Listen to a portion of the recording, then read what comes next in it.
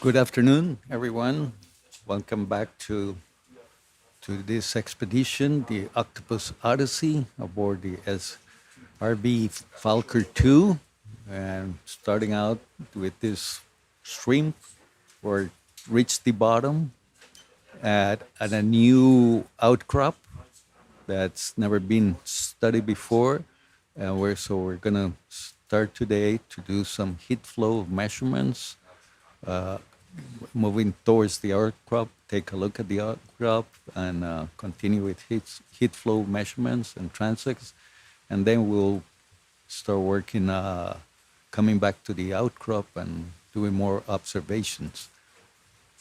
Bueno, bienvenidos a la sesión de la tarde. Mi nombre es Jorge Cortés de la Universidad de Costa Rica y ya estamos en el fondo a 3.144 metros de profundidad.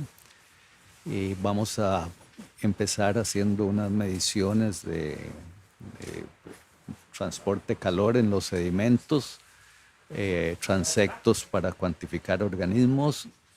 Vamos a pasar sobre este monte que es nuevo, ni siquiera tiene nombre, y continuamos del otro lado del monte con las medidas de calor, y después vamos a volver a explorar más el monte submarino, y de camino hacemos anotaciones de los organismos.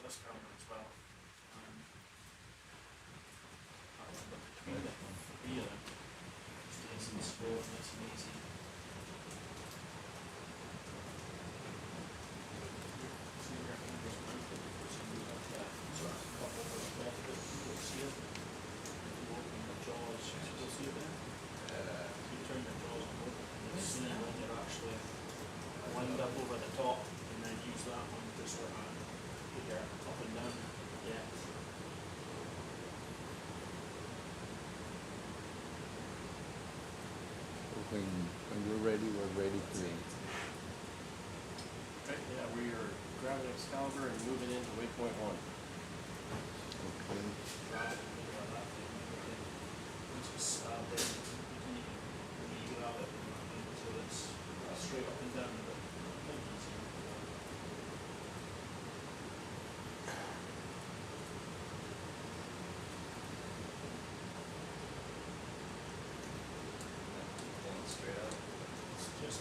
Just catching slightly.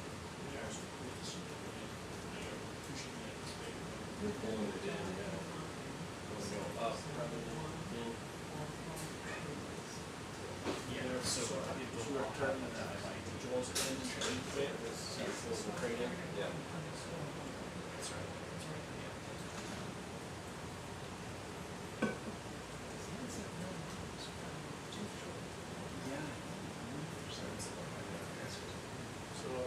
Those are what you're basically doing is you're catching the outside of it. When you grab it, you're so close to the crate, pulling it in with your hand there. So, to be honest, the arm needs to be a bit more out. All right, so yeah, as we get started, this is Sebastian's 531st dive. And this one's going to be kind of neat. This mound has not been explored in this way.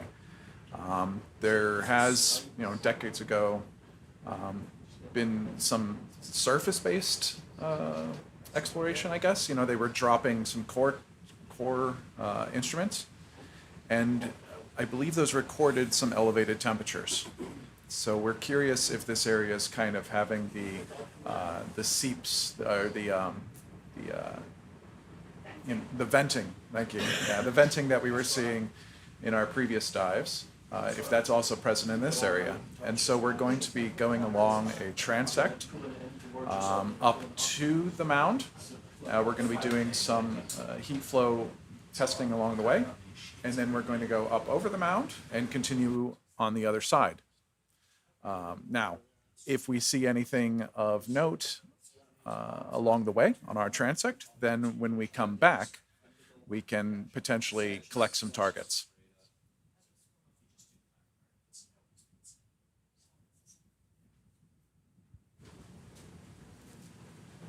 Hello to all the early people that are joining us.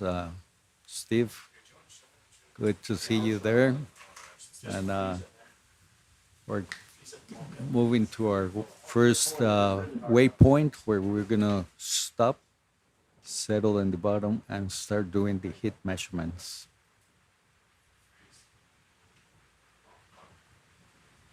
Bienvenidos todos.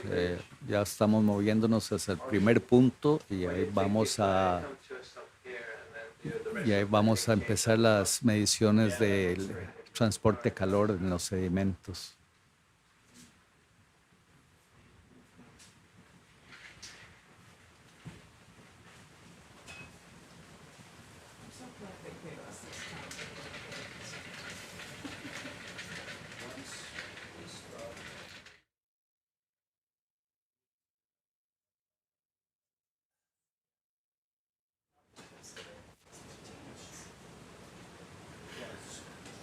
So we are just getting started with this.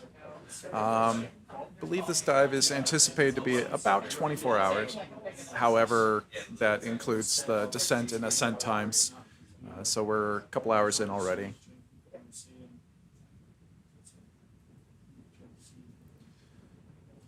As you heard, we have Jorge in Science C. And then on the controls, we currently have Chill as pilot and Tyler's in co-pilot seat. And of course, I'm Alex, the multimedia technician.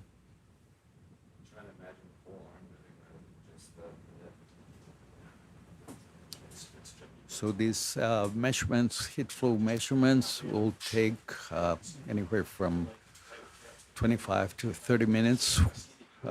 When we reach the site and we'll probe, you'll see how deep the sediments are with this, what you're seeing on the screen right now. And then we lower an instrument, very specialized instrument, to measure the heat flow. Cuando lleguemos ya al sitio establecido, primero bajamos esta varilla que mide qué tan suaves son los sedimentos y qué tan profundos. Y después bajamos un instrumento que mide temperaturas a diferentes alturas para ver el flujo de calor desde el fondo. Y estas operaciones van a tomar entre unos 20 a 30 minutos en cada una de las estaciones que vamos a estar haciendo.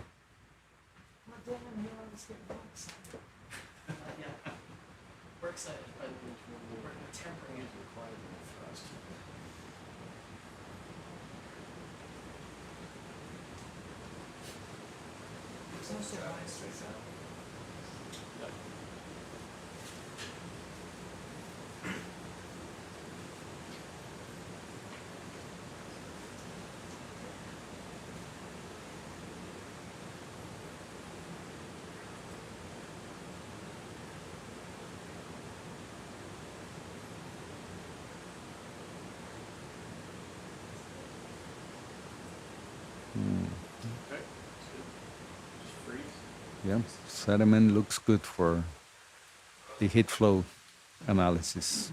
Okay, over here, are you guys ready for a probe? Yep. Okay, send in the probe. Send in the probe. Oh, don't send it Don't, down yet. Don't yeah. send it down. No, we need to power it up. Okay. Is it powered up? Yeah, it's got Do a few of these, Okay. or just one?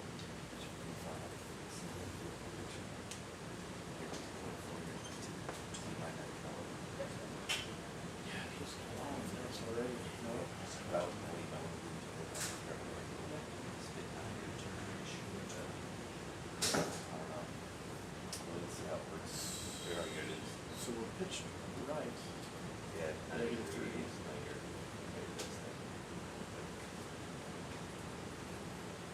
Yeah, okay. I've done a few of them that's pretty high up for. Yeah, super successful. if you hammer it down to set So just there in the upper left, I'll add a picture-in-picture of the heat probe. It might work. Then it's coming down. There you go. Pitch. 2, -2. That's looking better. Yeah. Actually, when you did that, you see you almost touched. That's perfect. It's looking awesome. So right now we're just collecting bottom water temperature? That's right. Yeah. I'm just telling them. Sweet. All right, let's see what we get there. Okay, we're adjusting to lower the heat flow instrument into the sediments. So there's calibrations of the instruments before they go in.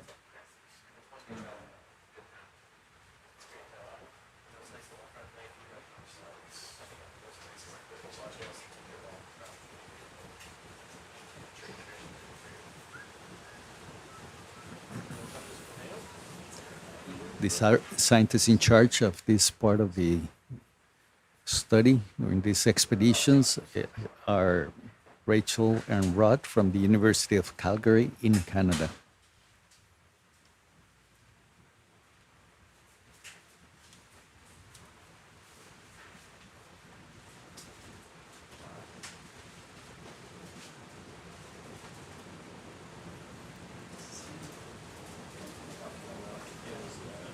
Ahora estamos preparándonos para empezar las mediciones de flujo de calor.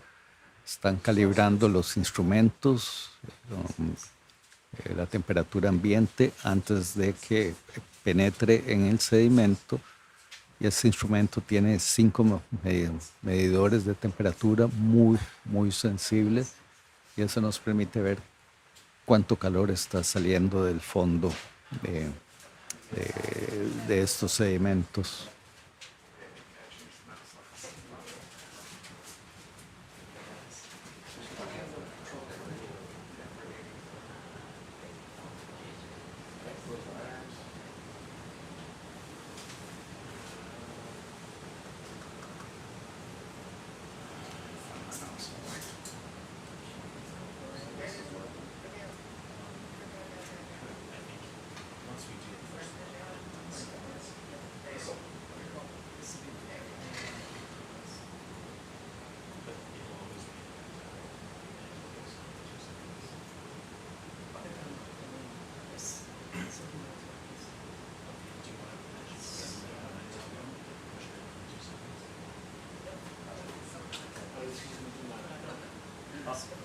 Right. No. I think in this case we can talk to them because we have to do it.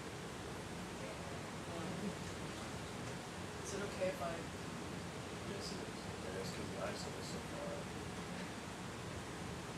It's the pilot over there.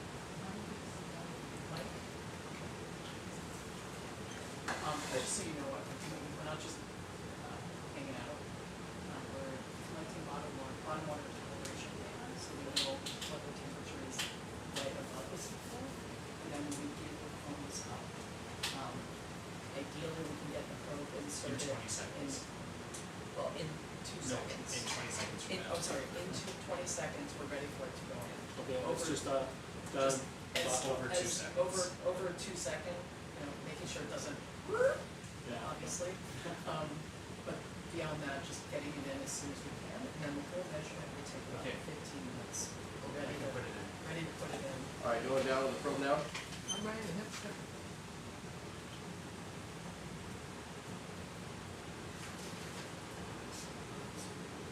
Look at that beauty.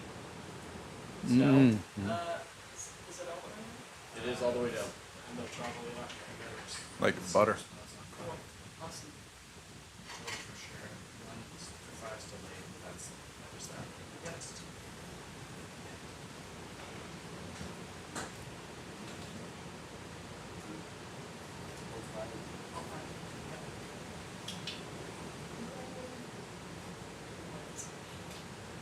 I can. See if it's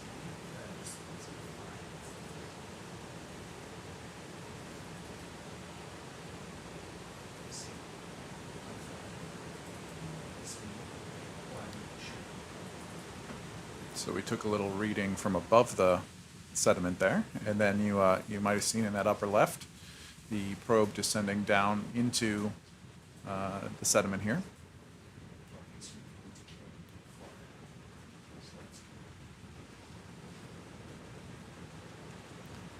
Bueno, ya estamos en el sitio, ya se insertó el sensor que se puede ver en la parte superior izquierda. Es como 1 metro de largo y ya está ahí en los sedimentos haciendo mediciones. Y acá vamos a estar como unos 15, 20 minutos haciendo estas mediciones. Y la idea es medir el calor que está saliendo, que la tierra se va enfriando y este calor atraviesa estos sedimentos y en las zonas rocosas lo que hemos visto es que sale agua caliente y ahí es donde estamos encontrando los pulpos y otra cantidad de organismos.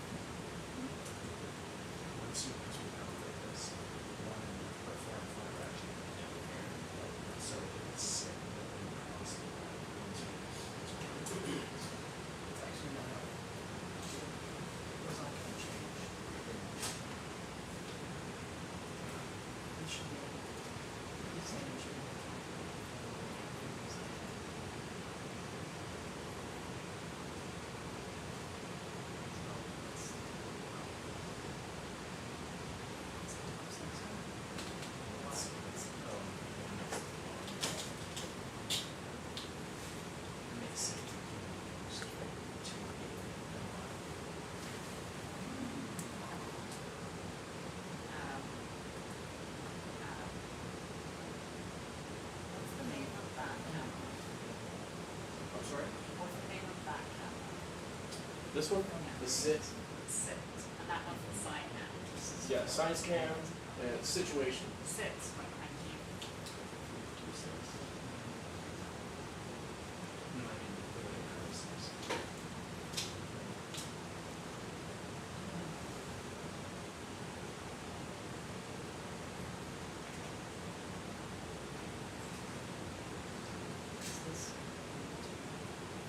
Well, we're taking some images here. We have to wait here. So what we're seeing is the sea star just walking along over the bottom. This is not very common to see them walking. Wow, this is nice. Aprovechando este rato que estamos aquí, haciendo esas mediciones, observamos la fauna. Y aquí vemos una estrella de mar caminando sobre el fondo, que no es poco común.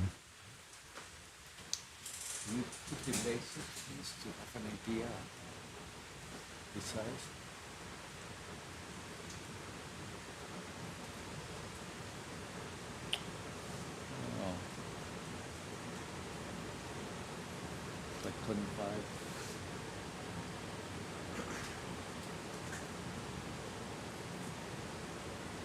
Almost 30 centimeters from tip to tip. Yeah, we put the lasers on, which are 10 centimeters apart, and we see that this animal is like 30 centimeters from tip to tip. Ya pusimos los láseres para ver el tamaño y calculamos es como unos 30 centímetros de un extremo a otro. Esto que estamos viendo es poco común.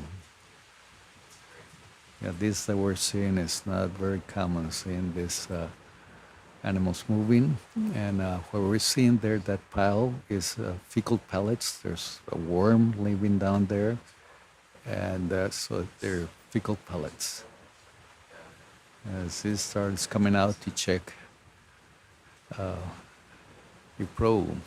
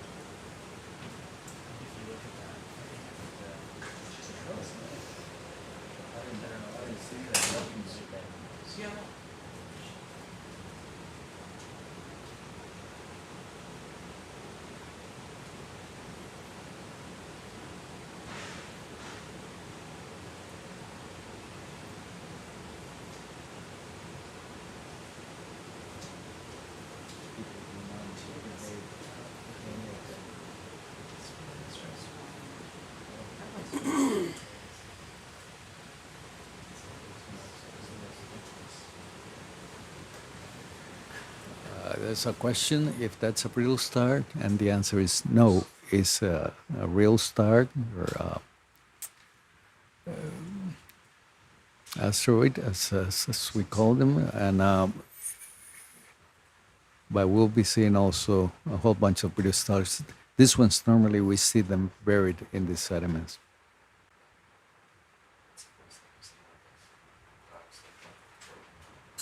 Eso que vimos no era una fiura que están preguntando, es una estrella verdadera.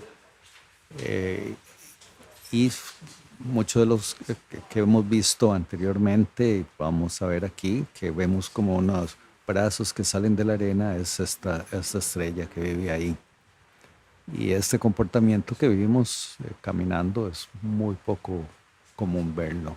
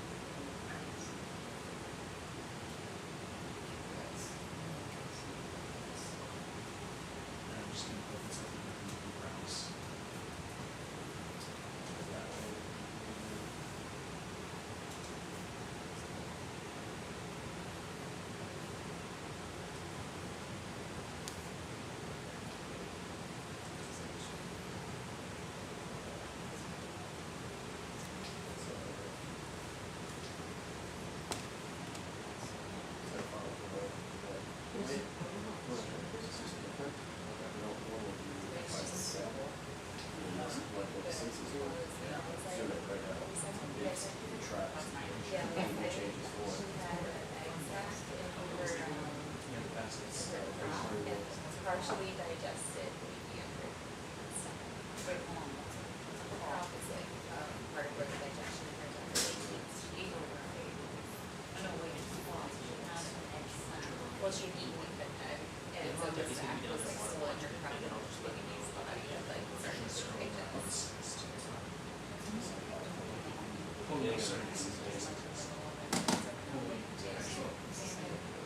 like they do it, if they there's a one.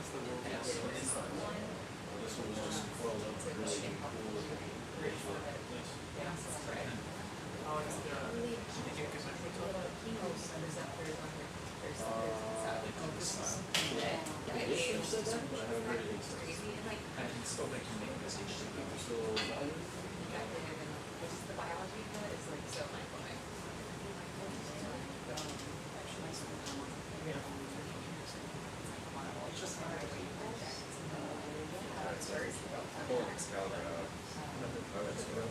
I remember the drill. Yeah, I know. I was just trying to put my shoulder over. Yeah, she's like, So the difficulty because trying to pick this up, right? So your shoulder is already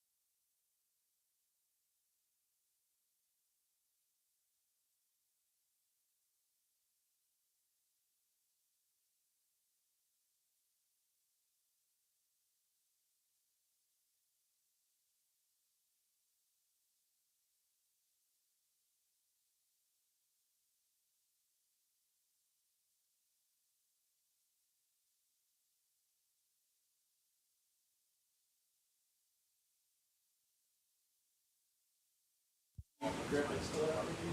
That's another thing you can try, but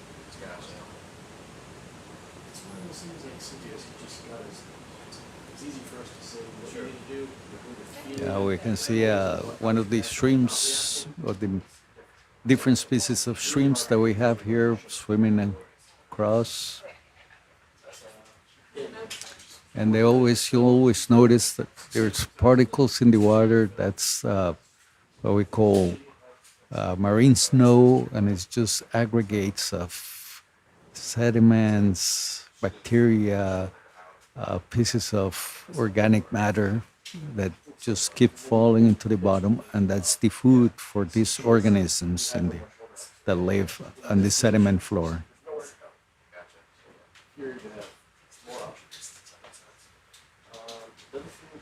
Yes, we're exploring for the first time this site, which is about 20 nautical miles, almost a little less than 40 kilometers from where we were in the last couple of days. And this is a place, it's a unnamed seamount that we'll be studying today and probably tomorrow also.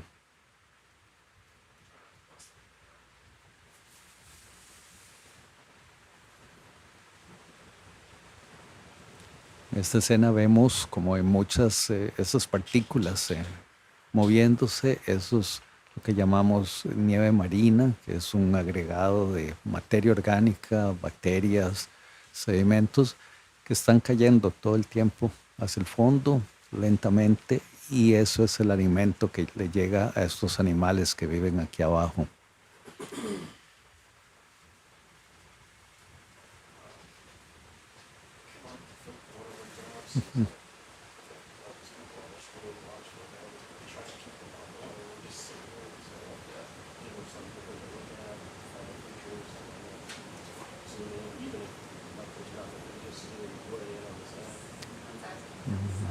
Gracias por los comentarios en español.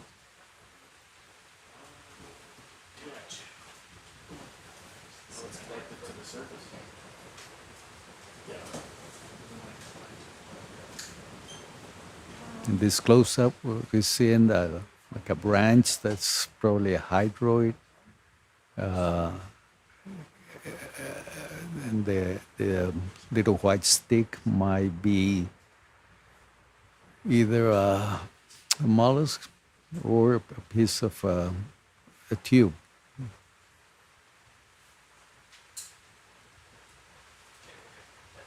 Good. Okay, we're done with the measurements. We're gonna get ready to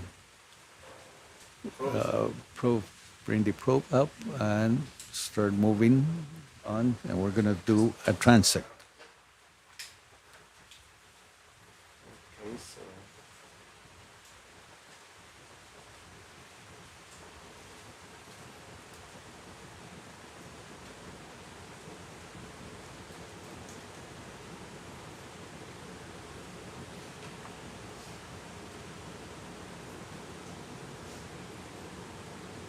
rotating, so it's power or something. A little bit to the right, so you have a clear view.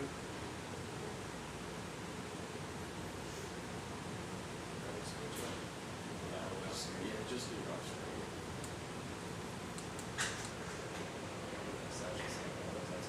Yeah. That's good. That way we can see it in that one, we have control over it. Moving on. Probably put in a vessel move. Since we know which way it's going. Where you want that to go. See if we could see the speed on that ground. Okay. See what we got. Yeah, on our dials, yeah. Ready to make 1-2, right? Ready to make 1-2, right? So obviously they're stopping a little bit early. A little further. Something like that. Un saludo a todas las personas que están en la Estación Biológica de la Selva de la Organización de Estudios Tropicales, sitio importante de investigación en Costa Rica y para toda la región tropical.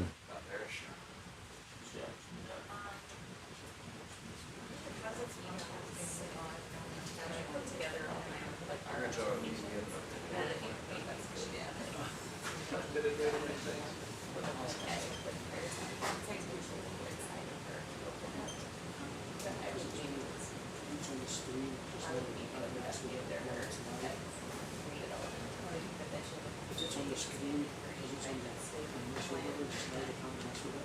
Moment. The speed up. Yeah. See what it's doing. How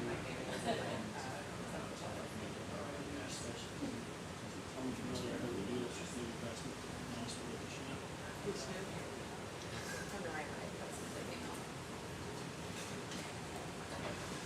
I wrote it down. Let me know when you're ready. Oh, we're moving already? Okay, we need to move 0.1 meters per second. 1 meter above the bottom. And we're going to do 100 meter transect. Okay. Are you ready? Let us know so we'll start recording. What's the speed of the 0.1 meters per second. Just Dougie's gonna check it out. Sorry. That's okay. And for that, we need the snow suit I think you need to. and at the very edge of the reports. Yeah. And with the laser.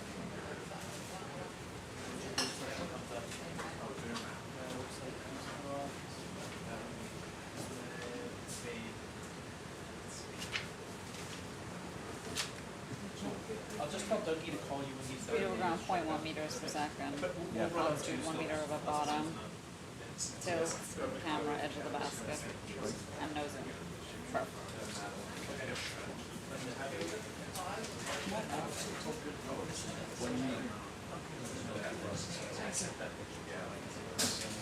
Okay.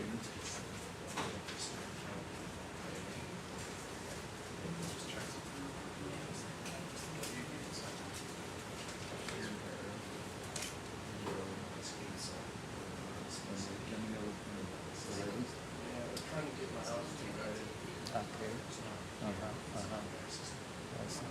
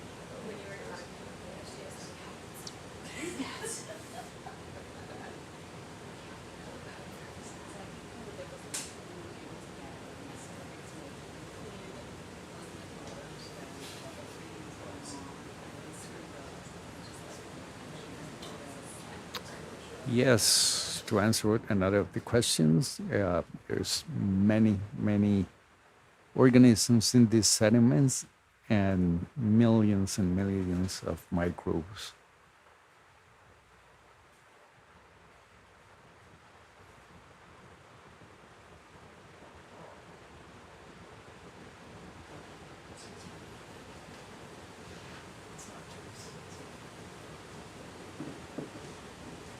start? Signal good. Yeah, I'll signal you from this side.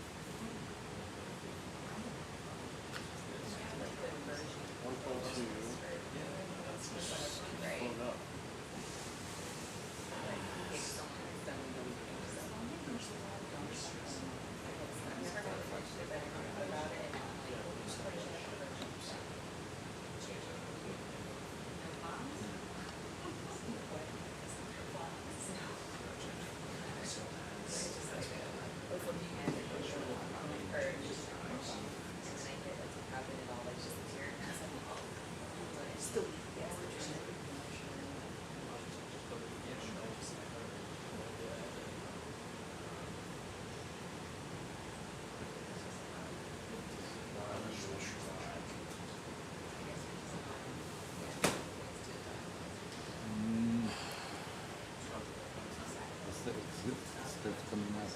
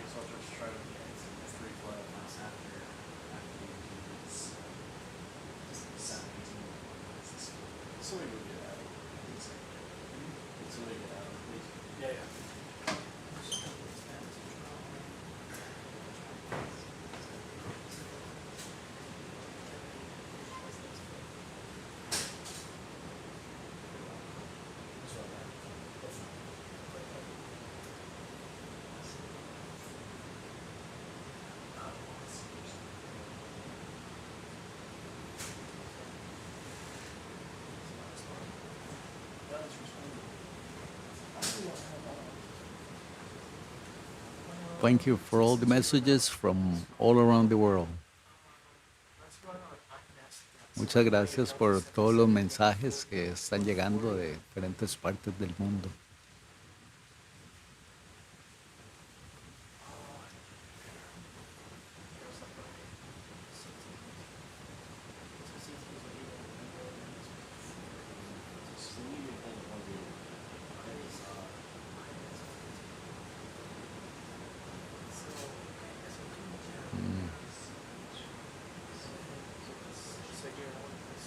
Yeah, talking about the creatures we see in the bottom, there we see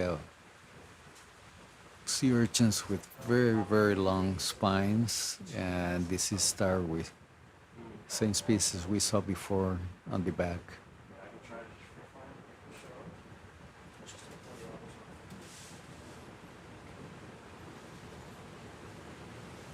There, that would green.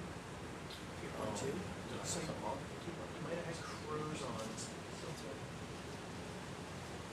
Let's just see what the cruise are doing.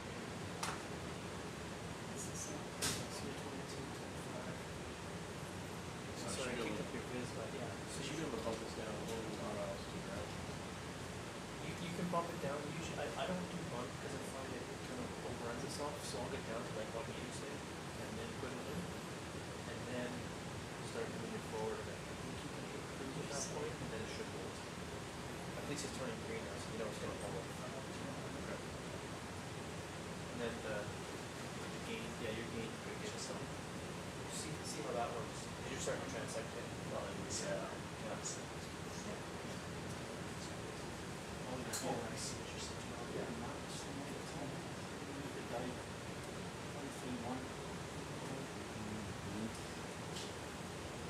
This is just the mission. Mission 530, but it's the same map. So. Okay. So even if I don't even know if it's in there, it's probably in. So we got our 1 meter altitude, it's holding now. Lasers, the camera set up the way you want it, are you Yeah. ready to move? Ready to move? Okay, there we go. 2.1 meters per second.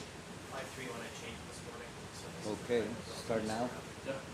so no, it's just the way they keep it. It doesn't matter. What I'll do too is I'll just make it, just come inside your circle. It will be 100 meters. I guess you're gonna start it really the other way. Yes. It should be at waypoint 2, is that right? Yeah. Let me know how that works for you. Okay, thanks.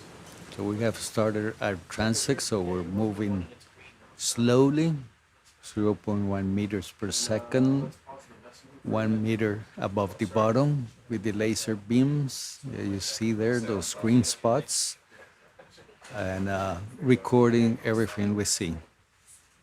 Later on, some of the scientists will be working with this, and they could figure out how many organisms we're seeing. Ya empezamos el transecto y vamos a una velocidad de 0.1 metros por segundo y a 1 metro sobre el fondo con los láser puestos, prendidos, que son esos puntos verdes que se mueven ahí, esos están separados 10 centímetros y eso todo nos permite calcular un área y una densidad de organismos que están ahí y comparar con otras partes de aquí mismo dentro de Costa Rica o fuera del país.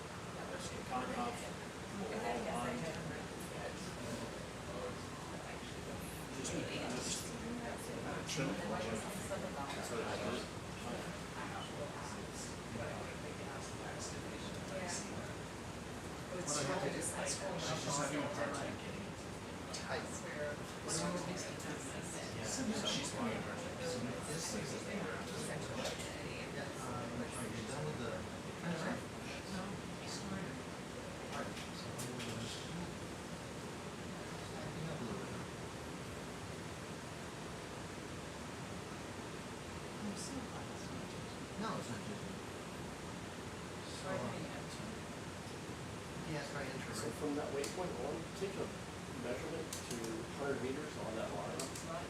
Just want to verify. Yeah, the idea of today's dive is it's going to be 24 hours.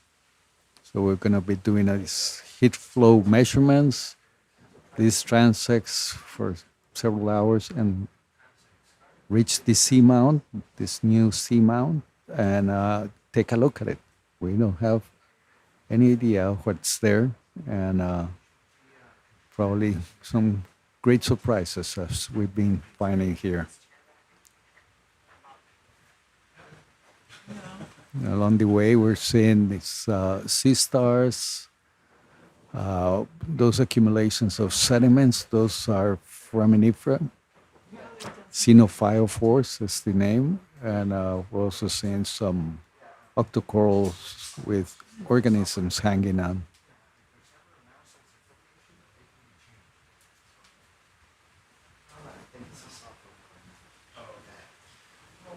So from the position we started, we took a measurement. You can see the green.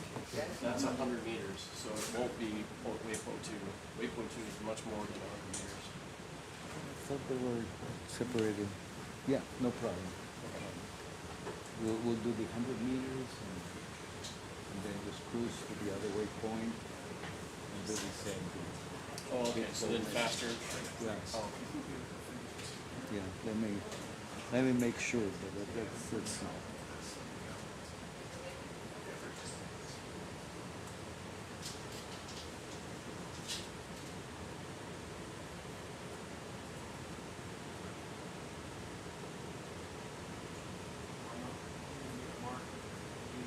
Sure, yeah. Are we ready to move into that upper waypoint?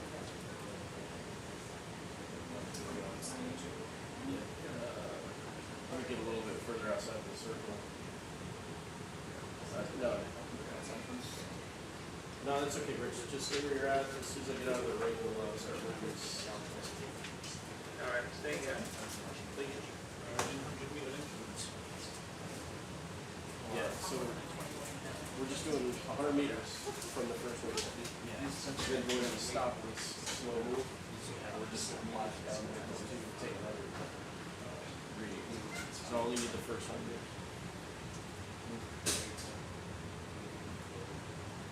So they're going to the waypoint anyways.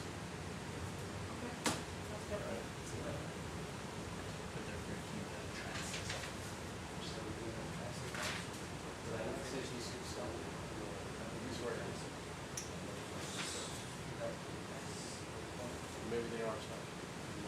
I don't know.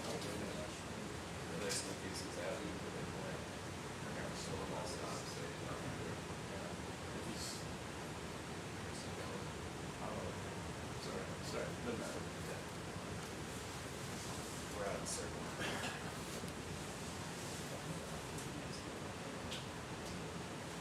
Aquí continuamos con el transecto. Vamos a esa velocidad, tomando datos y videos que después son analizados. Y estamos viendo algunos montículos de sedimento que son en realidad organismos que son conocidos como xenofióforos, que es un grupo de protistas unicelulares gigantes presentes en gran número en los fondos abisales a gran profundidad.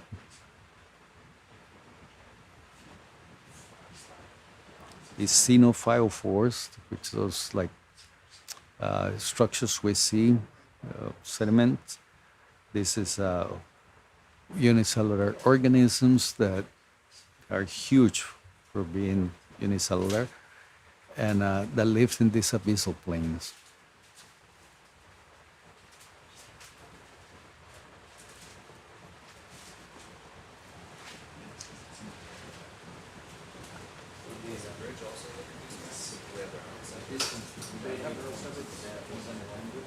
Okay.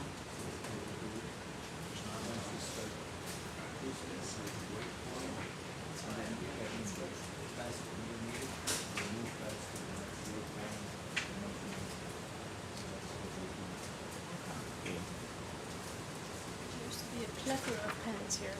Hmm? One. Okay.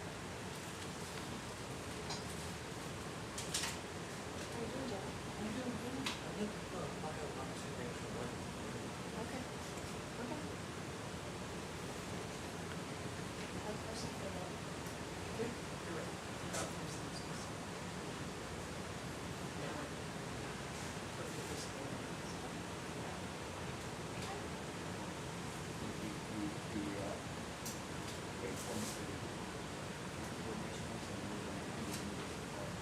A little bit, the first ones.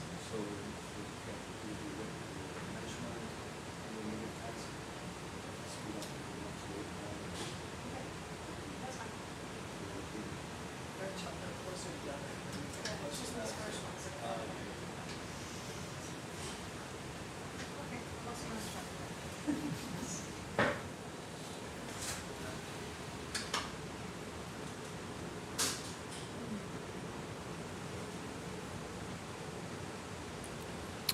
We're coming up to this spectacular holothurian sea cucumber. Aquí tenemos a la vista ahora un pepino de mar. Son pepinos grandes, miden 30 centímetros o más, y típicos de estas regiones profundas.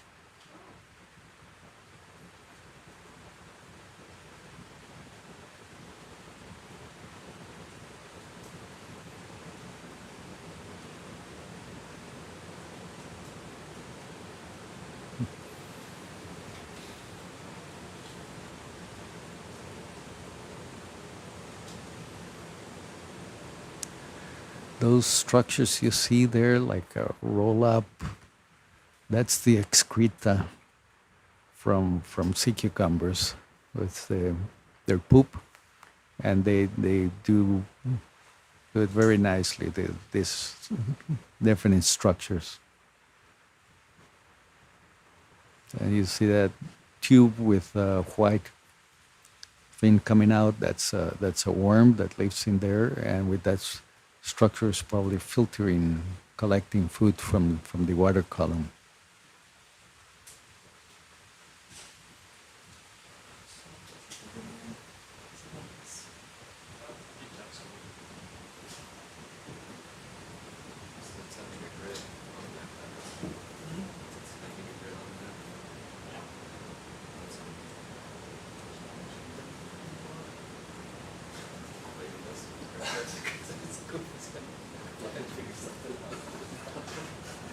It's like genius.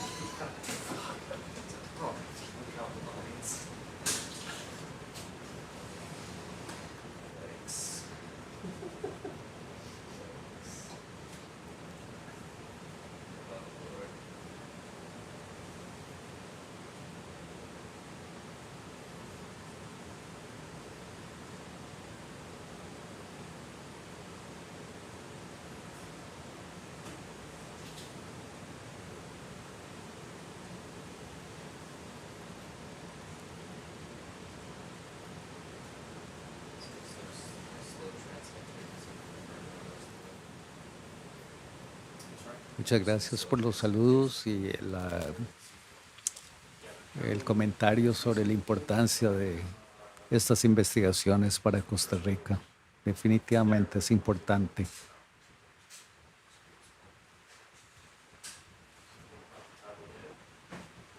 This type of research is extremely important for Costa Rica and give us a lot of information about what we have, but also for the world. And the only way of doing this is with the help, the collaboration of colleagues from different countries and with institutions like this Schmidt Ocean Institute that has this impressive vessel with this ROV that allows scientists from around the world to study the deep sea.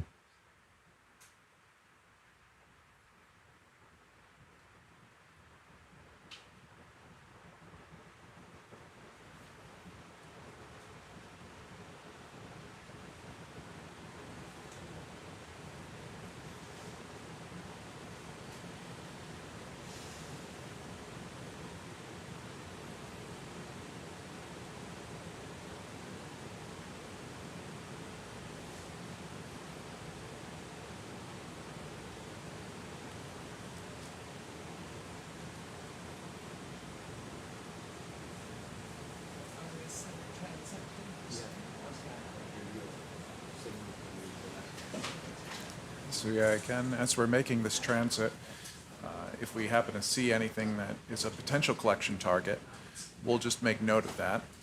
We'll finish the transit, and then we'll come back for those potential targets. Again, for anyone just joining us, we are headed towards an unnamed mound to the southwest of Fuente Seamount. We're going to be making this transit, and every once in a while we're going to be stopping and putting the heat flow probe down into the sediment. After our transit, we'll be looking around for some collection targets.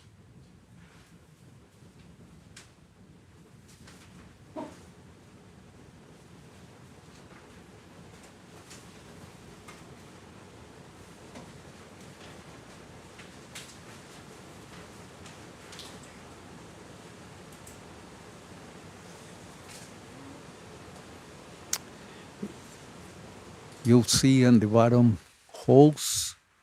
There's probably crustaceans living in there, different sorts of shrimp living in there, and then you see like little mounds of different colors. That's material that's been moved by worms towards the surface, and this is what we call bioturbation. Is all these organisms are mixing up the sediments here on the bottom.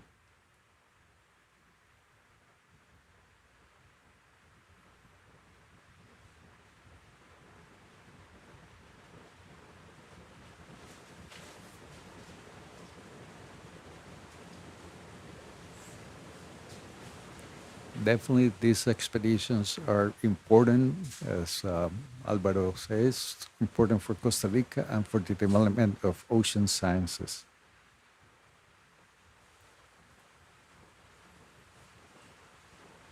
We have a large group of scientists from Costa Rica, mainly from University of Costa Rica, but also Universidad Nacional, and it's a great opportunity for us to be part of these international expeditions.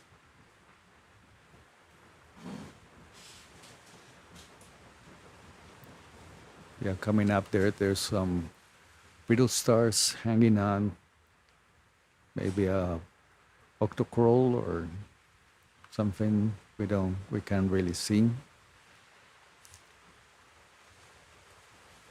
Estas expediciones son importantísimas para Costa Rica y en esta participa un grupo grande de la Universidad de Costa Rica y también de participantes de la Universidad Nacional. Entonces hay una buena representación de Costa Rica. Y también una nota interesante es que la mayoría de los participantes en esta expedición son mujeres tanto de Costa Rica como de otras partes del mundo.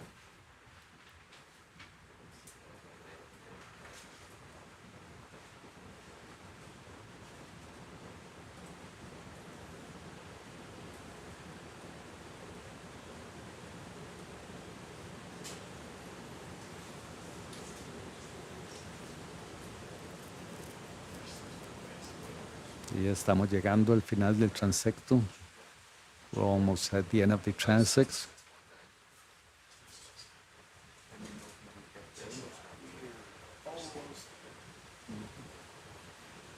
We're almost at the end of the transect, and then we'll move on to our next waypoint where we do measurements.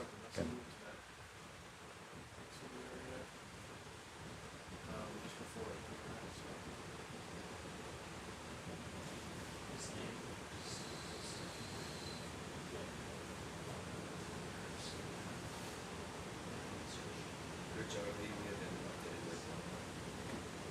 Okay, thanks.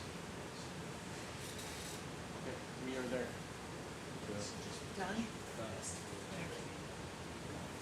So we can continue on to waypoint 2 now? Exactly. Settle Sure. and within. Thank you.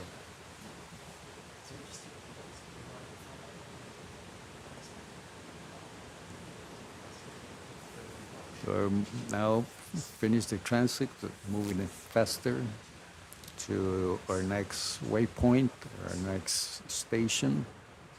We'll stop there, settle on the bottom, and lower the heat flow probe we saw before. And for the people joining us now, what we're doing is measuring the heat that comes with these sediments from inside the earth.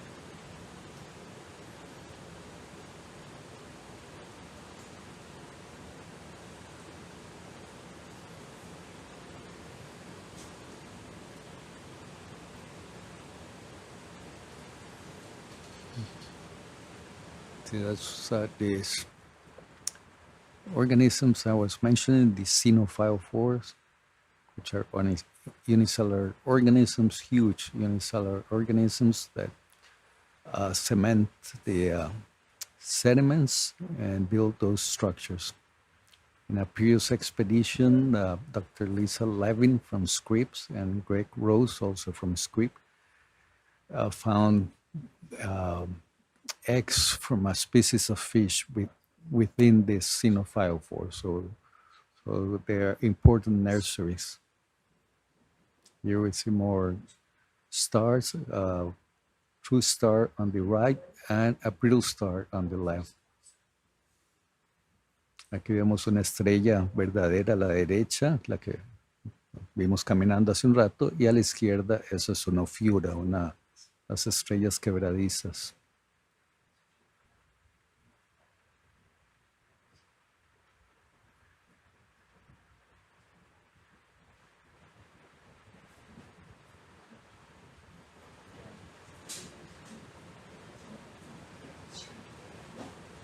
It's interesting to see these brittle stars in that position. They're probably feeding, will be my guess. We see similar behaviors in shallow water, so they're probably just hanging out there and trapping some of the organic matter that's coming in.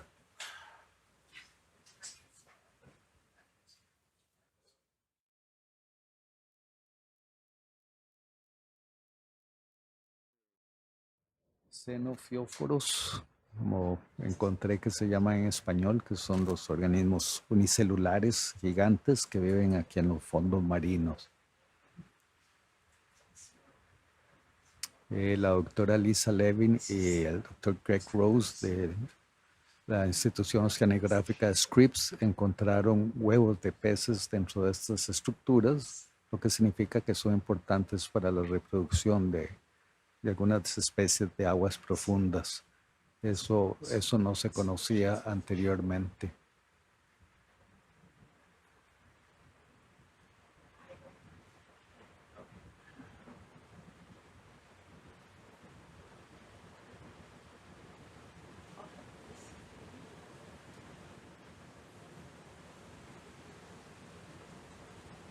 Switch ones.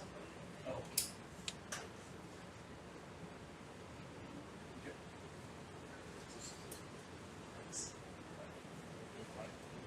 Yeah. That's it.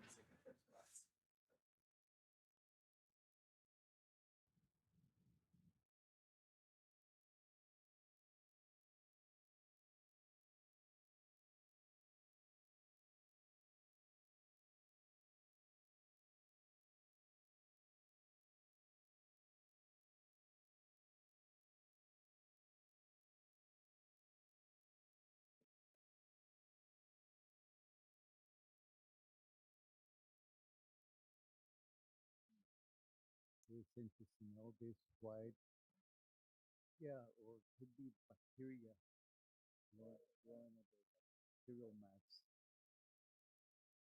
That's interesting. And yeah, we're not sure about these circles on the left. We're trying to figure out what that could be. And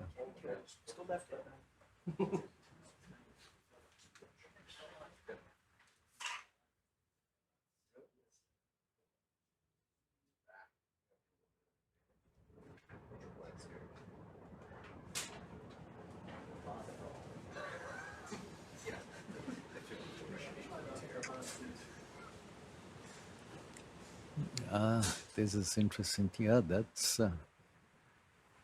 we've seen similar structures like this, bacterial mats in methane seeps close to the coast. And, we'll have to wait for the microbiologist to come over, see what he thinks of. What is this? This is interesting. We haven't seen that in previous days. That's interesting. So we see a lot of those methane seeps close to the coast, but we haven't seen them until today. Yeah. If it's bacterial mats, that means that there's fluids coming up, which will be extremely interesting. Some sort of worm there. Yeah. Got a worm just sitting on the top. Whoa, ho, ho. Yes. Well, I'm not sure what this worm is. I hope if someone that's watching knows that, tell us what you think. You think that Nemertian made that Yeah, gouge? it looks like Not that, like a Nemertian? an emertian. That's ribbon worms. Could that be like, they're part of venting for sediment? But also they're like the gouge, right? The other looks like bacterial mass. Yeah, so I was wondering if it could be a spot where venting is coming, like, venting's going on sediment. Something bad. Interesting. But it also could just be like an Ecuron or something. You could see the rings. Not that, an Ecuron being the mount. What do we think? Like 25 centimeters on that? Oh yeah, it's pretty big actually. Yeah. Wow. It's like the deep sea earthworm.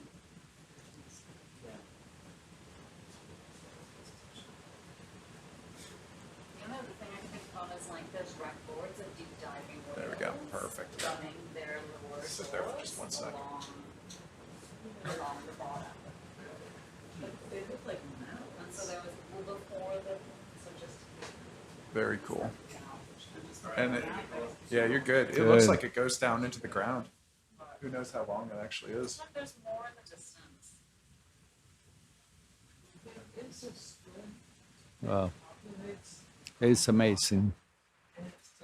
And yeah, all these white surfaces are surprising, and we see like rocks in there.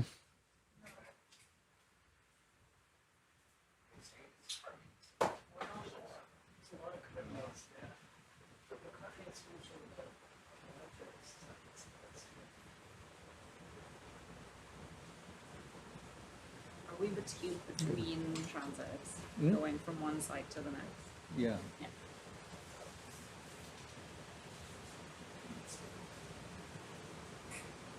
Okay, I'll come back in if anything. Good. And you got this. Oh, sorry. What is that? Some kind of animal. It's like creating a huge trap.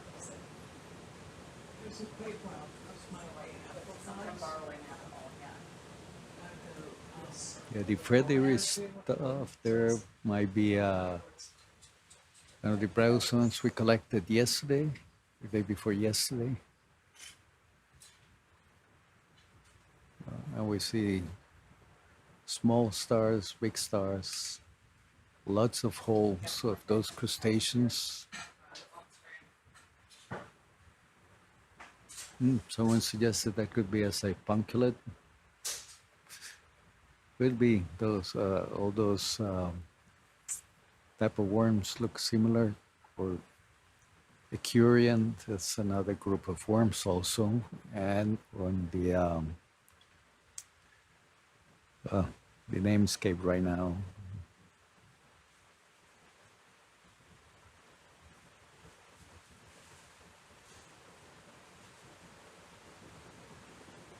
Yeah, the ribbon worms.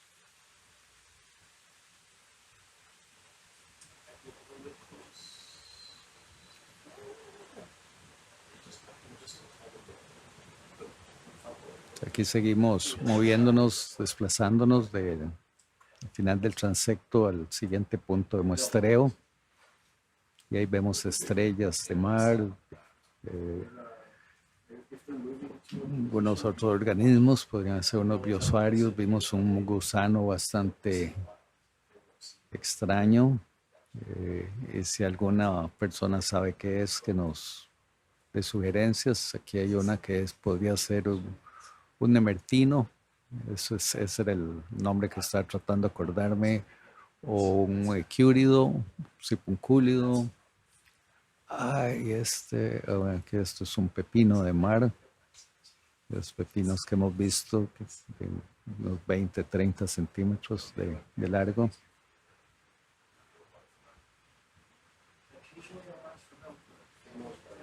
It's one of those sea cucumbers we've seen before. Very spectacular color.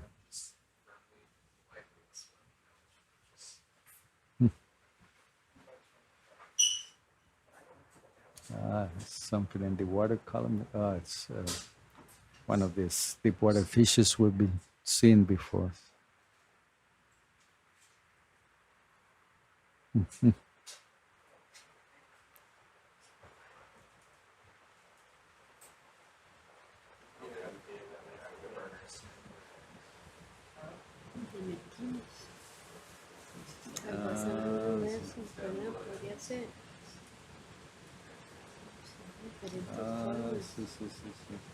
Sí, los anillos, pero esos ribbon worms. no se le veía como la proboscis, pero sí se le veían como los anillos. Podrían ser. Well, my colleague Alice Cabridi from University of Costa Rica just showed me some images of deep water nemertians, the ribbon worms, and they look very similar to what we're looking at.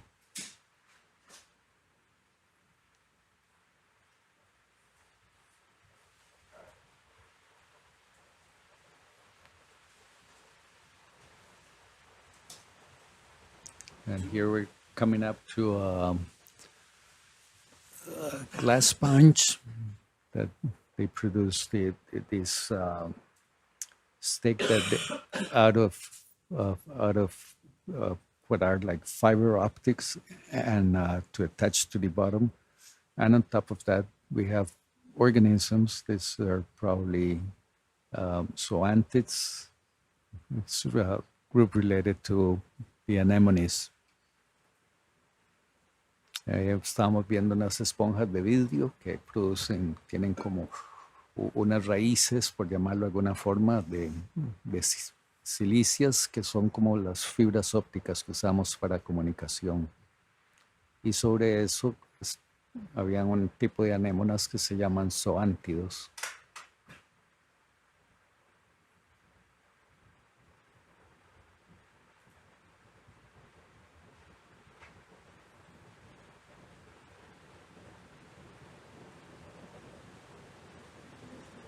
Y estamos a pocos metros del punto. We're just a few meters from our next point that we're going to stop and do the heat flow measurements.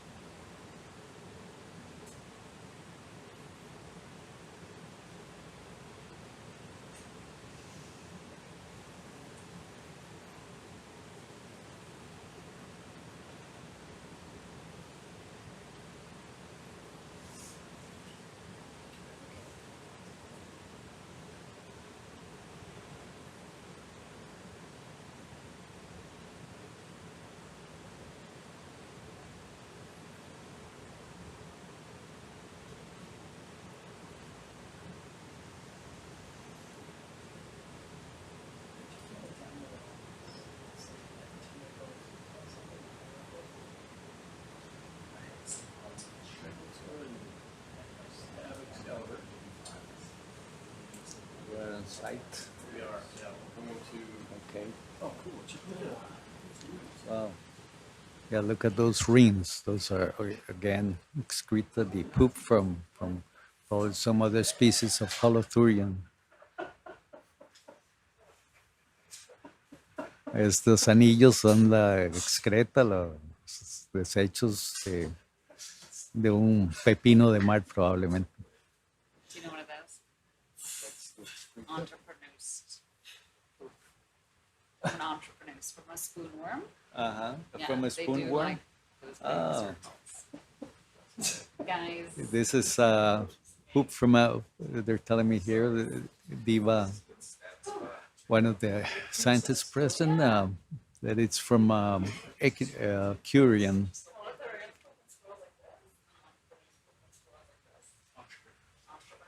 oh, maybe also entrepreneurs. Entrepreneurs. But also maybe entrepreneurs. Spoonworms, exactly. Are we getting ready for? And then what's an echuron? What's the common name for an echuron?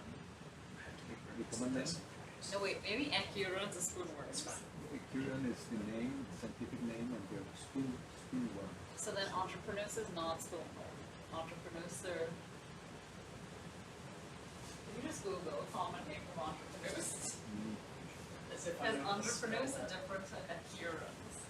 Oh, we have a discussion exactly what worm did that circle. Yeah. Oh, And so now we start the routine, just selling here. That probe shows that there's a lot of sediments, and we use it also as an anchor for the ROV. And start doing measurements with the heat flow probe calibrations, and then it will go into the sediments, and we'll be here for about 20 minutes, and then move on again.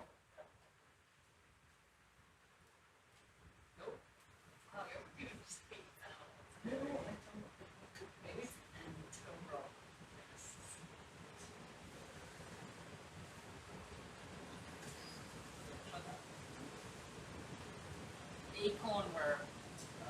Yeah, so acorns are spoon worms, but that's an acorn worm, which is really Yes. Here entrepreneurs. we've been checking, and it's probably an acorn worm, Yep. as Jason in Michigan suggested. Thank you very much.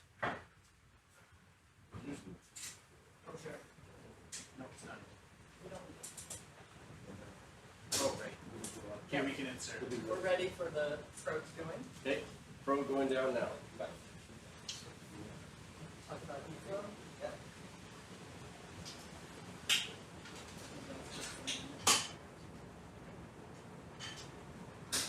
Probe is fully down.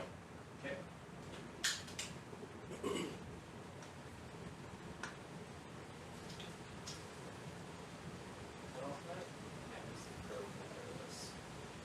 All right, well, as we begin this one, it's a good opportunity for anyone maybe just joining us. You are watching live from, well, you're watching footage from remotely operated vehicle SuBastian, but we are on board research vessel Falkor 2, owned and operated by Schmidt Ocean Institute. And we are currently approaching an unnamed mound that hasn't been explored. It hasn't been explored like this. Ships have passed over on the surface, but we're actually going to see this with the ROV. But on our way to the mound, we are stopping every now and then and doing a heat flow probe. And have we explained how that works? Yeah. Hello, everyone. This is Rachel Lauer here from the University of Calgary, and my PhD student, Rob Perrin, and I are here to conduct heat flow measurements as we approach this outcrop that has been sampled in terms of heat flow measurements in 2001 and 2002, but those were ship-based measurements. So in terms of heat flow, why does that matter? Why is it interesting? Clearly, it's not as exciting as the octopus we've seen on the previous cruises. What these heat flow measurements allow us to do is to understand how fluids are moving in and out of the crust. And it is those fluids, those warmer fluids, a little bit warmer than background seawater temperatures, which are about 2 degrees Celsius, that may be providing a habitat that is favorable for these brooding octopus. So we employ physics and math to model these systems in an effort to try and understand how the plumbing of the ocean crust is creating these habitable environments for these octopus, and as well as other microbes that are living in the crust. The heat flow probe itself is host to 5 thermistors that are in the lance that we are pushing into the sediment. And heat flow itself, not to bore you all with the math, but basically the insertion into the sediment, we can see frictional heating. And along those 5 probes that are evenly, or 5 measurements that are evenly spaced along the lance, those will tell us what the geothermal gradient is, so how temperature varies as you get deeper into the sediment.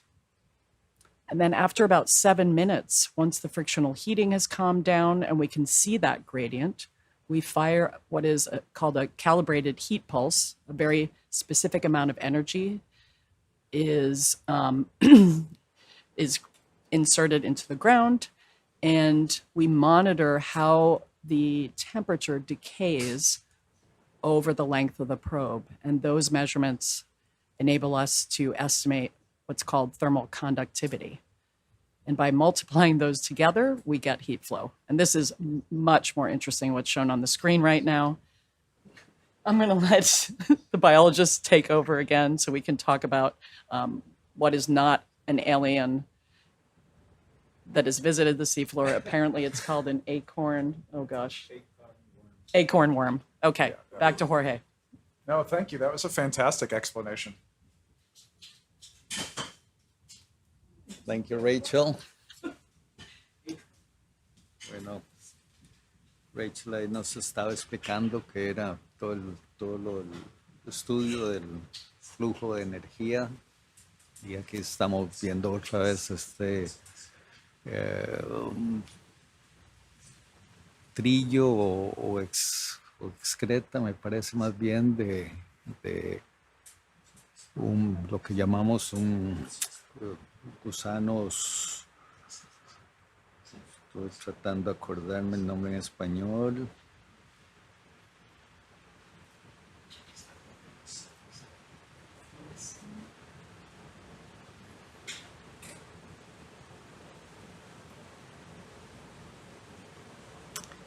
Sí, estos son los gusanos bellota o pteroneutos.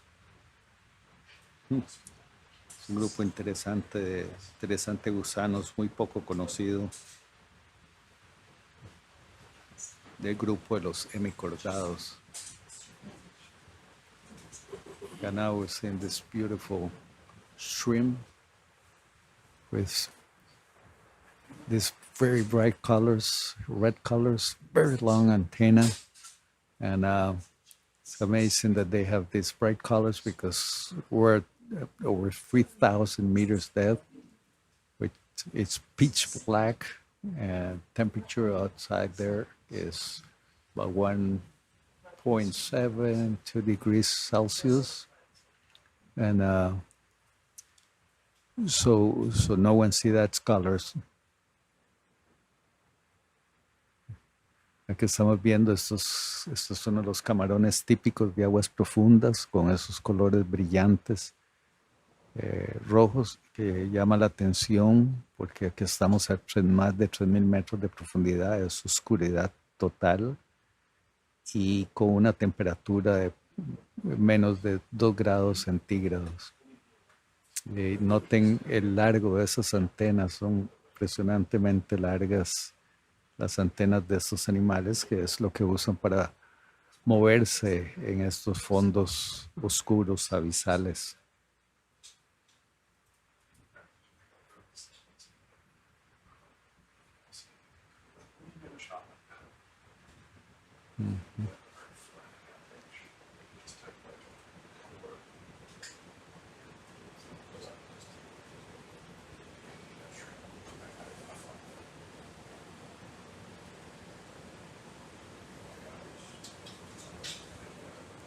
We're doing a white balance for the cameras on that white square there in the arms of the ROV, remotely operated vehicle SuBastian, on board the research vessel Falcon 2 of the Schmidt Ocean Institute.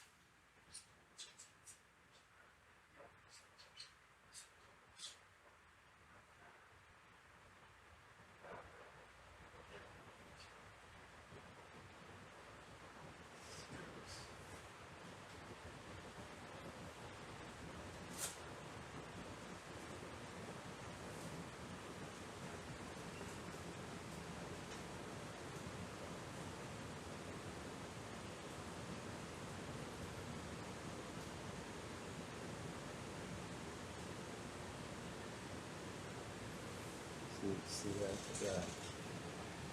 little on the left there? Yeah. And now we're focusing on this little white creature, which, if I'm not mistaken, it's an octocoral. But it's very small. We have our zoom way out. And it's just a centimeter of 2 across. So as we saw before, as we were cruising, we don't get to see these very little creatures, but these sediments are loaded with them.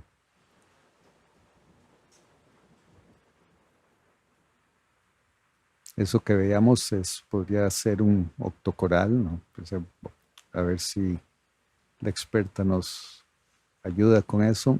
Pero sí, se ve que es un animal muy pequeñito, como de 1 centímetro, y que no los vemos cuando estamos navegando. Solo vemos lo más grande, pero cuando uno se acerca se da cuenta de que hay muchísimos organismos ahí.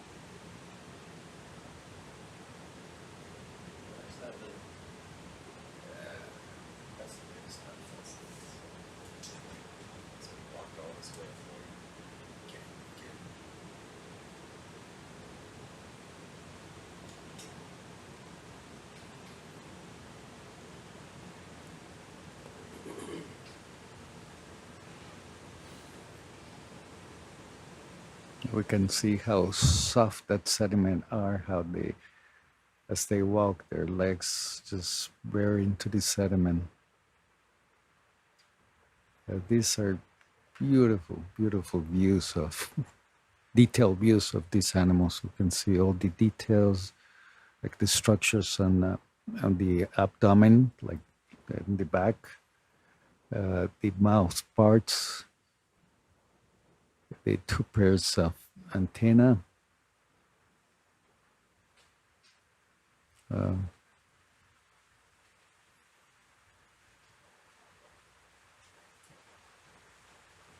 Even some of the internal structures of the animals can be seen.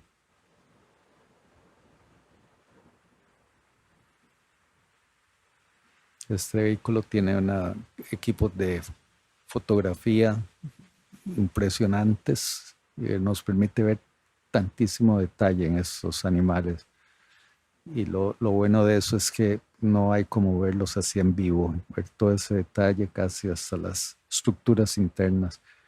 Una vez que los sacamos y los preservamos se pierde mucho de esos detalles, se pierden los colores. Entonces es una maravilla poder disponer de estos videos.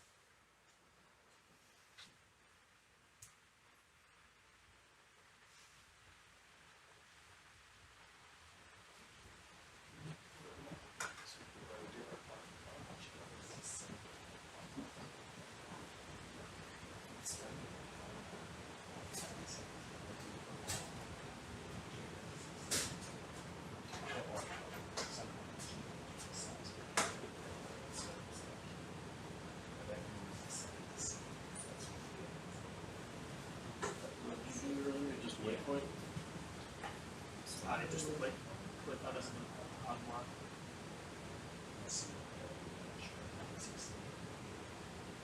Then what? You go back up. Yes. So it was 60, so it was 70.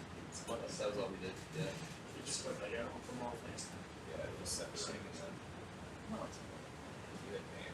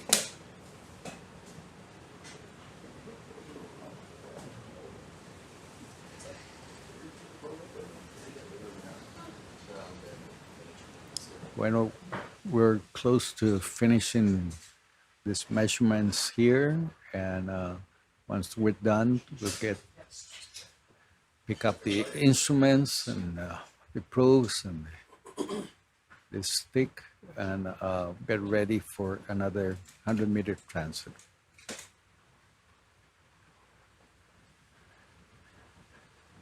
Okay, for the, Ready to, all right, probe up. Yep. Okay, probe's coming up. Probe is up. Okay, so we have a few minutes to get ready.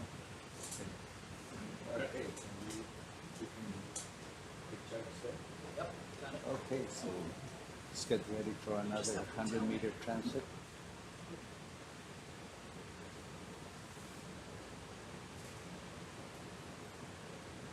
A very sticky mud.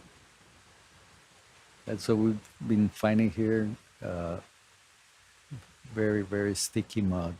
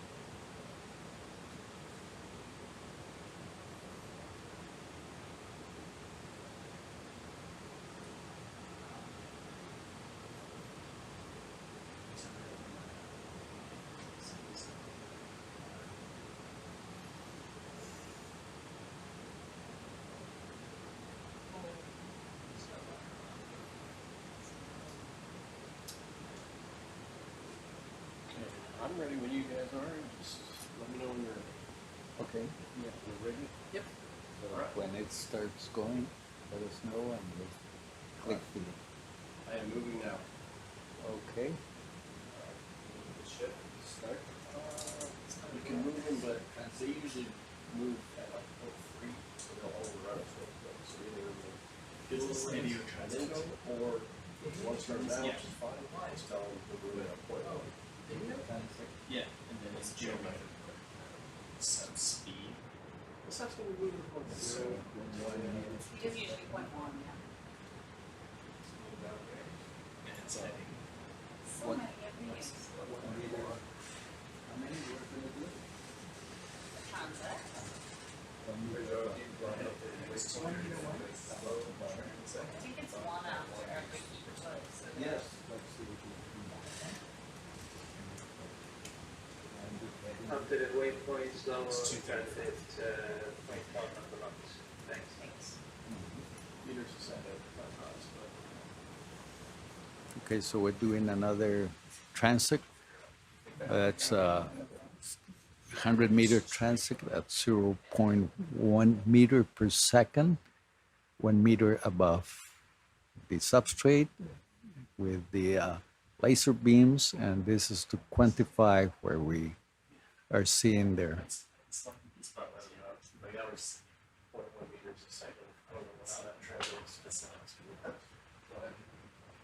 Estamos haciendo otro transecto de 100 metros para cuantificar lo que hay ahí a una velocidad de 0.1 metro por segundo y a una altura sobre el fondo de 1 metro. Los hacemos siempre igual para poder compararlos.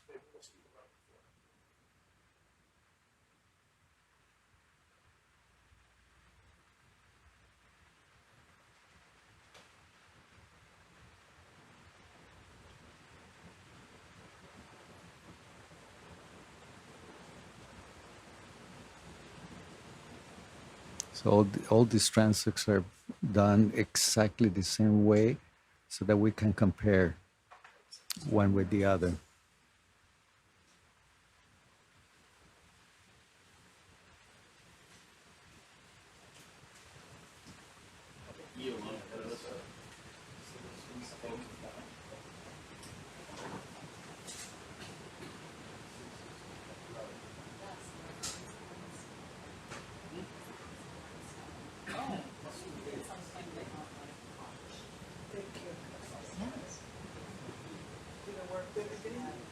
We're recording the transect, so it just needs to stop. So we started. I was talking with my colleague Diva Eamon, Trinidad and Tobago, about those particles that we see, the fragments coming down, and seems like probably our tissue, something being munched further up the water column, and we see these pieces of tissue just moving across, and that would be food for the animals in the bottom. Ahí vemos como unos fragmentos bajando y hablando con colega Diva Eamon. Probablemente eso sea tejidos, y ahí vemos las sombras de peces, y aquí están los peces, que esos sean tejidos de algún animal que se están comiendo más en agua más arriba, y eso es alimento que está llegando ahí al fondo. Y ese es uno de los típicos peces de aguas profundas.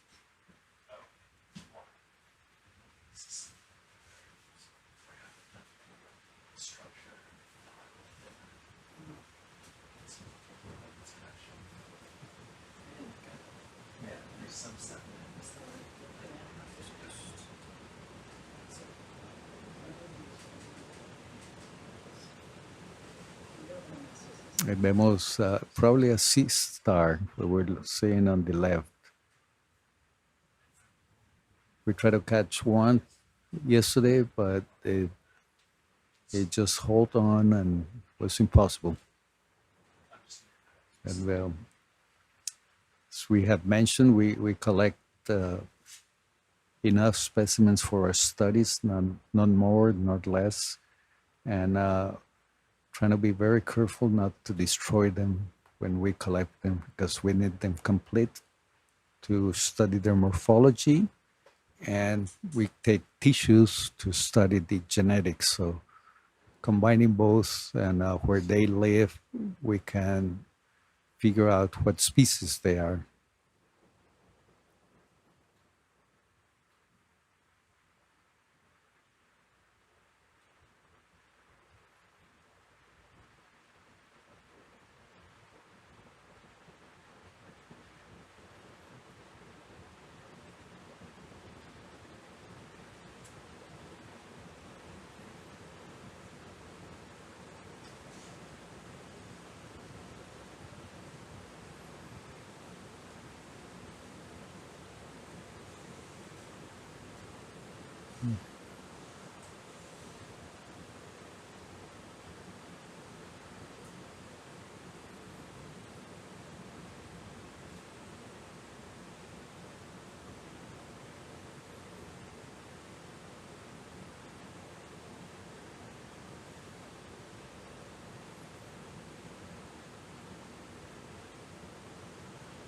We see some trails on the bottom. This could be made by the holothurians, the sea cucumbers, and we've seen similar trails also by gastropods, snails that move over or just underneath the sediment and leave that sort of trails.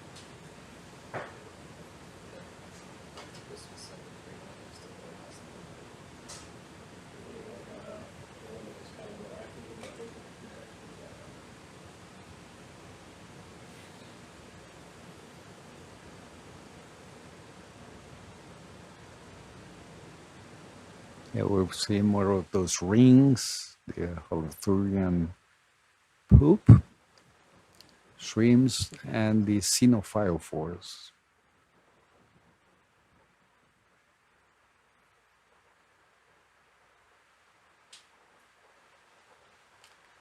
This area we are in Pacific of Costa Rica is close to the thermal dome, which is a very productive area on the Pacific. And so we may have a region with high productivity in the surface that goes to the bottom.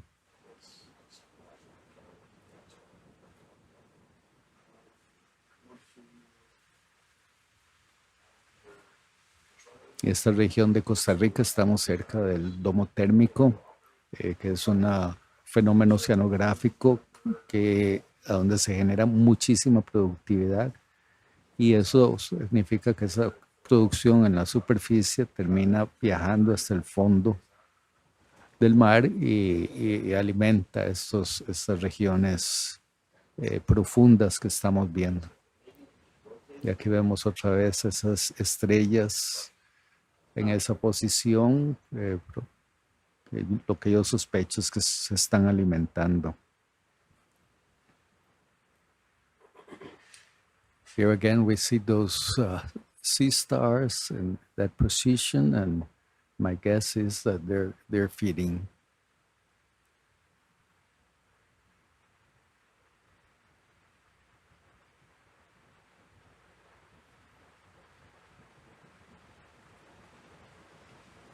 There's a question about the octopus that we collected yesterday. Yep, they made it. Most of them made it to the surface in the milk crate.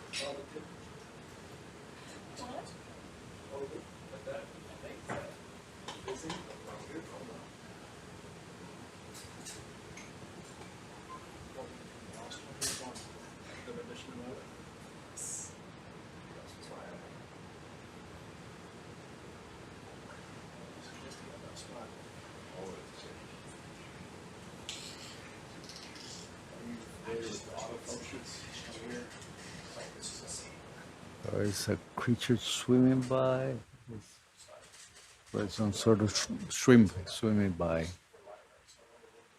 As I mentioned, when we're doing these transects, we just move in a straight line, 100-meter straight line at 0.1 meters per second, 1 meter above the bottom.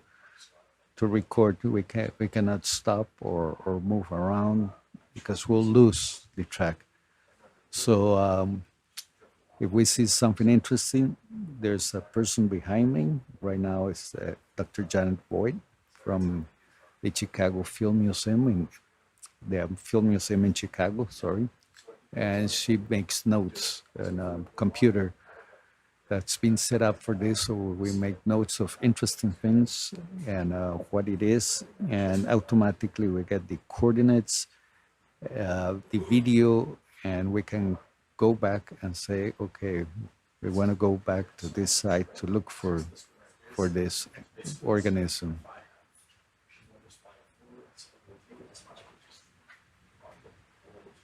The technology on this vessel is just amazing.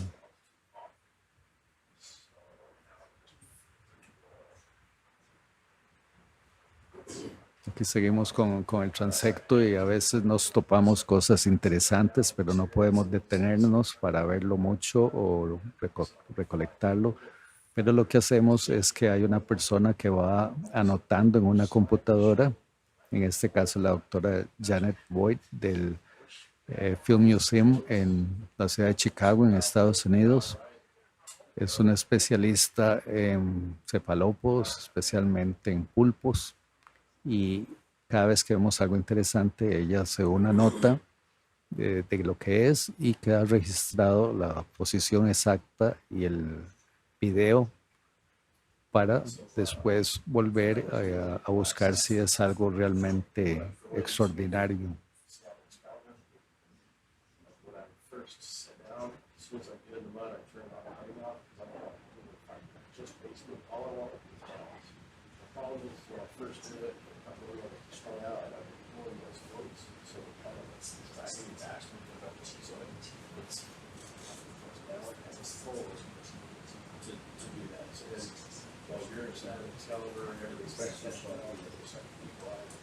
Tell them I think it's the same as the other, but it's a lot bigger. I have just asked Janet about the ID of the octopus we collected last night, and it seems that probably the same as the others that we found day before. But we won't know until they study in details their morphology and their genetics.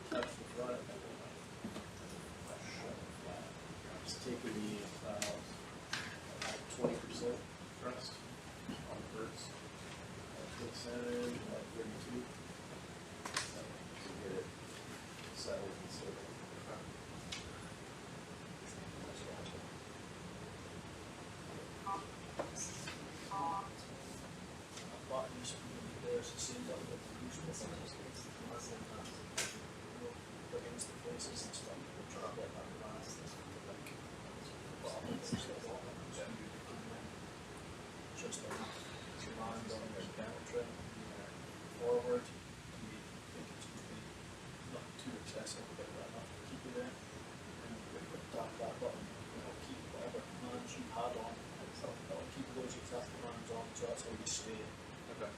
One, that means that then, if you were ever moved off, that's the button you would take that off straight away, and then you can see the cancel all those commands correctly.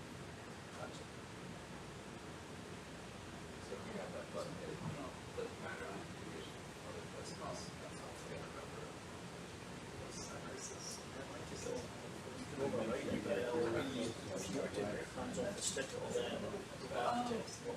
Yeah, so if you have 20% it's gonna make sense. If you push another 20, then it's like then it goes 40. Or if you go back to it, it's almost think of it as it's modifying the zero point of your transfer. So it's that's not It's not absolutely essential to figure it out, but just the one, yeah, so it's just the use of this. Two and two? I'm gonna, I'll check that out. No, because it's Right. Got it. I'm sorry. No, don't apologize at all, like, no, some people are doing it, some people haven't, and as I'm going through pulling out the data, I'm like, seeing what's easier.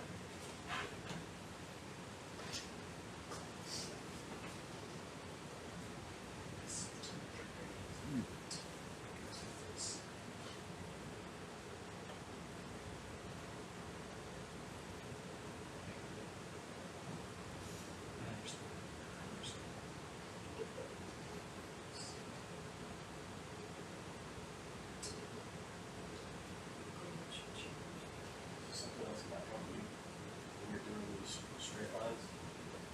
There's a lot of people who just try to like fly left and right to stay on the line and doing this.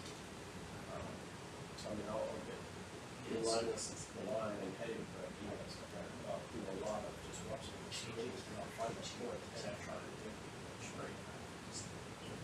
You'll see it sooner if you drift it right or left. Oh, that's the camera sport. Before you see it here.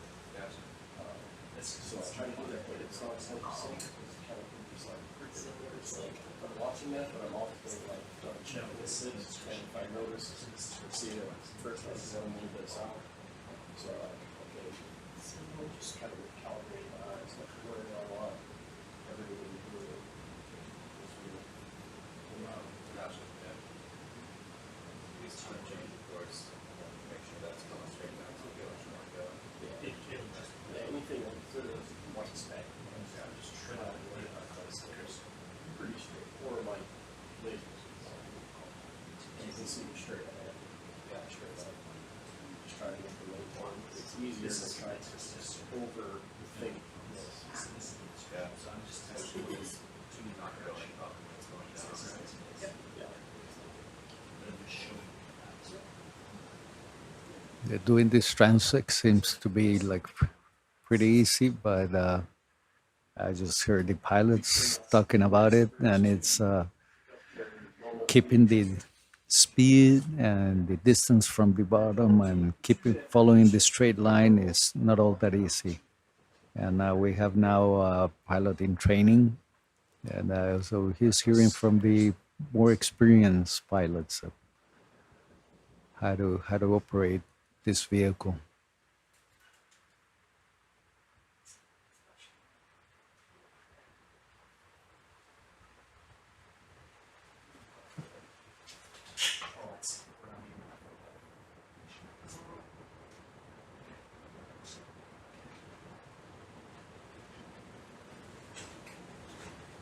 We can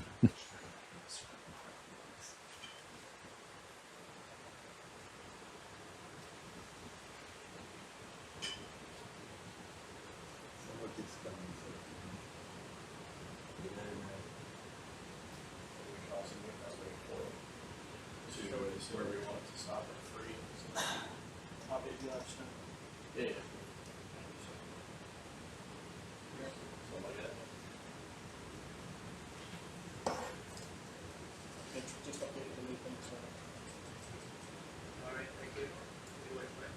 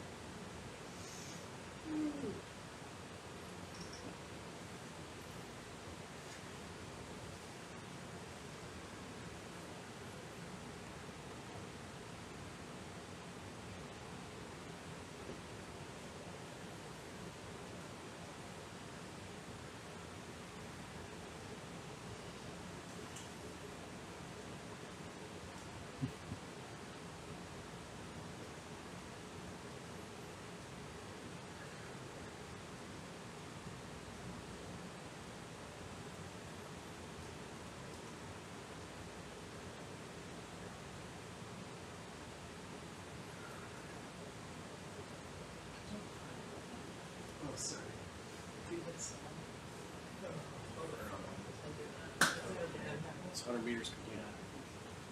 100 meters complete. Right of transect pool.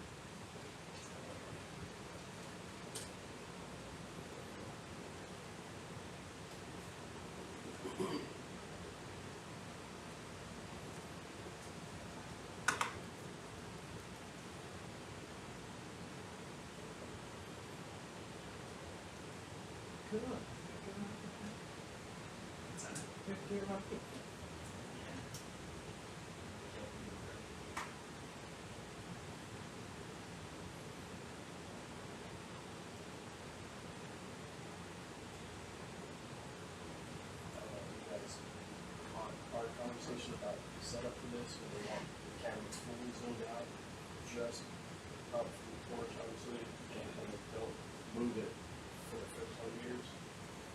But now, from here to 1.3, they'll do whatever they want to explore.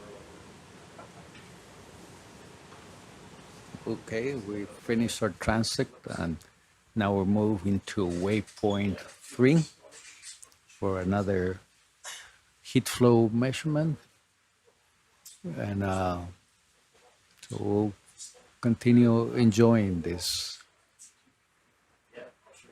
very interesting creatures from the abyssal plains, as we call these regions, these flat sediment regions.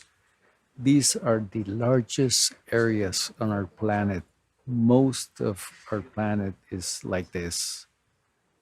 We're coming up with beautiful glass sponge with zoanthids and the steak. Yeah, there we're gonna beautiful. Close look. Tenemos una esponja de vidrio y en la base, con lo que se agarra el fondo, podemos ver zoántidos. In a transect.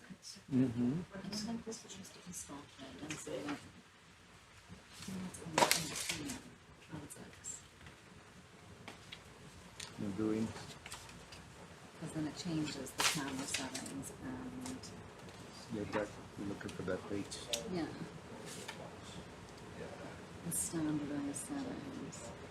So I think we're only target one observed log waypoint so we can return it. Yeah, that's what we're doing. But I don't think we're supposed to change the camera.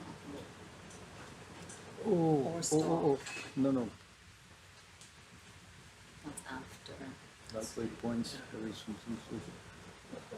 Because it changes the. Well, as I interpret this is that in the transect, since we cannot stop or do anything different, just Yeah, mark but the I don't point. think we're supposed to adjust the camera.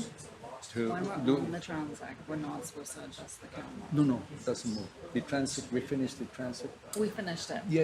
Oh, The thank transect. God. No. We finished and. I thought that was on the transect. I was like, we're not supposed to be doing this. No. Sorry, We sorry, finished the sorry, sorry. transect and we're moving. Oh, So, okay, fine. yeah.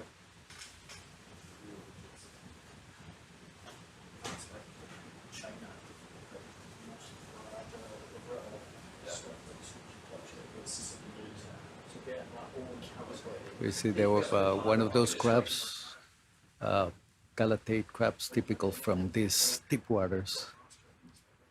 Aquí vemos uno de estos cangrejos calateidos muy típicos de esas aguas profundas. Algunos de estos tienen colores muy brillantes y, como pueden ver, también antenas muy largas. Yeah, similar to the shrimp we saw, with very long antenna.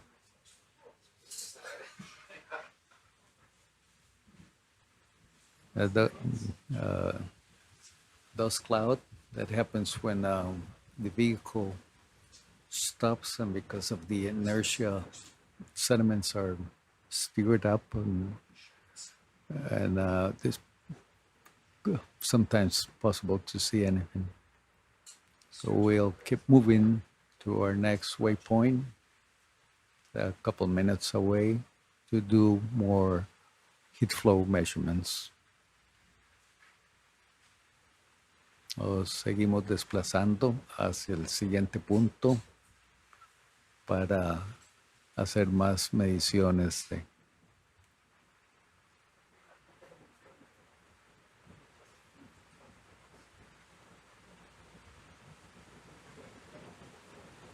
Ahí vemos otro de esos peces.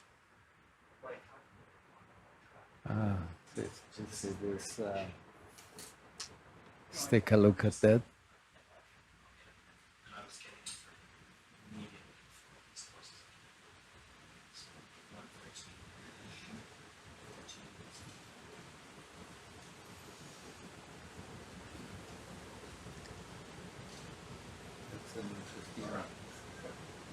Anemone.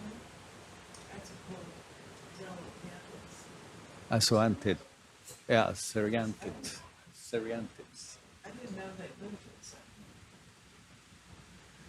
Yeah, we have discussing here what's this. A sea anemone with very long tentacles or a Seriantid.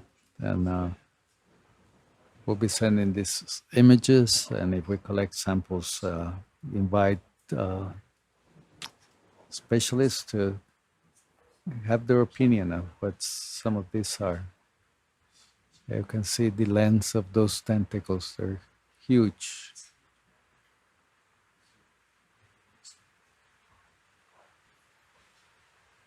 Wow, very, very thin. Estamos viendo un seriántido, que es una que me parece más, tal vez sí, una anémona, con tentáculos muy, muy largos. Una estrategia aquí en estas aguas profundas donde hay poco alimento para atrapar comida.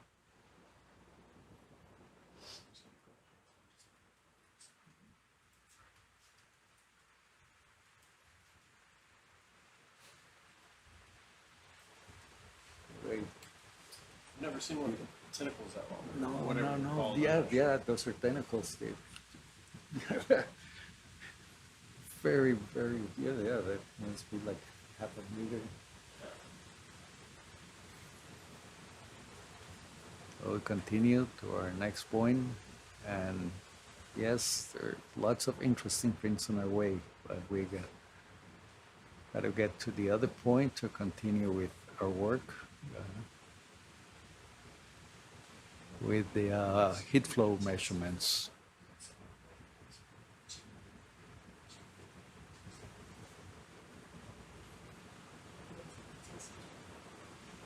Thank you, Steve. Yeah, that's his Relicanthus, which is an anemone relative.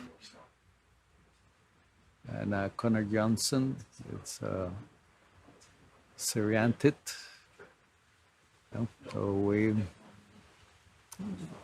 thinking along the same line of what this animal is, and the pilot just mentioned that he's never seen one with so long tentacles. Neither do I.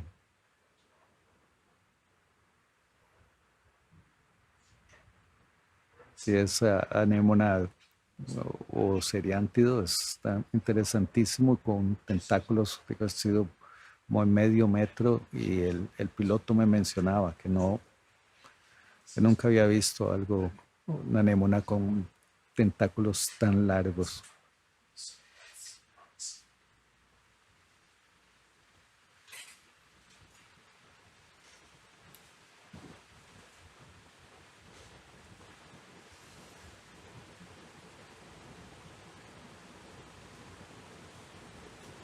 Anybody know what that is?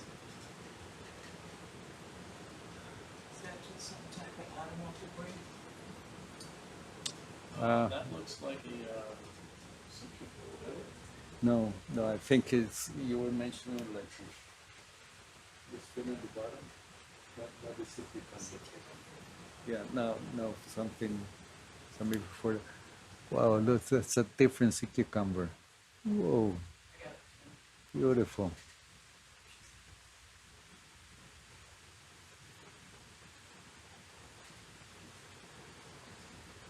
It's interesting. Those projections are long. I haven't seen that. Never seen one like this. No.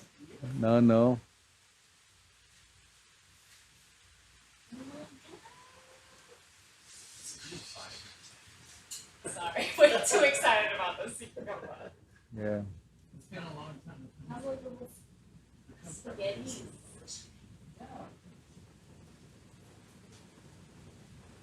Wow. Well, the fish want to be in the show.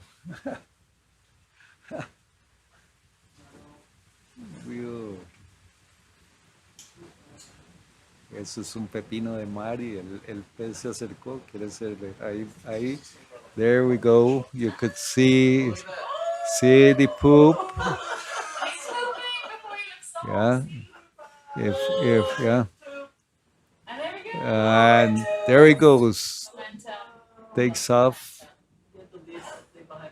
Whoa. Exactly. Wow. That was good. That was beautiful.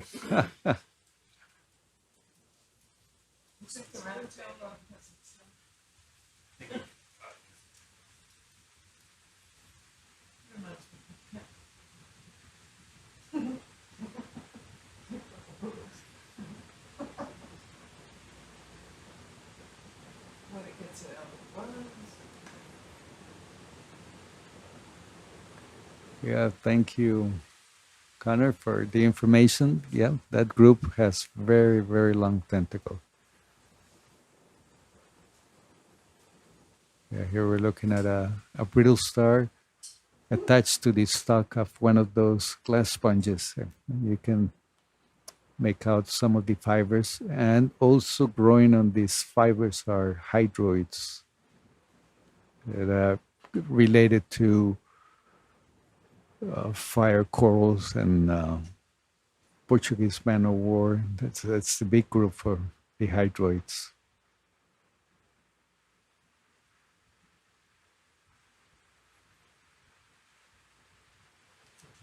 We're at the almost there.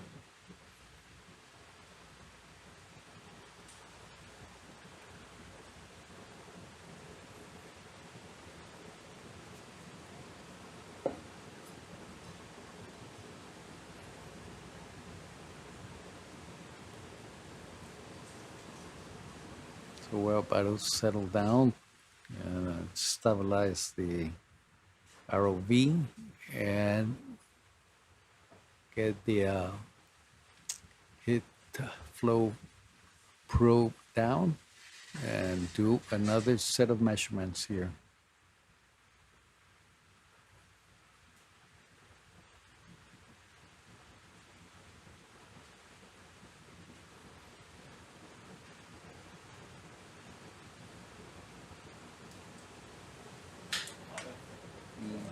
It's taking a lot more for us this time.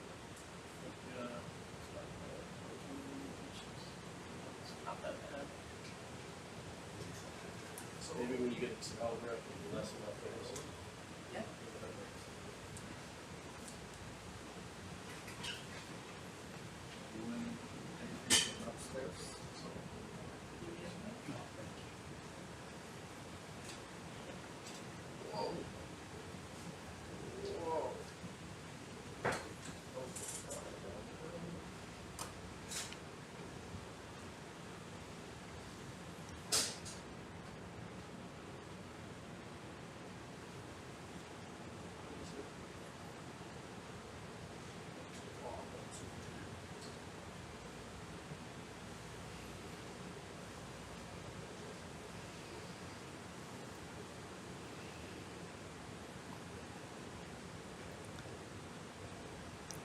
All right, so for those of you who are watching and haven't seen this before, we are preparing to take another heat flow measurement with the probe that's mounted on the side of the vehicle. Before we do that, because we don't want to bend the lance that we actually insert to measure heat flow and temperature below the sediments, we will probe the sediments first to ensure that we have enough sediment to make a full measurement.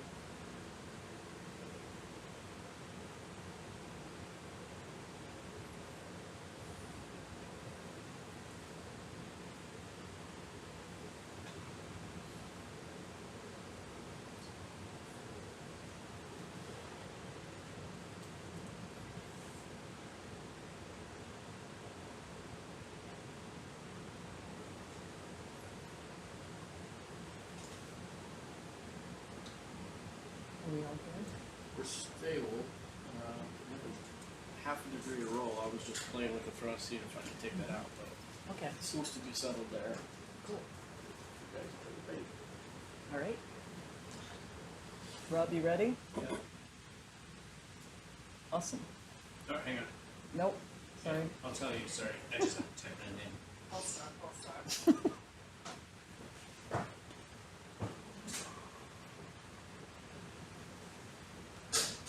Okay, recording. All right, we're ready. Probe down? Probe down. Probe down.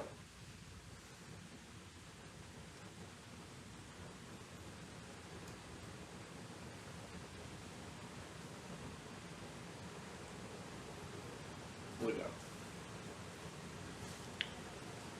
Is that all the way? It is all over. Okay. Got 5 in? Yeah, there's very little heating on the fifth one, Okay. but I think it's pretty soft. Yeah, What do you think? It is starting to lift it. okay. Just so obviously, probe will come out before we take out that. Just making sure. See which one the probe is. I'll be back before you guys take it later. So Rachel, Yeah. all the places you take people readings, this all biologically, This, no. every once in a while there's something nice. Yeah, there's something. Well, hopefully on this outcrop we'll get to take heat flow on the top because there is, That would be a thrill. yeah, there will be sediments, enough sediment on top based on the previous work. Well, is there enough sediment on top of Dorado? No, No. no sediment. The Dorado has like a few sediment ponds, but not only a few, like 10 or 20 centimeters based on previous. Oh, hi. Okay, so how deep is the sediment? In this part of the crust, it is about 23 million years old, and the sediment thickness is about 450 meters. Jeez. On the outcrop, the unnamed outcrop we're heading towards with our transect, we're not entirely sure because we don't actually have good imaging, geophysical imaging of this directly over this outcrop. We do know that over the side, multi-penetration probes, much bigger heat flow probes that were done previously, were able to make successful measurements. That would suggest that it's at least 5 meters of sediment in places. But again, we have never been here. So I think we will all get our first glimpses of this outcrop on this dive, which is really exciting. I sympathize with those of you who are bored by the abyssal plain. What this does is gives us a sort of a background measurement of how far away from the outcrop is heated as a result of fluid going in probably to Fuente, an outcrop we will visit later on in this cruise, and makes its way towards this unnamed outcrop. There's heat being transported towards this outcrop where we suspect fluid is discharging or returning to the seafloor from the oceanic crust below. Based on the measurements we've done so far leading up to it, it is elevated relative to what we would expect in this region, which gives us a little bit more evidence that this site that we're heading is similar to Dorado, and hopefully is similar to Dorado in terms of the life that it's hosting as well.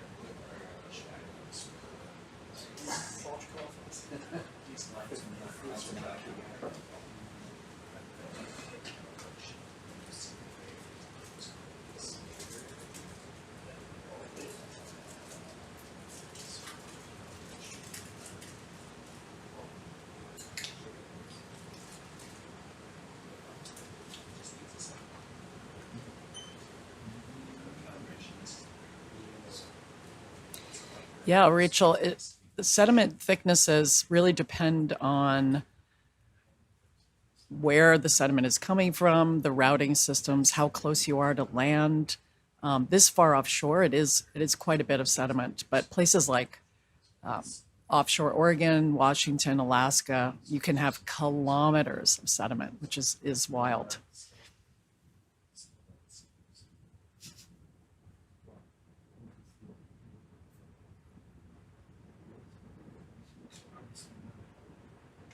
Do you know offhand how deep the sediment is over like Cascadia Basin? Yeah, Cascadia it's kilometers.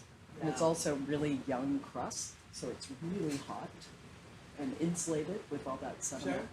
Yep.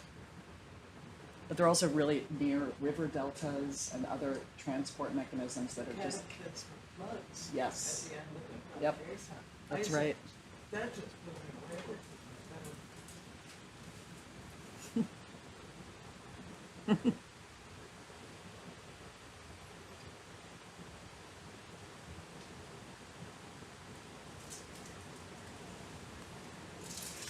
Look good, Ron?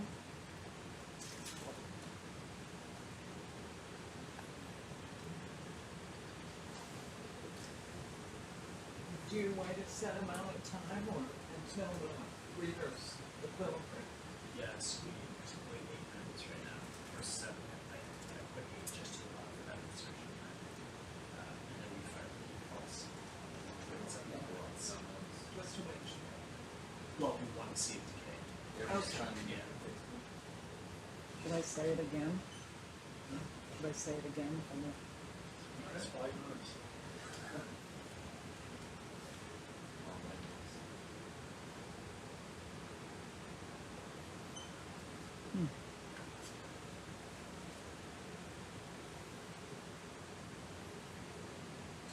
I don't know who's there, but who's not there.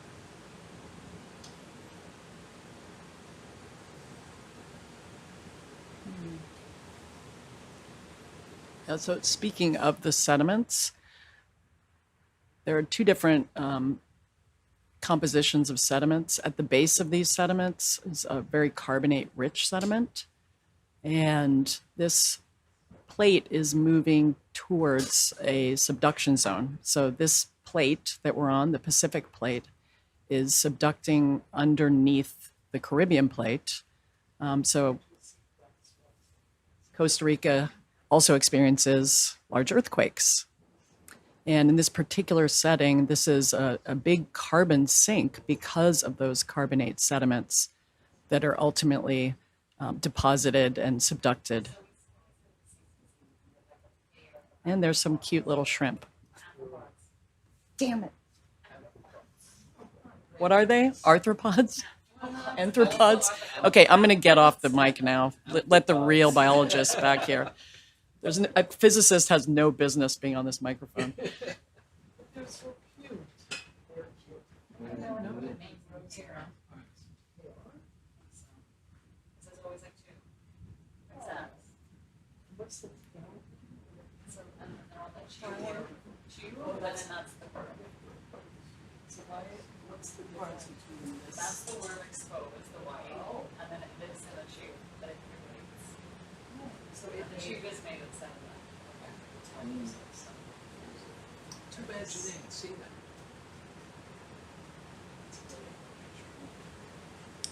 Yeah. Okay.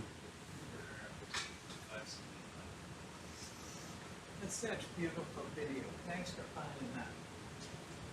It's like a screensaver. Looks like the correct space. Apparently they're pairs. They're like, Well, yeah, that's, might be lonesome when they're all by themselves. I know. Oh, there's something.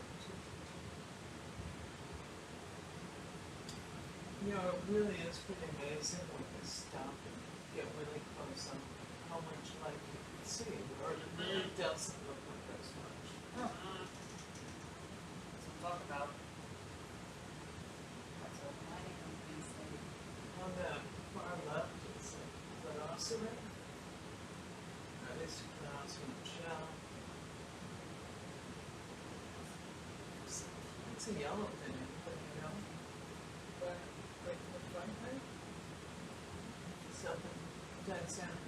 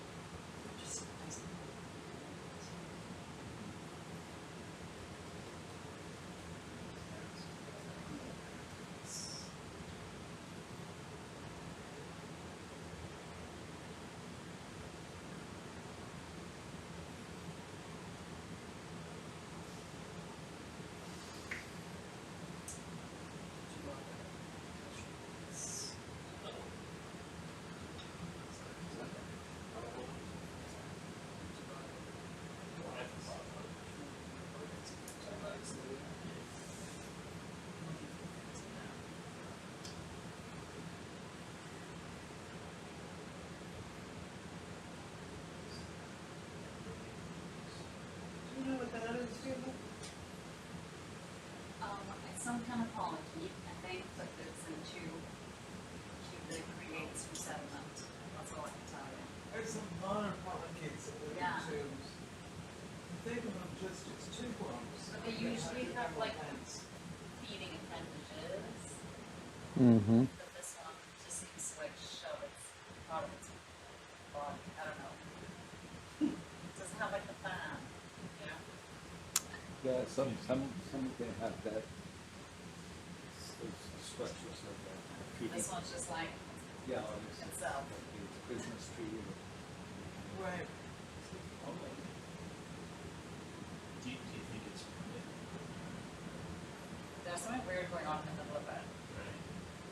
But we can get it going.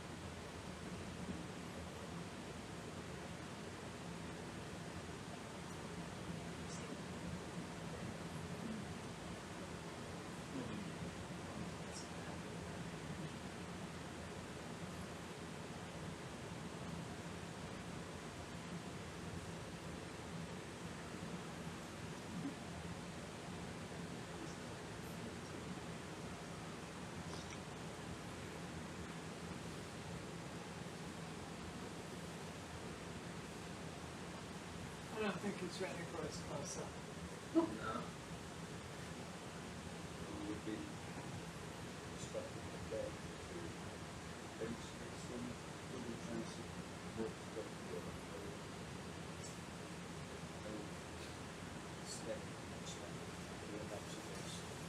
Do you want Sorry, what? under this tube rope? Use Absolutely further fine. Are those then final pores? I have to because the vessel Yeah, can only there's go another so one. fast. They're kind of So wide. they won't go Yeah, any and there's faster. another one. They're like one of the most So common No, no, but I mean. groups on abyssal plains. We They're have like to stop all forearms. Like single celled forearms that create giant too much time tests. at the end of the session with going to the stuff. I understand, but we're not spending any time because the vessel It's just a won't move, facility. so I can't fly any faster anyway, so I would fly, find something cool and wait for the rope to catch up. What I mean, it's not slowing us down at all. Okay. I understand what she's saying, but Okay. I can talk to her. Okay. Okay. So they're in a meeting. then. Yeah. Guess we'll come down to finish. Eat soup. Yeah, it's mine. Mm-hmm.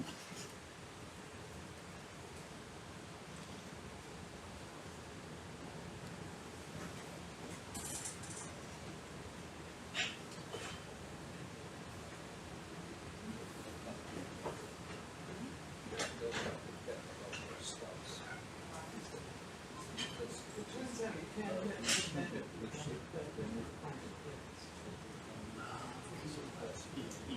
we're back to still in the corner here. It doesn't tell you supposed to do. So they might have a few different transect and stuff. No, not for you, not for you.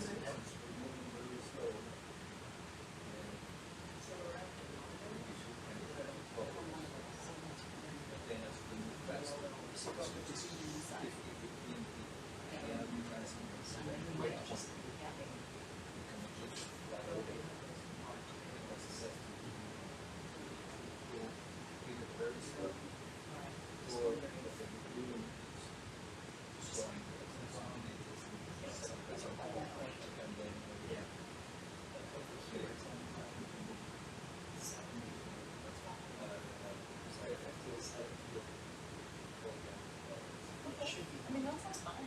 The transect's not interrupted and what's the heat flow, so yeah, that sounds fine, obviously.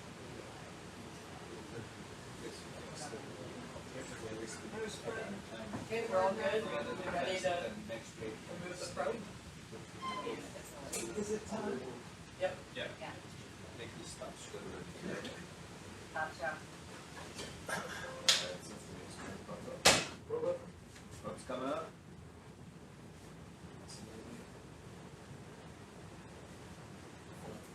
Okay, we're finishing the measurements, the heat flow measurements, and we'll start moving on, doing our next transect.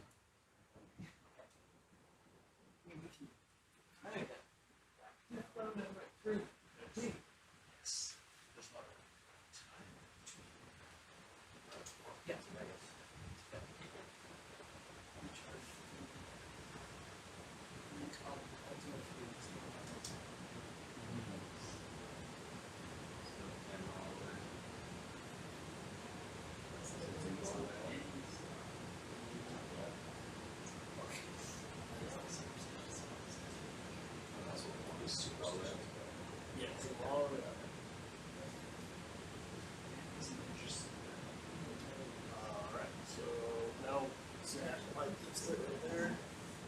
Just hit that, and that's gonna turn your downforce on, so you're gonna float up. And start controlling it. Also, let's turn your heading down. Try to move things so you're about 2 meters, we wanna be at 1, so go about 0.7, 0.8. And then we will kick your altitude on. So you can also see your line is a little bit heading to the left.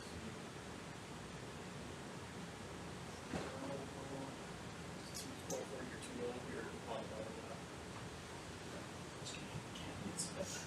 Yeah, but wants to be done, Jay, what's this? Just stop the altitude, start to settle it, see what we get. And maintain. So it looks like you're sliding a little left, so now a little right. Turn your heading, try to get back online.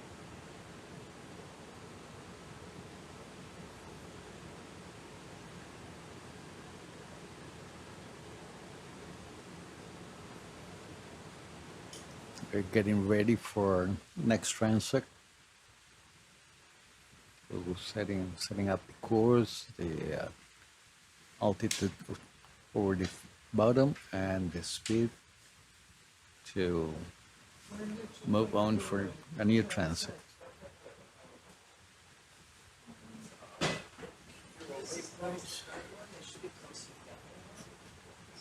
Going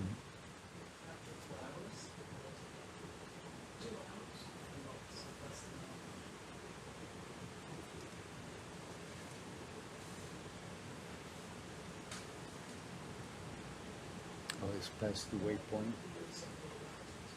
Oh no. Yeah, he moved back a little bit, but I started it at the correct position. So he'll Okay. move forward before we start. Okay.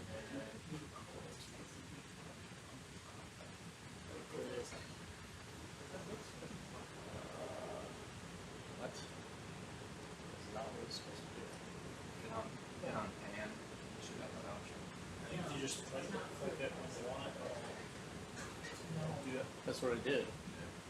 I right-clicked it, and it said something about mission.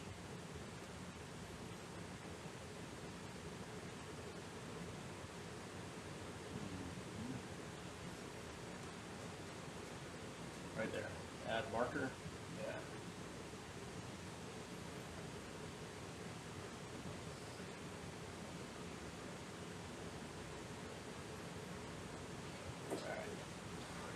Let us know when it's going. And the camera.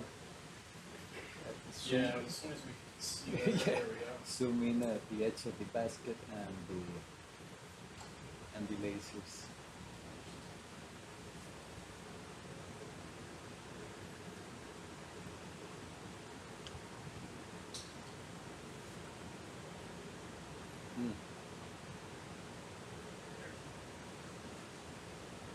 Okay, start sliding slightly forward. Your waypoint's a little bit ahead of you. You can kind of see your track marks where we're set. So that's about where we'll start. And lasers on. They're on.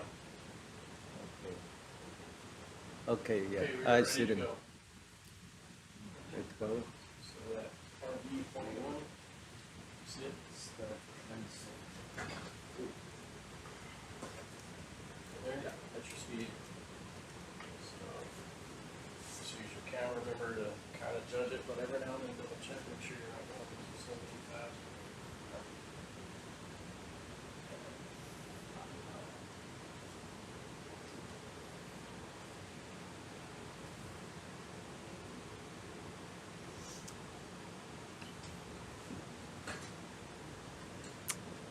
We have started our third transect this afternoon. And for people that haven't heard about it, this transect is flowing a straight line at a definite speed, in this case 0.1 meters per second and 1 meter above the bottom. And you can see the laser beams, the green spots there that are 10 centimeters apart. And this allows us to quantify what is there. We can determine an area and count all the organisms. So it's not only what lives there, but also how many. You're seeing there a snail shell, and some of those tracks in the mud.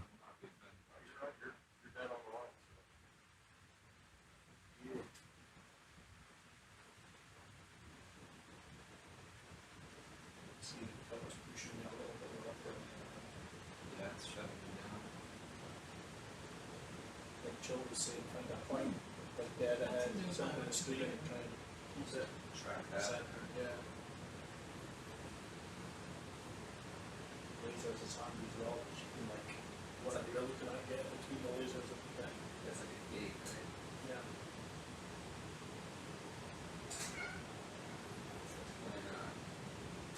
It's like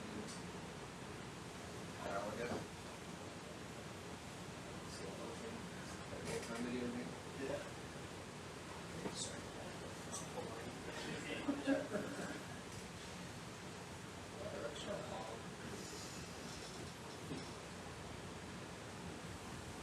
Seguimos haciendo el transecto número 3.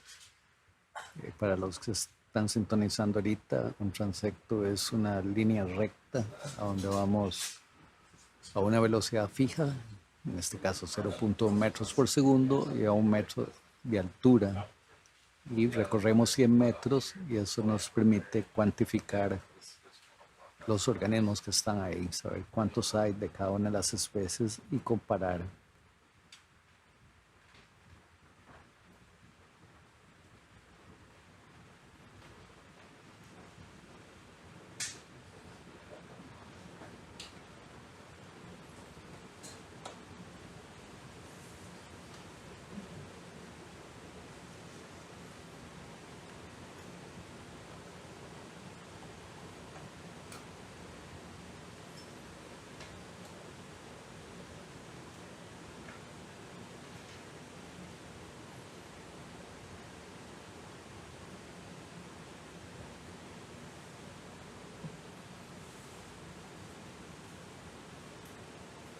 Thank you very much for your comments. And remember, you can send in questions and comments about what we're looking at. Muchas gracias por sus comentarios. Y pueden enviar preguntas en inglés o español. Y aquí trataremos de contestar que podamos.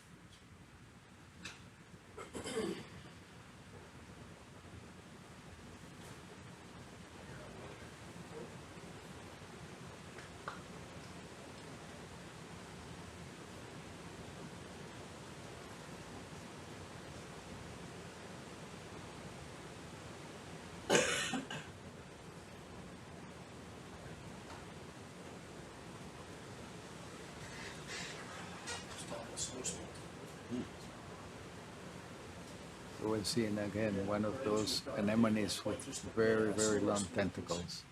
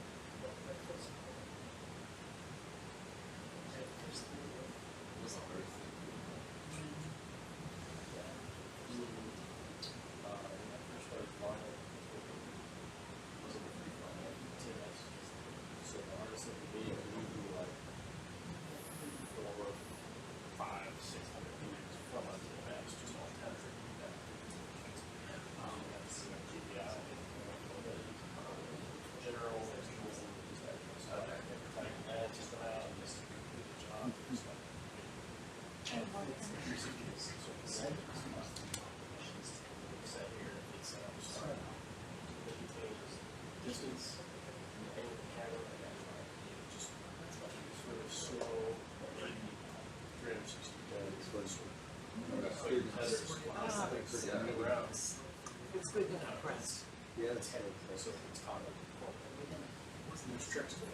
Hola, Ivonne. Estos por ahora se analizan visualmente. Beatriz está desarrollando el catálogo de todos los organismos y eso en un futuro nos va a ayudar muchísimo.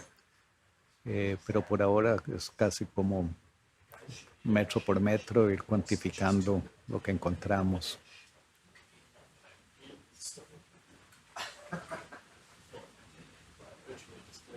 One of our students from University of Costa Rica is asking how the transects are analyzed.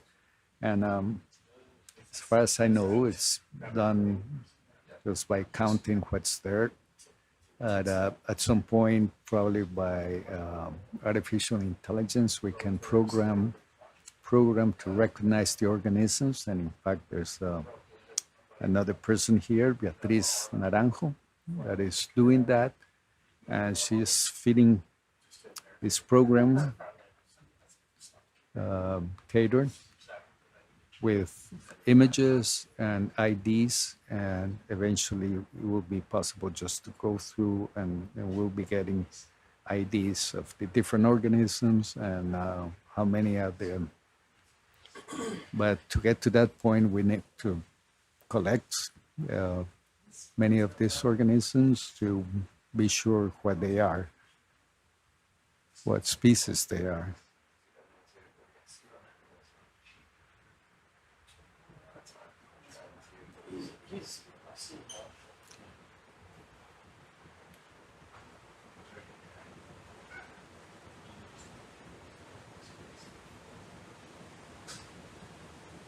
There we see one of those red streams swimming by.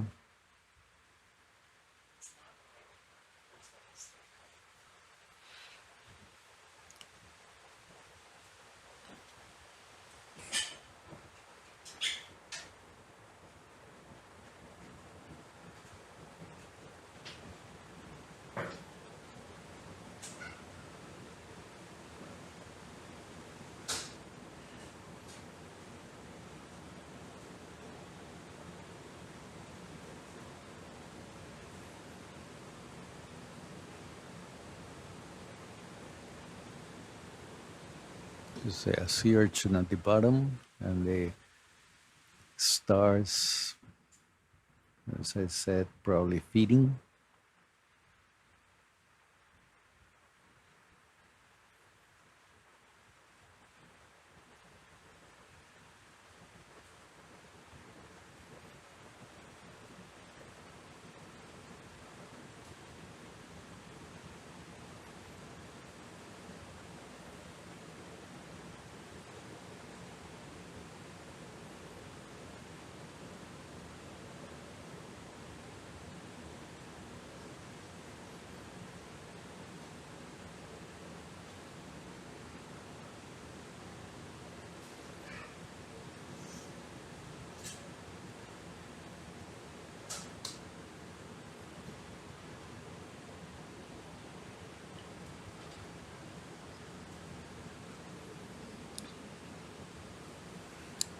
Right now we're at 3,120 meters depth.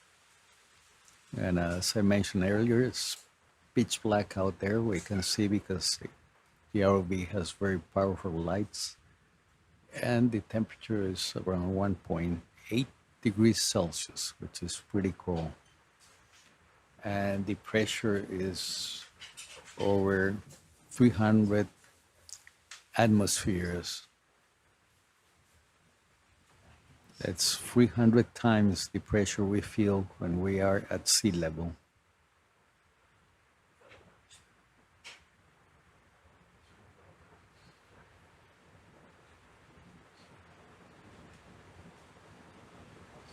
Estamos a 3,120 metros de profundidad en una oscuridad total, que lo que podemos ver, lo que estamos viendo, porque hay luces poderosas en este vehículo, y la temperatura es de 1.8, 1.9 grados centígrados, es bastante frío, y además hay una presión de 300 atmósferas, eso es 300 veces más presión que la que hay a nivel del mar.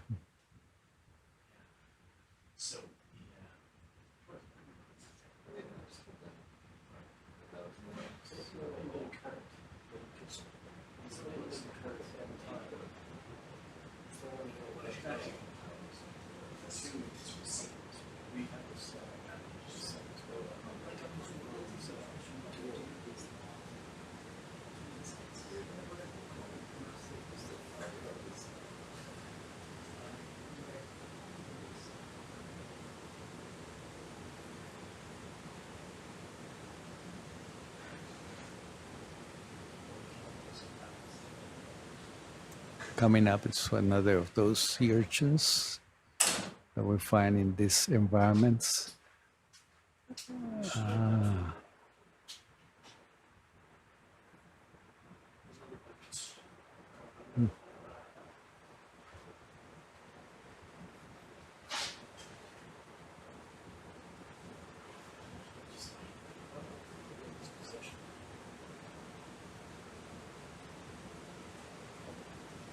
Bridge, are we?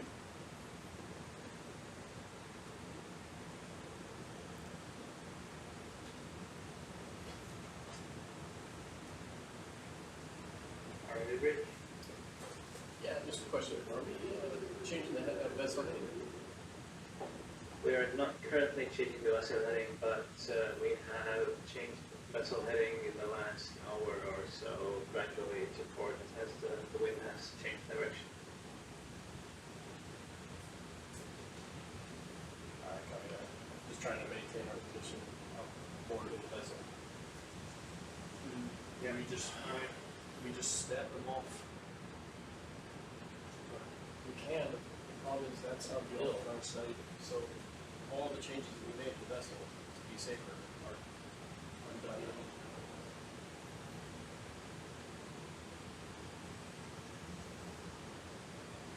It's not that steep, but you know what I mean, like that's uphill, right? The vessel out there.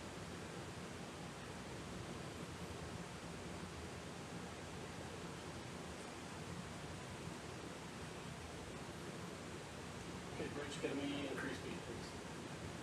Increase speed and new waypoint. Thanks.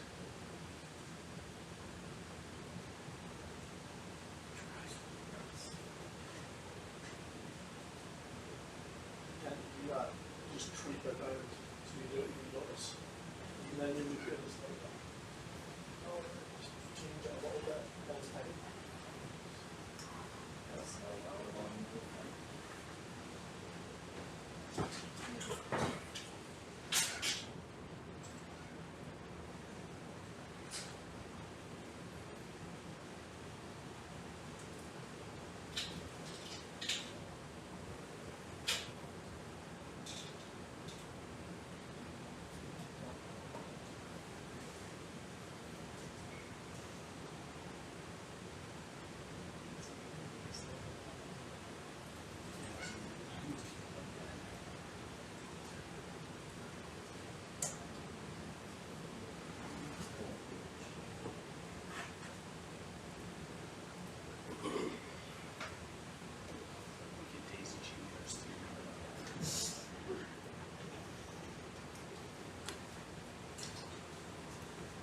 Let's be correct.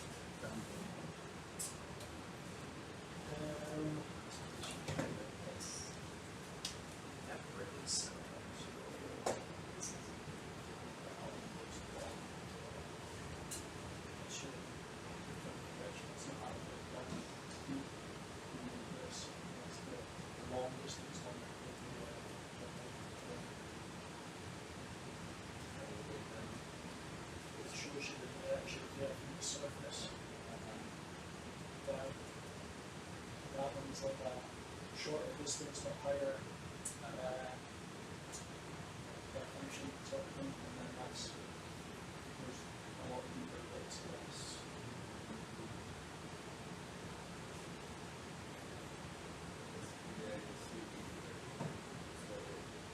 Yeah. You don't have anything on that measures the actual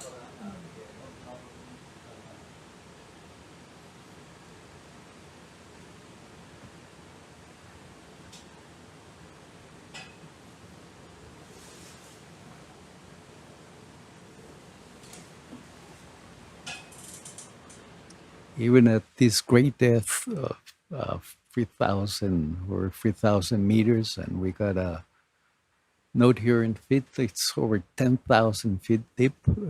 We have currents. That's why we see these particles moving, not only because we're moving, but also when you see the tentacles of those animals or the antenna, they're all in one direction. That means that there's water flow down there. Very slow, but there's water flow.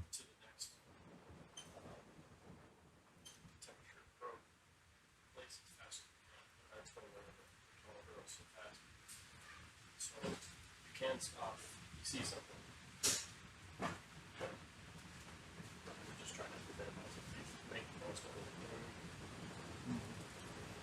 Which essentially is what we're looking at.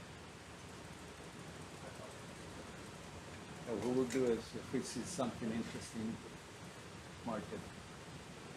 Maybe a little close up and move on. We're just restricted by how fast the vessel Oh, yeah, follows. That's the civil standard.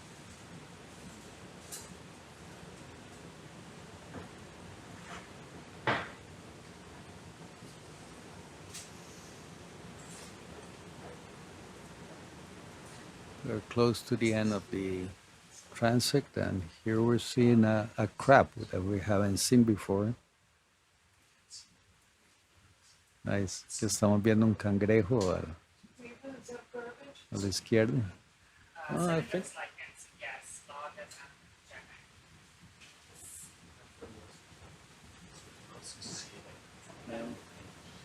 maybe it wasn't a crab, but some. Davis resident garbage. It's not a lot very flower back to the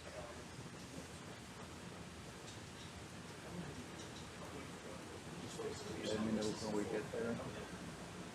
Yes. Uh-huh. How many was it we done? How many were? Yeah, but the first three are spaced out twice, like the last three are, so we're about halfway to more than halfway to the outcrop. Like 3/4 of the way through it.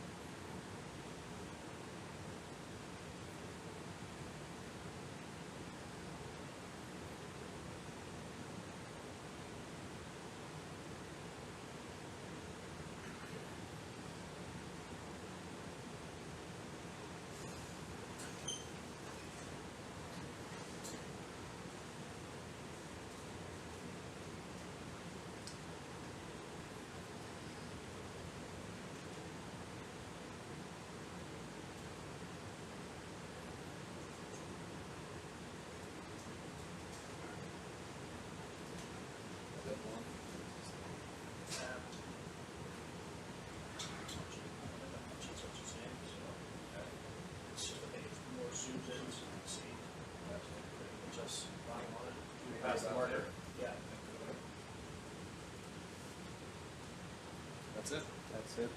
Okay. Start. And I missed the start. I'm sorry. So this is already spent, but why ask?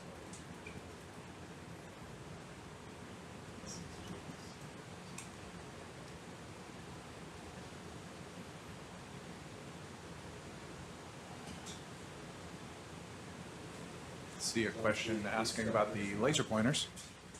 Those are 10 centimeters apart.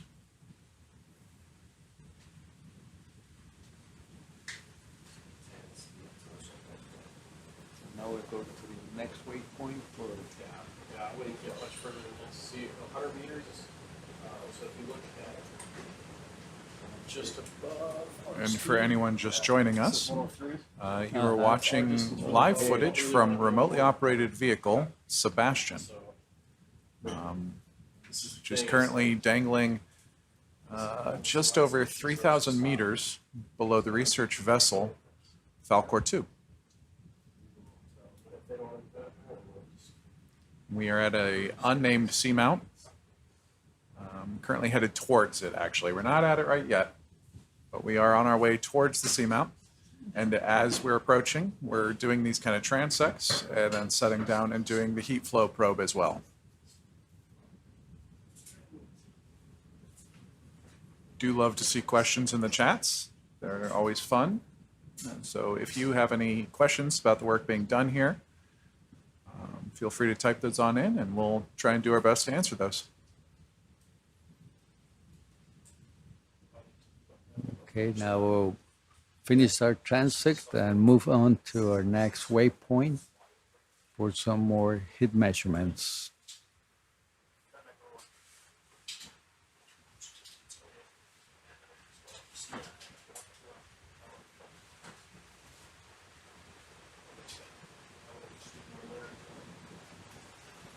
Yeah, those mounts are very interesting. We'll come back to them at some point.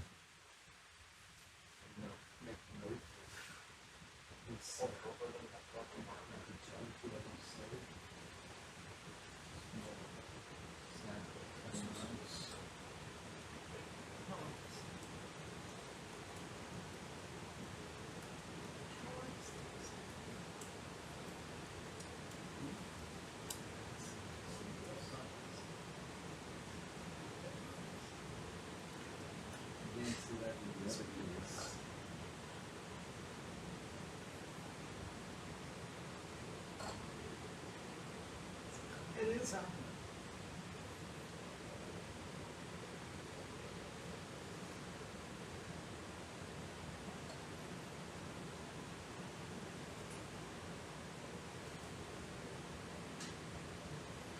This is squid, like that, that's written on paper, where the squids actually copulate near bottom. And that's Octopus. And he's got video showing it, and they make that type of concussion. There's also marine mammals, but they wouldn't be down 31. Oh, Okay. no. Sharks. Sharks, rays. Yeah, I think rays do those.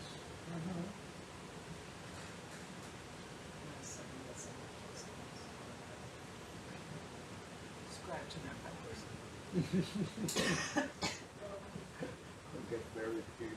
Yeah, it's a long way to go. It's upsetting.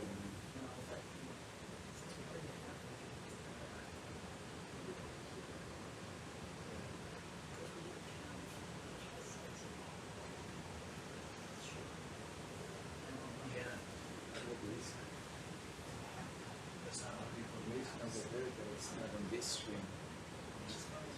That information, that's why it is screen. It is nice. Now, of course, it's like that.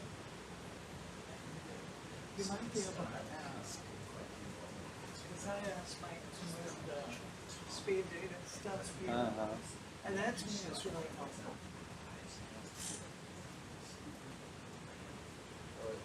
That's, so it's that, it's possible to have that information about the screen. So I guess it's that information that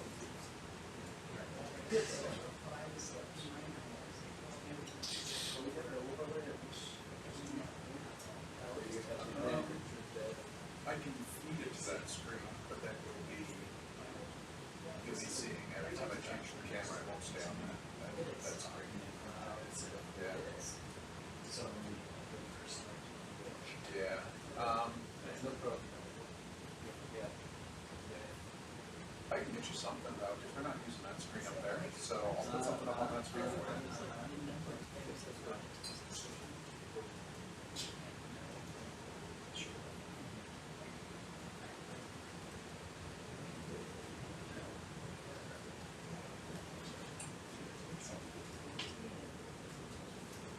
Moving on to waypoint 4 for another measurement, heat flow measurement.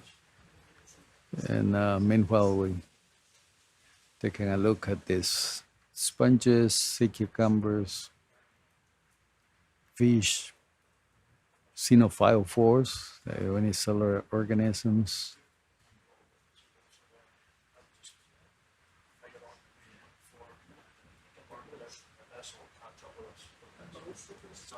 Yeah, we were also surprised with those big holes in these sediments, wondering what could have done.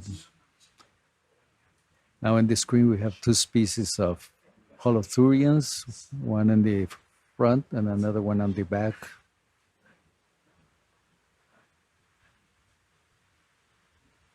Aquí vemos un par de pepinos de mar en el primer plano, uno morado y más adelante uno más grande, un morado más oscuro que parece como una cola.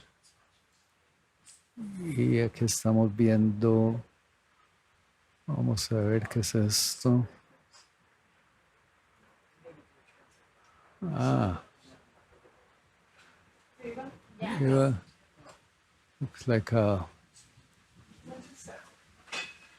huh.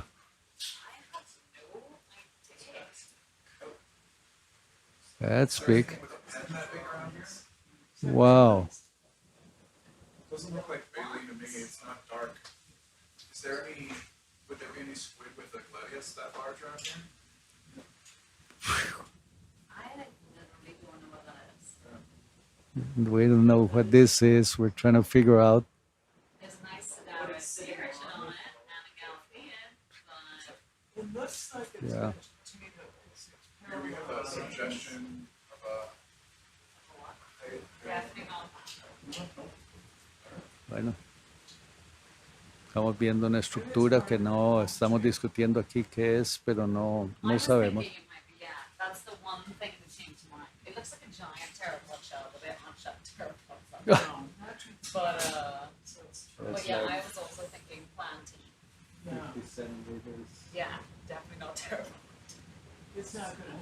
you know maybe the from a parts that, plan. like, you know, like prom would open up this bit and then all the seeds come out and they. There you go. See, they got a Okay, crack unknown. moving. Oh no. Move on to the waypoint. It's a good day when those at the bottom are stumped. Looks a bit like this from the home. Looks like That's, I also, I think that's our best yet. That's Yeah, from looks Tom. like it came off The of thing, It is from yeah, you know, the the thing that ma- like opens out. like an agave. Wow, more of those large holes. Yep. Right. And towards the left, if I'm correct, it's Tino 4.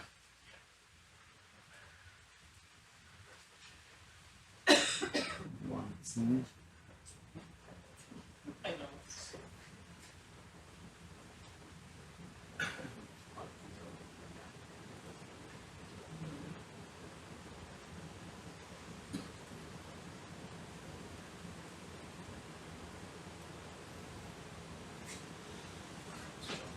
Just knock off your all the altitude.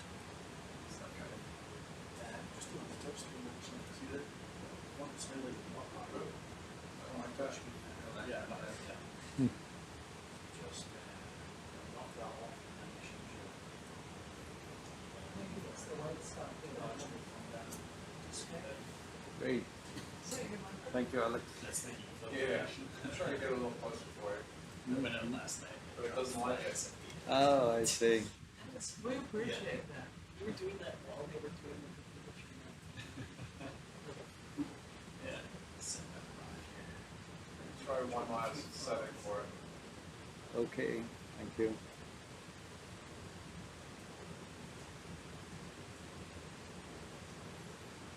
I think it's the one.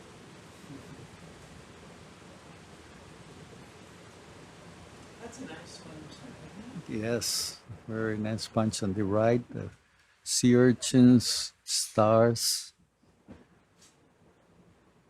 xenophile Those many of the things we don't see.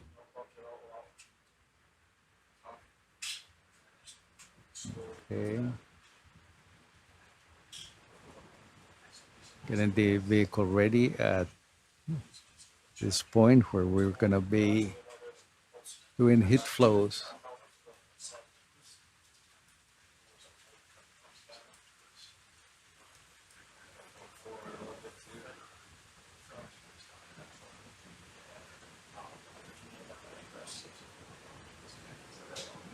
This must be your spot. It's geophysics. There's not being seeds, there's dirt left.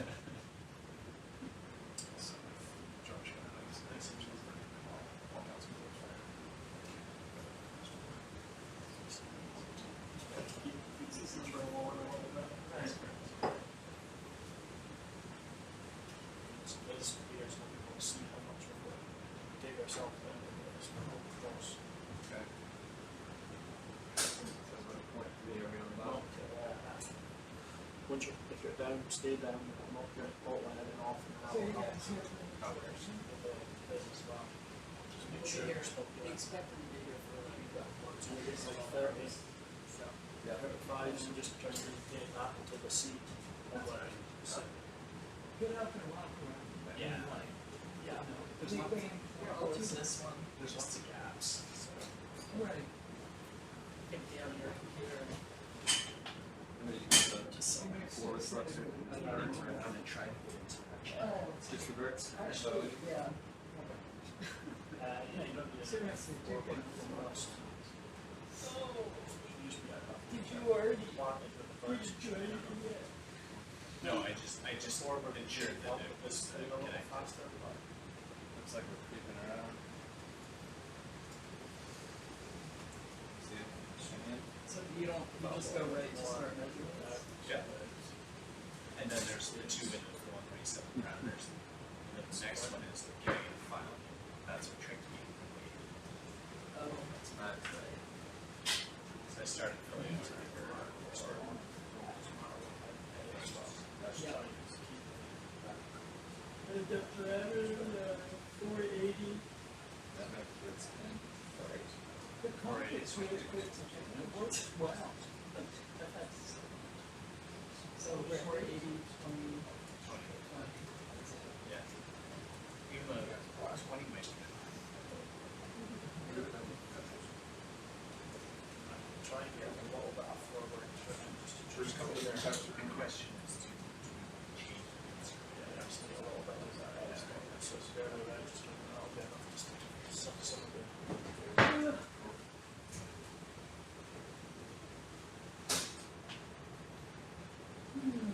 New summary of 430 years, 70. Okay. Yeah, we're sitting on the bottom right now. I think we've got enough. 10 centimeters. Flush them down to try and keep us there. Wait for this to come in. Yeah. What's the weight of the ROV? Buoyant in the water. Yeah, yeah. But out here, yeah. This one particularly, just sure of genuine. That's a frustrating thing. Check them at all. It's like, And the buoyancy. we showed two Two places in science, and then we go back to Yeah, if everything goes wrong, we would just go to the surface. We've got floats on the umbilical as well that keep it up. Oh, yeah, yeah. And that also makes us buoyant because we've got a bit of that umbilical unit, so that also tries to help out. So what I'm first a little bit, you want to roll this out 0, right? There's time for Is there a trick to get the fish? No, they're on one. They're on top. Yeah. Here we just settle on the bottom and waiting for this dust cloud to move, to clear, to continue with our measurements of the heat flow. I was just talking with one of the pilots. This vehicle will float. If everything goes wrong, it will come up to the surface. So they need to put the thrusters to keep it down. And that's part of the reason it blows this sediment cloud.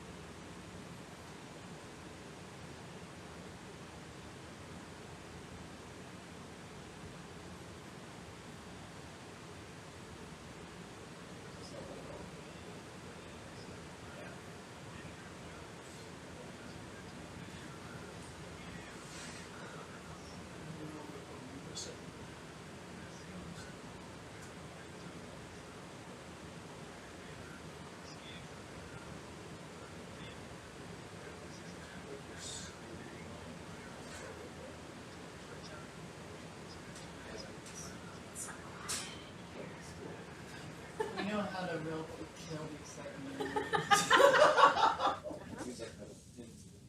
Bring on the geophysics. Yeah. We're gonna, yeah, we just got a smoke bomb. How's it going? We're on our fourth stage still. You can see the edge of the newly mapped section coming into the group. It's high, so. Even at the first station? Even it's increasing a little bit as we're getting towards it, but consistent with the. They did. I don't know how the multi-penetration probe did measurements for us in some detail. So Yeah, I was wondering about that. I'm wondering if they thought they won the outcrop or actually are. Once they probably took a shift position. That's right. Yeah. You always do it. That's all you have, right? So it'd be interesting if there is definite contact there. Obviously, he has to take a few measurements. Yeah, I thought about that. Yeah, but we're just, we're going as fast Yep. Yeah, thanks.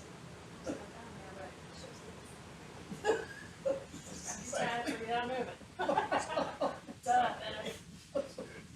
Yeah, it's like, just let your hop and stop. Yeah. But we still have viewers. Yeah. So I was talking about Jeff Legends for a while. And then she misidentified that pod as And then what did I say it was? I know. And then I quickly. no, It's not that bad. It's a whale. I've done that. I was like, it's just like, it's a snail. And I was like, I'm gonna let the real out. Well, you talked about dirt. You had some. I have had people excited about sun. Yeah. So we're coming up on that. Yep. This is fantastic. We're on it actually. We're just waiting for fantastic sun. Oh yeah, I saw that. I have said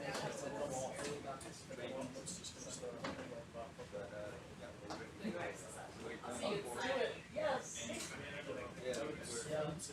Yeah, we got to do it. But Yeah, we just talked about maybe transitions. yeah, shift it to certain Yeah, as soon as he said that, I was like, yeah.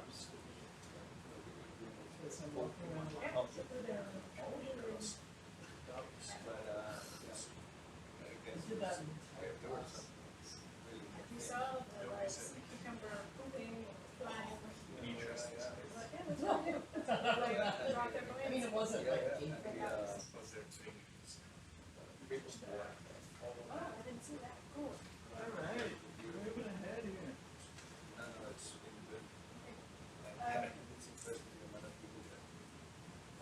It's like the same ones every day. And they sleep.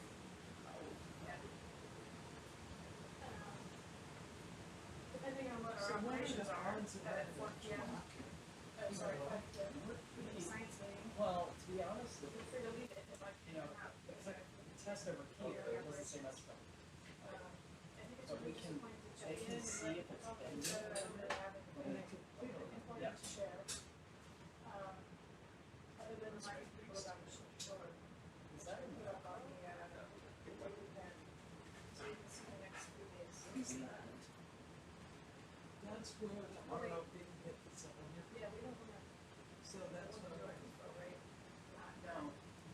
Well, I mean, this was disturbed by the ROV. Yeah, That's, yeah, I didn't know what that was until. yeah, That's where we kind of that's. Yeah, I think leaned on it.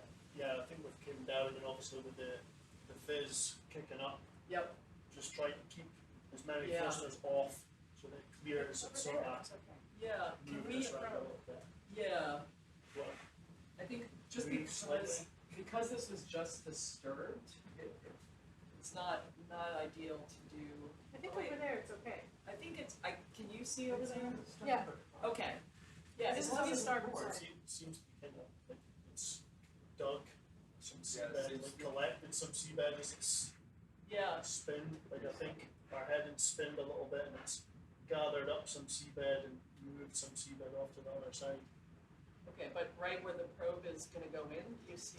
Do you think it It was? looks pristine. Okay. Because it looks like it sat down and then went this way. Yeah. So on the starboard side, it's going to be clean. Okay. Forget what I said. We're all okay. So let me get in a few seconds. I'll be ready. Yeah, just so I think. All right. Yeah. Hey. That makes Oh, sense. wow, wow. You ready to I trade it have off? that one tomorrow. You look at pretty 10. comfy. Sampling interval 1, Are you good? Yeah, 20, 4, 80. I think I'm gonna go to sleep right after. It's just, I'm not doing well. Okay. And it used to be like, samples. So Yeah, all the data are entered, all the, everything's provisioning. While we're waiting for the dust to clear, figured I'd show you our weather here. We've just had some rain come through, so there's a nice lookout at the horizon for you. No beautiful sunset just yet. We'll see what happens later. Okay, we can insert the probe. Ready? Insert the probe? Yeah. And just a note, last time we got, the last sensor was, it was buried, but it was barely in. I know you probably don't have any wiggle room there, but if you do, The top one's one? the top, the very top one. I think we're not as hard as So you, are you, Yeah, okay, and then time scan cool. as soon as you hit the button Ready to go? versus when you hit the. All right, probe coming down. Yeah, So should you, but I have to recognize if it's gonna be happening. right? Oh, yeah. Go up there. Alright. Oh, it's in? Yeah, It's very much Oh, an it's instant. that one, it's not this. yeah. It's very much an Probe's instant. in. No, it looks great. You got it. Thank you. This is the real That's one. all, it's a little start. So they have to do this and then Some of the other people come over. and they have to finish. Well, names the full one. Basically, it's a trigger. This thing very generous and turn and stuff. If you go ahead, if you go ahead and off,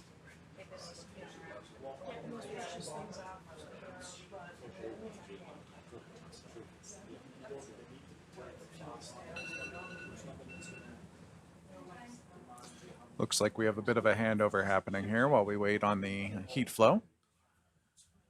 So for anyone just tuning in, we are approaching an unnamed and previously unexplored seamount. On our way there, we're kind of stopping every now and then and taking these little heat flow measurements. Once we get to the seamount, we're going to go up and over it. We'll do some more measurements, heat flow on the far side, and then we'll be taking some time to look for collection.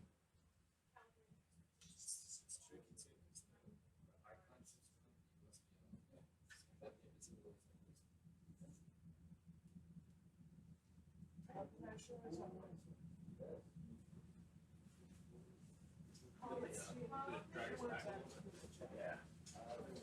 We went down obviously and then knocked down all the went stop. So what it does is so I just when I saw the vessel was still in need of movement like that but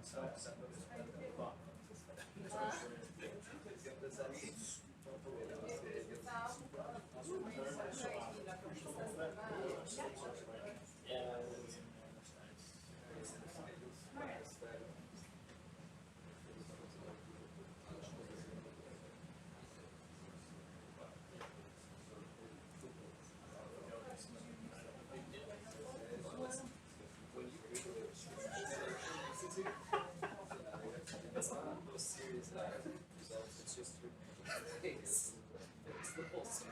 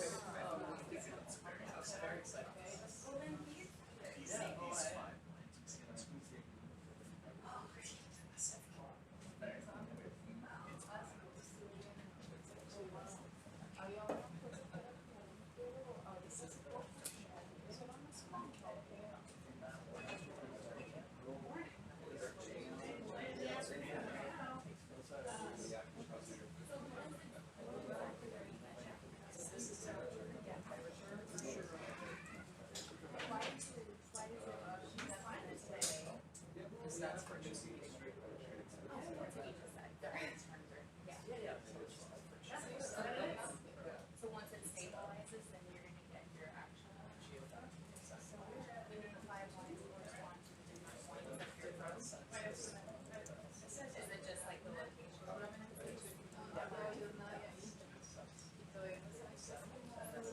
All right. Hello to our global audience. Thanks for tuning in. This is Beth Orcutt from the Bigelow Laboratory for Ocean Sciences, taking over my shift as the dive lead. Joining me in the control room today from the science party is Dr. Holly Lutz from Scripps Research and an affiliate of the Field Museum, as well as Wendy Matamoros from the University of Costa Rica. got an expert ROV pilot team with us, including a trainee who's going to be driving the ROV today. I'm excited for that. And at the moment, what you're seeing in the camera view is a 1 meter long probe that allows us to both test the depth of the sediment as well as hold our position stationary as we're doing a heat flow measurement on the starboard side, which is what you see in that picture-in-picture in the top right-hand corner of the screen. It's a 1 meter long probe with a bunch of temperature sensors on the side that's helping us measure the gradient of temperature in the sediments. One of the reasons that we're here is we think that there's low temperature hydrothermal circulation coming out of the outcrop that's ahead of us. And so we're measuring temperature gradients in the sediment as we approach that outcrop to help confirm whether or not that is occurring. Got a few more of those to go, and then we will start actually getting up onto the outcrop. Yeah, thanks for waving hi, saying hello. I'd love to hear where everybody's from, so if you feel like it, please let us know where you're tuning in from. It's always cool to have a global audience joining us on these expeditions. And I'll try to get some of the questions in the chat. Let's see, what do we have here? So a question about the orientation of where we are related to some other spots. At the moment, we're at an unnamed seamount. It's actually probably not even a seamount. It's not that tall. It's probably just an outcrop. We think the relief here is only about 150 meters. It's difficult to even image with the highest resolution multi-beam on the ship. So we'll find out on our dive today how tall it actually is. Fuente Seamount is off to our northeast. And it's about a 2 kilometer wide seamount that rises several hundred meters above the seafloor. And it is about, I would guess, let's say about 40 kilometers plus or minus 10 away from Guardian Seamount, for someone who asked that question. Guardian Seamount is actually the only seamount in this region that has an official name in GEBCO. We're going to be working on that as part of this expedition and with our Costa Rican colleagues to get official names for many of the places we're going to. Even though scientists have been using unofficial names for these places for over 2 decades, there is a process for having an official name. But I'll try to look up that official distance from Fuente to Guardian for the person who asked that question. And yeah, I think I answered the second one. Fuente is quite a bit bigger. It's actually a flat top seamount. So at one point in time, it was actually above the surface of the ocean, had eroded away, probably had a coral reef on top of it. We'll find out when we go explore that later in the expedition. So it is significantly larger than the outcrop that we are exploring today.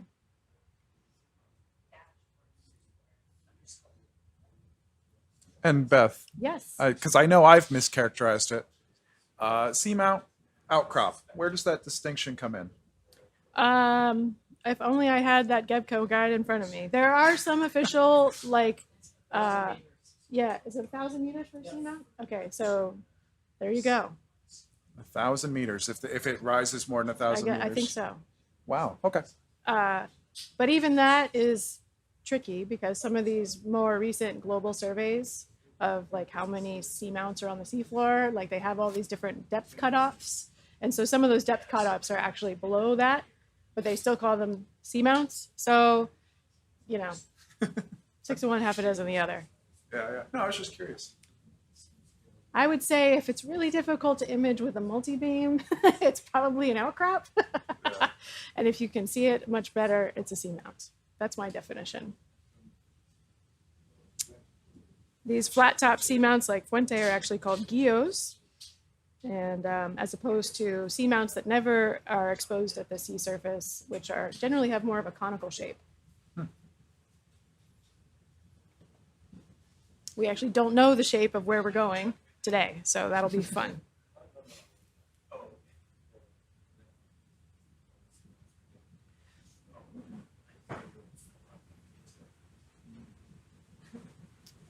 Awesome. Wow, we've got an audience coming from all over the place. I'm delighted that we have an audience also here joining in from Costa Rica. If there are questions that you would like to ask in Spanish, please do. And we will try to have some of our team members help answer those. Also, if you're tuning in from Portugal or Brazil or any other Portuguese-speaking country, we have some Portuguese speakers on board as well.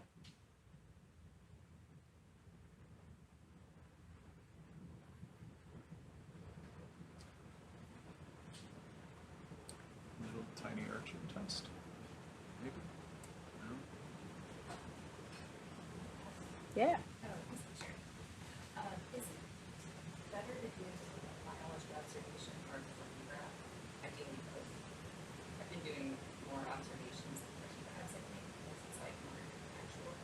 But I didn't know if you understand the value of one or the other.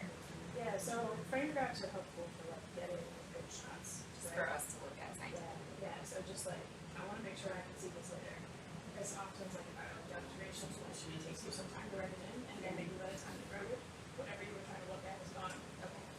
So it's Yeah, not that's one what or I the was other. finding. Yeah.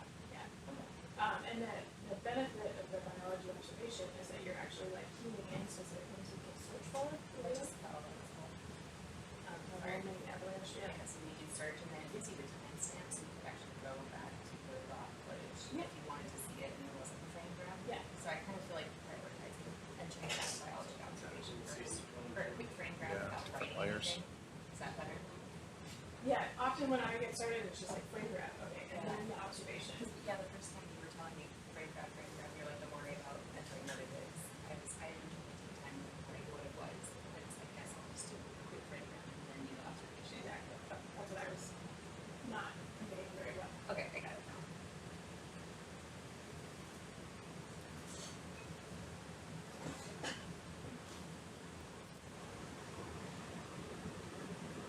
So this unintentional little swipe of the sediment that we're looking at actually is a good indication to us of what kind of material is out on the seamount. At the Dorado outcrop, where we were earlier in this dive expedition series, we could see very distinct layers in the sediment. The top was a more brown, chocolatey color, probably contained some metalliferous sediments, and then it has a thicker, stickier clay underneath. And we can kind of see some of those same features here, where you have a little bit browner on top and a little bit grayer in the deeper depths.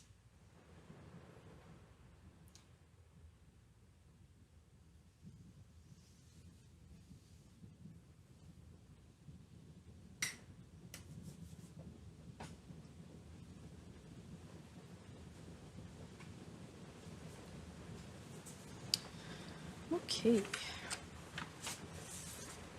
What are we doing?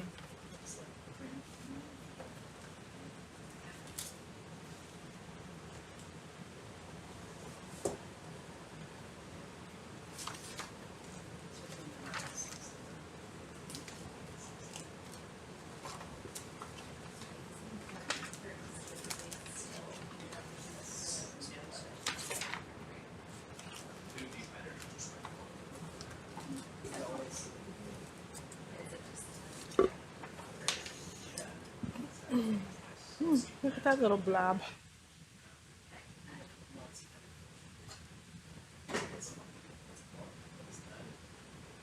Nobody knows. Looks like a tiny little Chonocops, although I know it's not.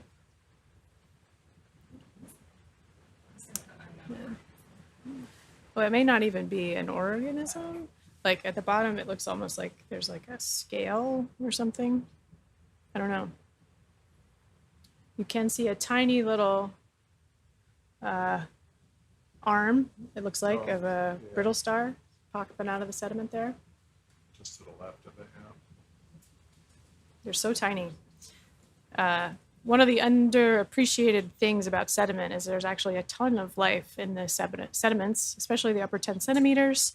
Lots of little organisms that live in these sediments, that burrow in these sediments. and consume some of the organic carbon that's in there. Actually, quite a bit of life at the microscopic scale.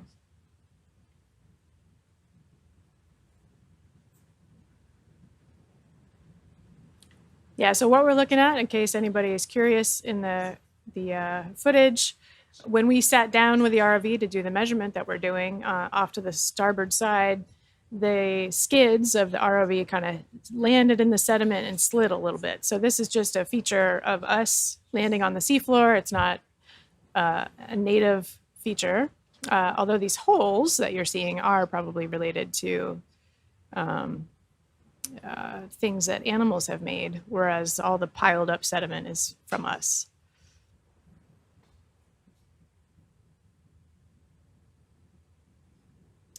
We are finished with the measurement. Great. Oh, yes, so you can hit the button and then just stop. And it's, And then rewind. then what do I put? 531 dash 04 or underscore. Yeah, 04. Rope coming up? Filing? Oh, the pros can. Yeah, yeah. Can I put this looking for filing? It requires. Not in, oh, yeah, it's 531. So what you're seeing in the frame here is the starboard cam view of this heat flow probe that we've been making a measurement with.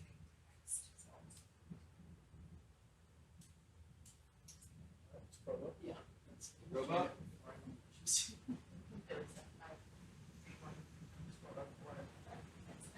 And now we're pulling up the probe that we used to convince ourselves that the sediment was would allow that 1 meter probe to go in.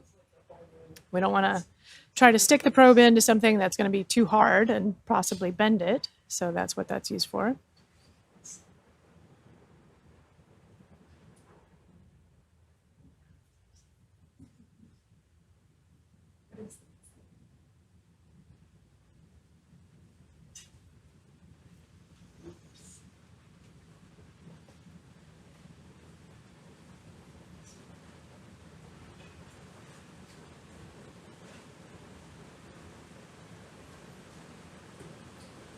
Okay, I'm good. Oh.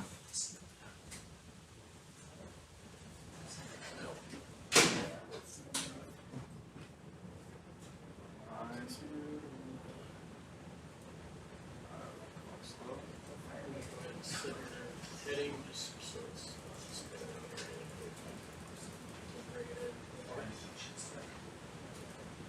So we're getting ready to set up to do a transect of the sediment to our next spot where we're going to do a heat flow measurement. The purpose of this is to kind of set standard settings to image the seafloor. I'll tell you when I hit it. And we'll have to stop thrust over. Okay, that's it. 6, 5, 7, 8. A little bit low. That's the check. Yeah. I need a fill just a second.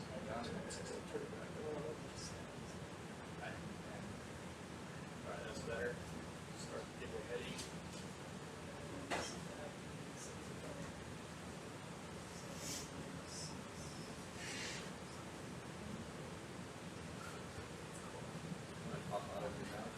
No, you can do it without heading off. It's just going to go slower, which is a good thing right now. And as your headings come down, just slowly fly forward. We'll get out of this cloud and we'll get back over right foot before. Alex, is it possible to show the nav map on the screen? Yeah, I was just about to put that up. Because you can just barely see it starting to come in on the corner there. Yep. So we'll get that pulled up.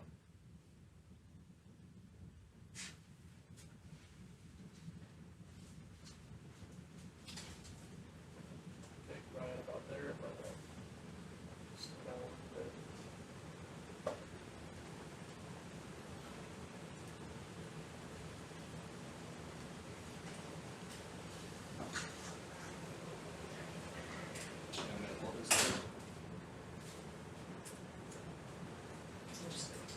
So you can see we are. We're ready to start the transect if you are. Okay, and we've got the settings for 1 meter off bottom, 0.1 meter. That's close enough. Is it possible to get to 0.1, or is that a big pain? No, it's not a big thing, but we could try and get a little bit closer.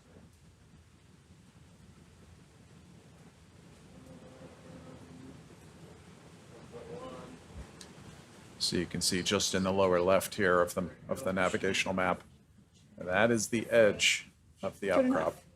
So we are Yeah, approaching. and then we want to go 0.1 meters per second. I haven't adjusted the camera, so I'm assuming this is this. Okay, great. So we're, yes, then I think we're ready to begin our transect. All right. All right, can you allow the start of the transect, please? I assume video. Yes, video transect.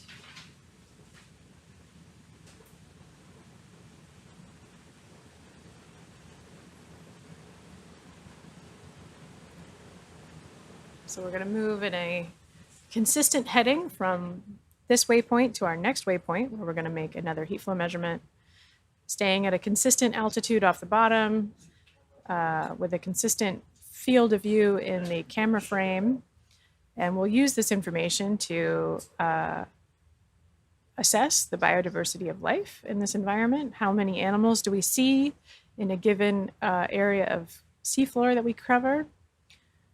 So we're seeing things as we go by, like that star, sea star, some of these worms, tube worms, some of these little clumps of brown stuff, grayish brown stuff. Those are xenophytophores. They're actually single-celled organisms, single-celled forams that make a lot of sticky mucus. Looks like a sea pen there on the left side. Not exactly sure if that's what it is. Up ahead here, we see a little kind of burrow almost. Probably an indication that there's been some animal activity here. A sea urchin, actually two of them in the frame. And yeah, as Alex was maybe mentioning, we're starting to close in on that outcrop. So we might start seeing some more indications of that as we move ahead. Yeah, great. So you can see us on our way there, kind of heading to the northeast. We've got the ship on the move to follow us, and we're heading towards that next spot, which is, oh, actually, I messed that up. We're heading to the southwest, not the northeast, heading down to waypoint 5 there in the blue.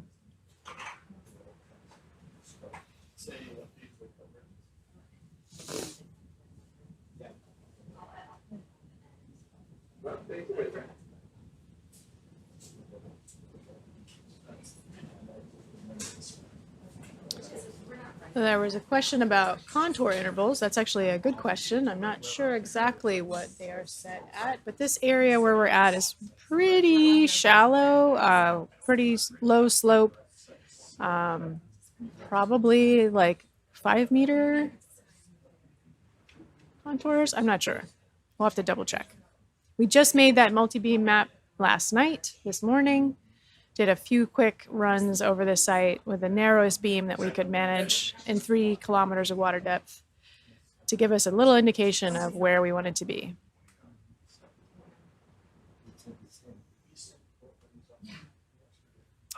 Oh, wow. Look at this.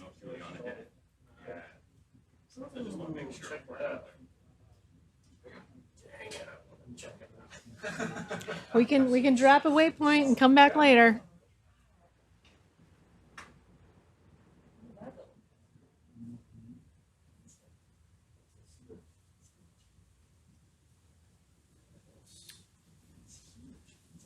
All right, we got them marked.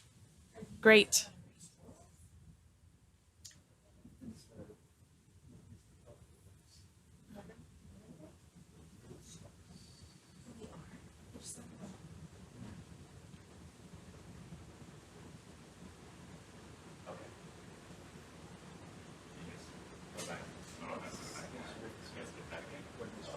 There were some questions in the chat about some of the samples we collected on yesterday's dive at Dorado Outcrop.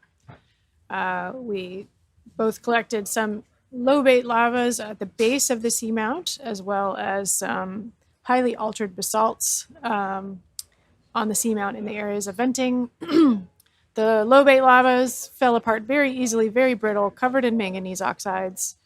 And the basalts that were in flow, lots of iron oxide staining, manganese oxides on them, as we would expect in these environments. Several of the rocks also had animals attached to them, small animals, so those were also sampled for including in the collection at the Museum of Zoology. Oh, here's one of those crabs that holds an anemone in its modified hands, looks like. Slightly different than the one that Diva talked about the other day. So Chill and I just checked, and those contours were 10 meters. 10 meters, okay. Yeah.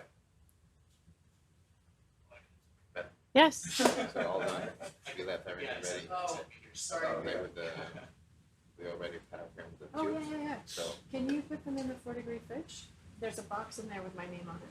okay, in the 4-degree, Yeah. on that same lab, Yeah. the main lab. Okay. Yeah. If you don't see a box with my name on it, you're looking in the wrong place. Okay. So this is sea cucumber food? It could be, yeah, most likely. Who doesn't like seeing animal poop on the seafloor?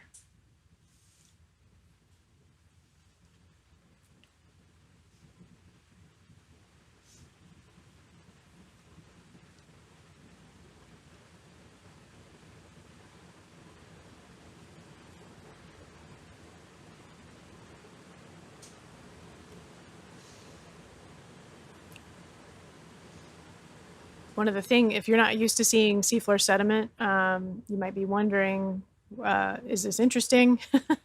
One of the things that I think about when I see this is that you actually see lots of signs of life, even if you don't see the animals themselves.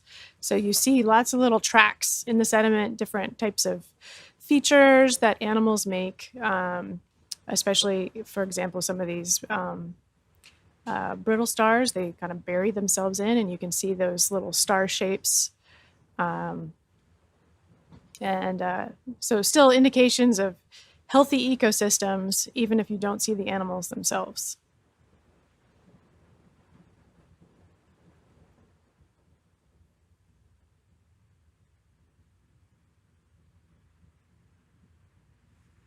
So again, here's another example of that. We're seeing some gut deposits left behind by an animal.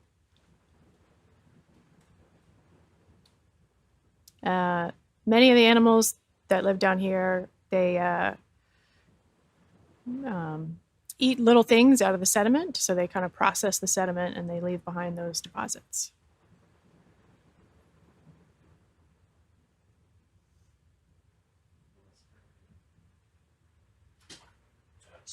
Yeah, when I was watching the video earlier, it looked like the current was pretty intense. Okay.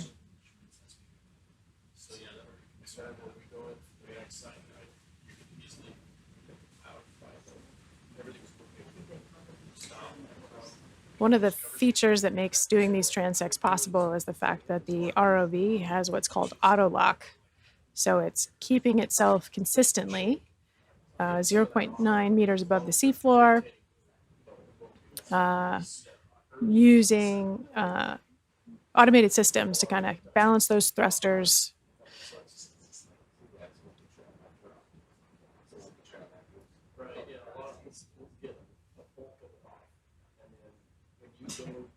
Yeah, so clearly a lot of evidence of sea cucumbers in this area, lots of deposits left behind. This is often part of their locomotion, so they leave behind ballast so they can get up into the water.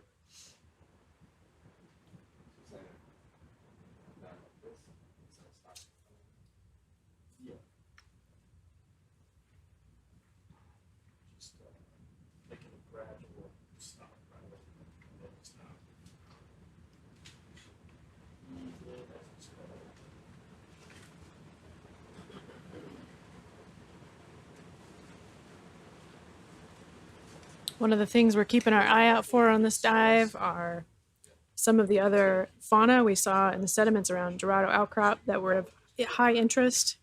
Things like black corals, other types of octocorals, sea pens, sponges. So we'll be keeping our eyes open for that. We also are interested in these holothurians, those sea cucumbers. There's one coming into view right up ahead, a nice little purple specimen there. And this is a good example of that ballast, but on the inside, you can actually kind of see the digestive tract of the animal.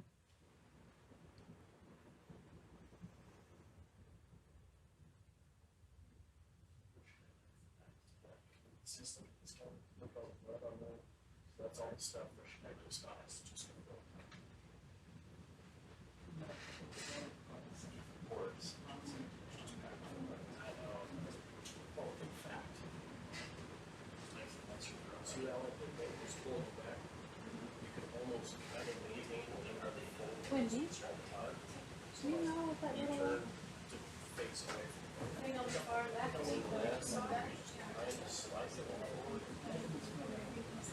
It's not gonna fly off. It's just counter. Yeah, that's It's me. probably just keep so it's it out and just slowly let our thrusters off. So I could have probably explained it a whole lesson. But, yeah, essentially you're just gonna change the heading a little bit and land with a little bit of forward thrust. As gently as you can. That looks like an urchin, maybe, with a brittle star on it.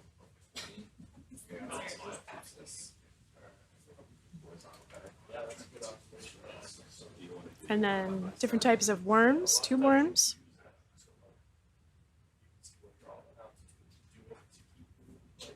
Later on, doing something we probably don't want on auto altitude or rather than just want to instead trim it.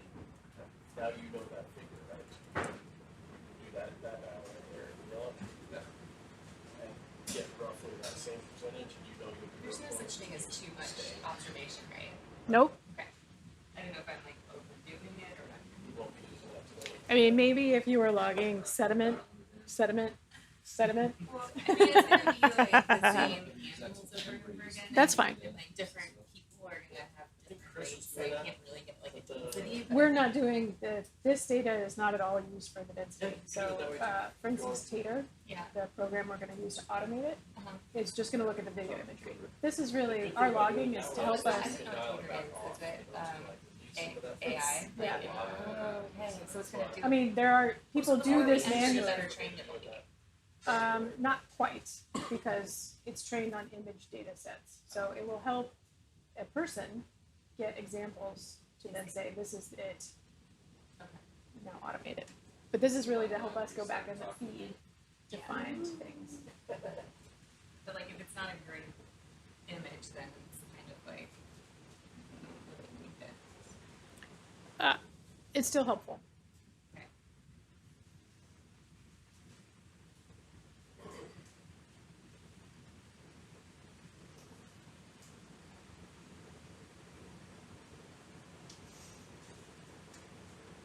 Here's another type of sea urchin, little purple spiky guy. Also some xenophyrophores in the image. Tube worms.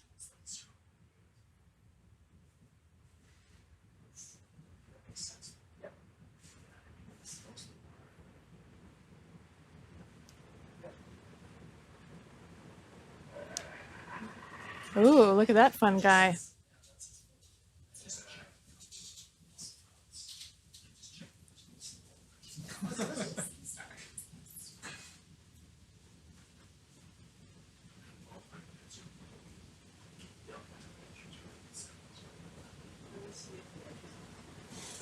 We are flying in a straight line quite well, Tyler.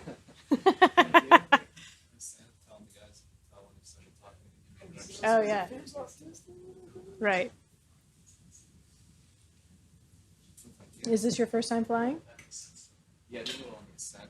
Okay. That's That's different. Yeah.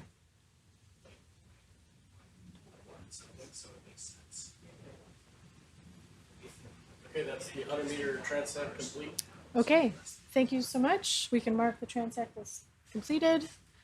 Numbering 4, like that. This is transect 4.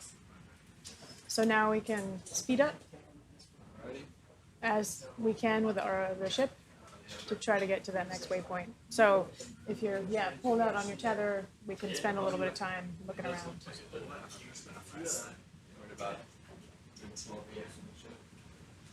Yeah, we can't get too much further than that, really. Okay. They're running, I know it says 0.2, yeah, they should be running 0.3. It's just with the tracking bouncing around a little bit. So Chill, is it all right if I move the camera out of the settings that it had? Sure. Okay. Yeah. While we're waiting for the ship to catch up with us, we're gonna do some looking around. I got a little squatty. Yeah. A couple interesting things in view. We got what looks like to be a squat lobster in white right ahead of us. I'm not sure, it looks like a tube worm with an anemone attached to it in the background, and way off in the distance, a sea cucumber.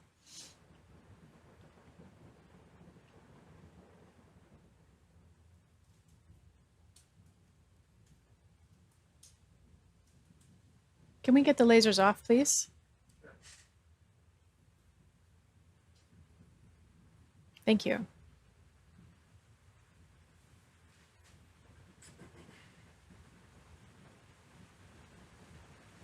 Oh, this is a big one. Let's definitely go check that guy out.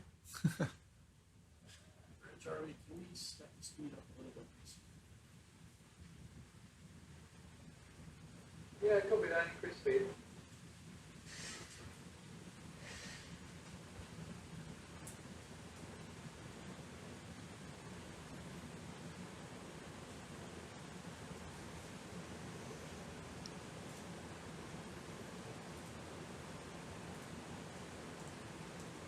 I promised Wendy we would get a close-up of whatever these sea pens are on the left. We'll do that after we get the sea cucumber.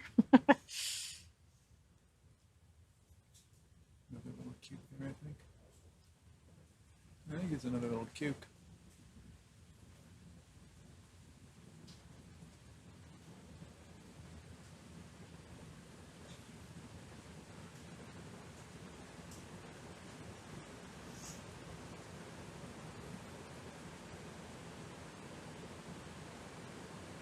Yep.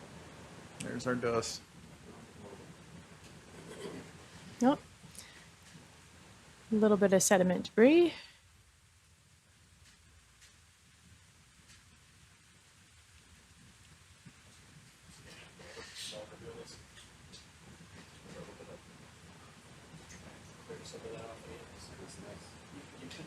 We see a brittle star, a shrimp, and a sea urchin, and a xenophyophore here.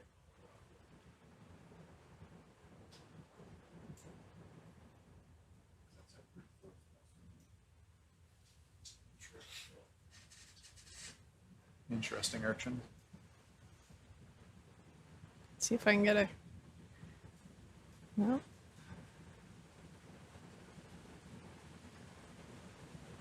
What else do we have to look at?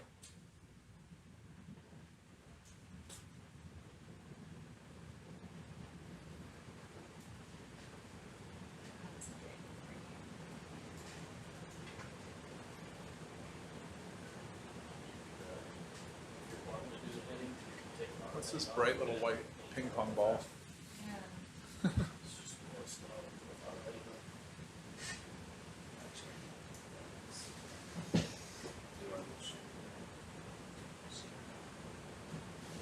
So there's another sea cucumber in light, like a lilac color.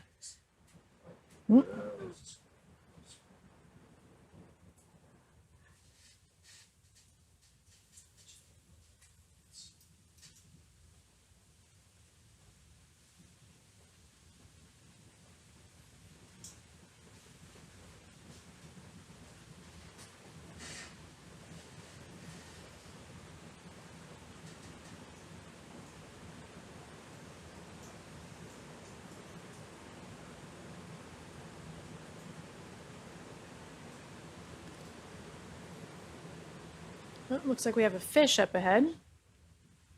You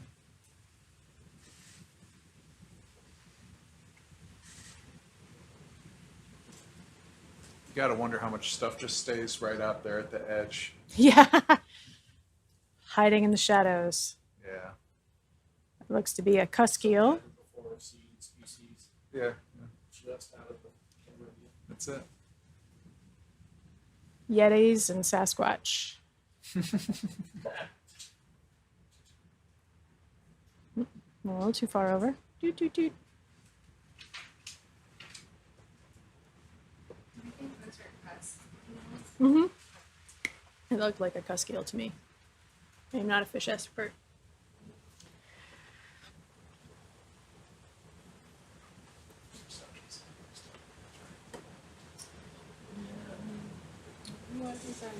So we've got about 30 more meters to go to our next waypoint. Waiting for the ship to catch up with us as we go along.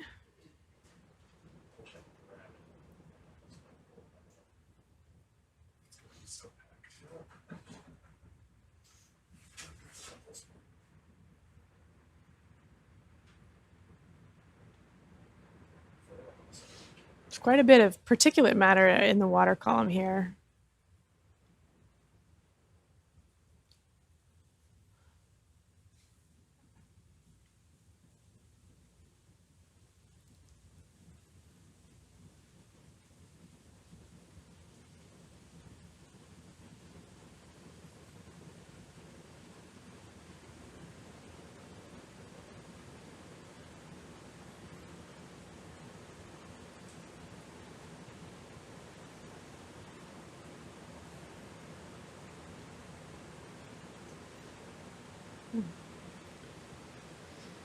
If you're wondering what's going on, we're doing a little bit of basket maintenance while we're in transit here. So another, what looks to be a brittle star, getting itself out into the water column, hanging on to somebody else, probably a tube worm, I'm guessing.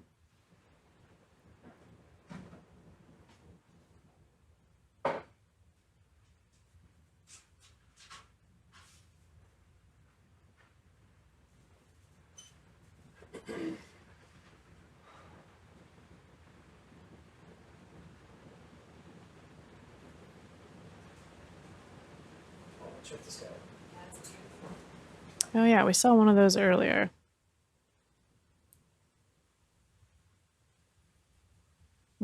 Not my best camera work.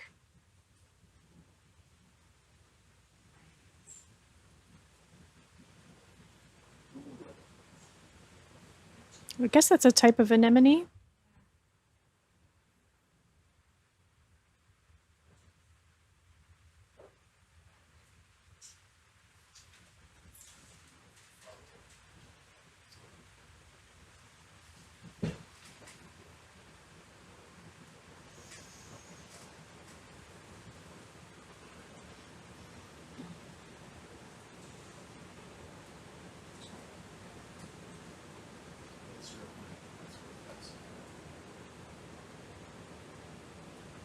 Well, I didn't know that. Tyler, you used to be a science communication intern?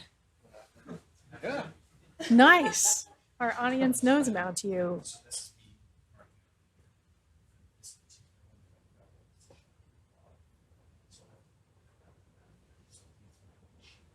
Now that I know you're a science communication intern, I'm going to expect you to talk a lot more. Secret's out. Secret's corner.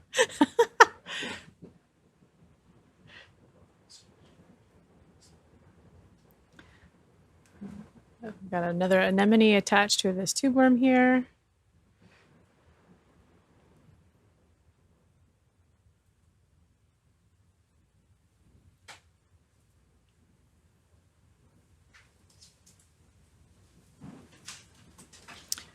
What looks to be like a stalked sponge off to the far left, that little white ball.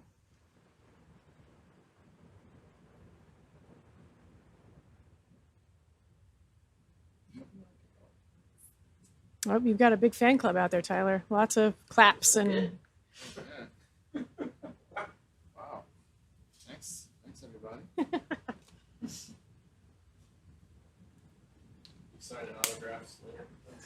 Yeah. Yeah, we'll start taking requests. Oh, we're almost there.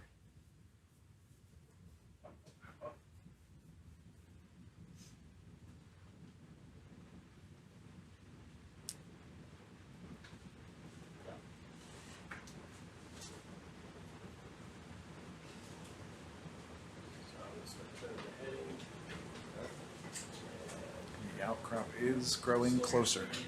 Yes, right. This is our last waypoint that's probably on a sediment, and maybe we'll start approaching that outcrop in our next waypoint. We're going to stop here and do another heat flow measurement.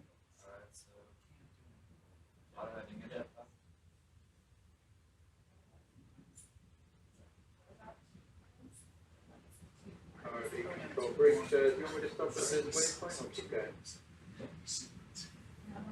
Stop at the waypoint. So in 15 minutes, we'll do the science part meeting, which will be you guys are welcome to go, and I can log into the intro.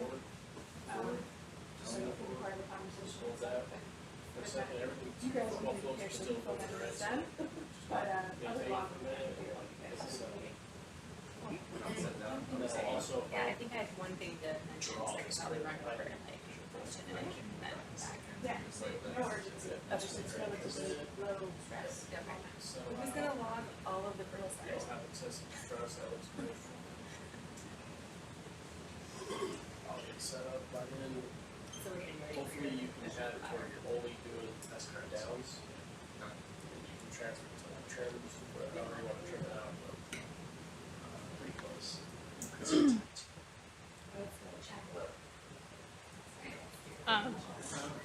Maybe to reiterate what you already know, but it's really important for these heat flow measurements that the sediment is as undisturbed as possible. So if we do kind of sit down and stir stuff up, we just want to try to pivot a little bit to get into the undisturbed sediment on the starboard side.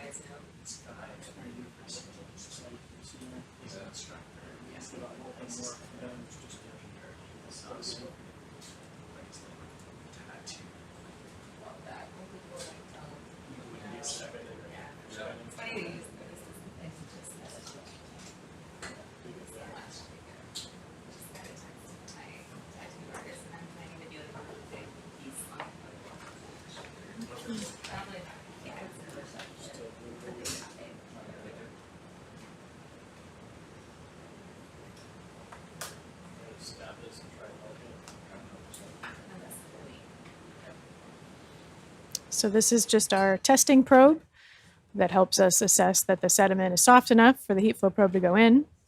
It also makes a good kind of anchor for us so we don't move around as we're doing this measurement.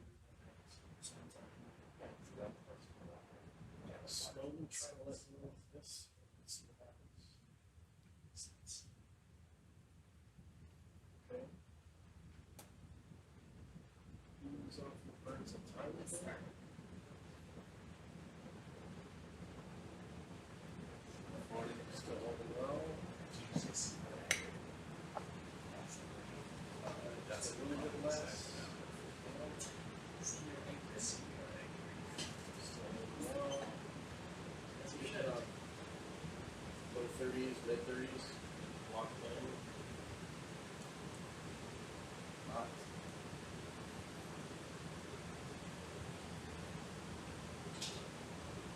So we're nice and steady. We're ready if you guys are. Rachel, are you happy with how the seafloor looks in the heat flow cam? Looks perfect. Okay. We're getting the file set up. Okay, I'm recording. Alrighty. For sure, start. Yep. Okay, we're ready to put the heat flow probe in. All right, rope down. Here it comes.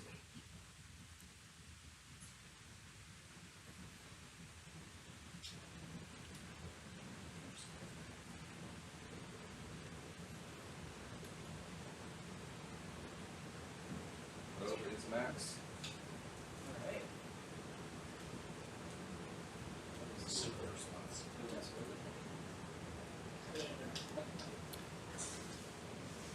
Rachel, to my eye, it looks like the ram actually goes into the sediment a little bit. Is that okay? Yeah, Okay. yeah, definitely.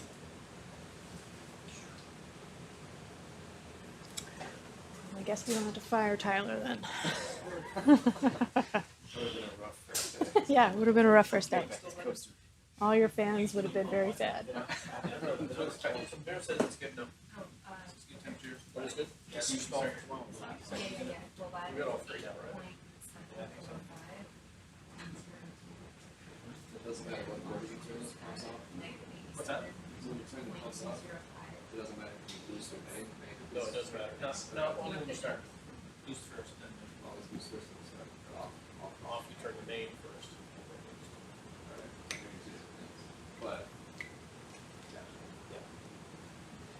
On, turn the boost probe off first, then the main, and then the reverse order of that. Burn.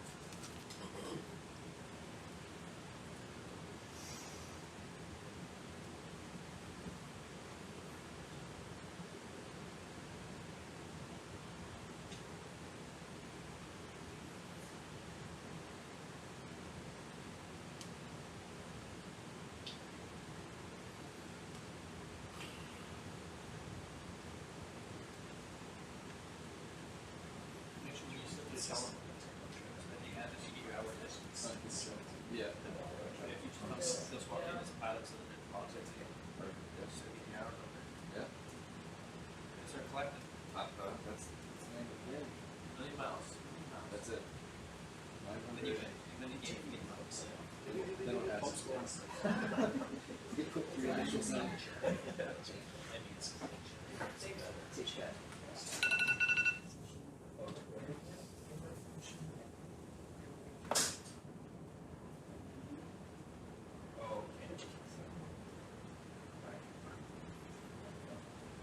Oh, look at that.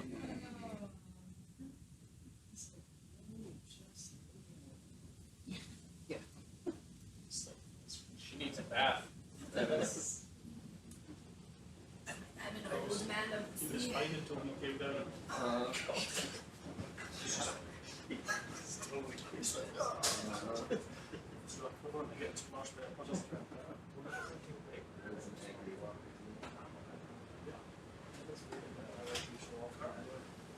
Yeah, it's about time to ship that. T3s, occasions.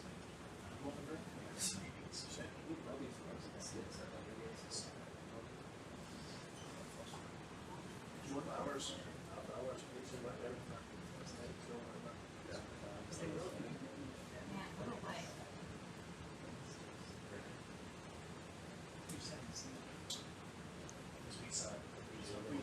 This is what's yeah.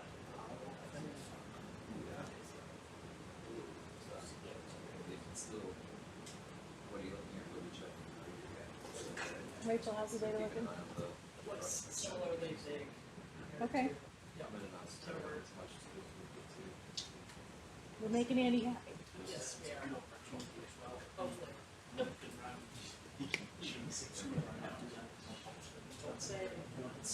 Because it's not too intensive to use it as practice and sort of check it. Just do booster. Check it all around as you go. Where did you get to see it? Online just now, so it's in check it like I lost it when I'm here, so it's I'm just getting a habit of it because that's how it is. I wish I could wait. That I would situation, imagine probably like things can creep up on bunkers down and then just have this little big cell. realize with not so much. It's tiny. Oh, look at these markings. Is that from the ROV? Yeah, it's from us. That's the bit that's kind of new. I want to learn more. Getting the camera view, nice and all the lights. Stuff while you're keeping it all in the same kind of fantasy. Keep thinking that, like, what if you just saw like a little guy walking on the ground? Hey, chill. Yeah. I think we can look at that. I'm still waiting for that first. That's the day I switched jobs.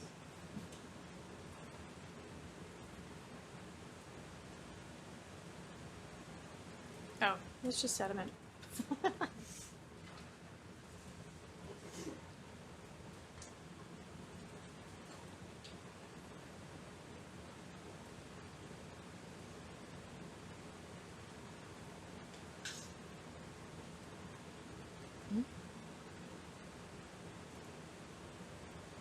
What looks to be like a tube worm, maybe an anemone.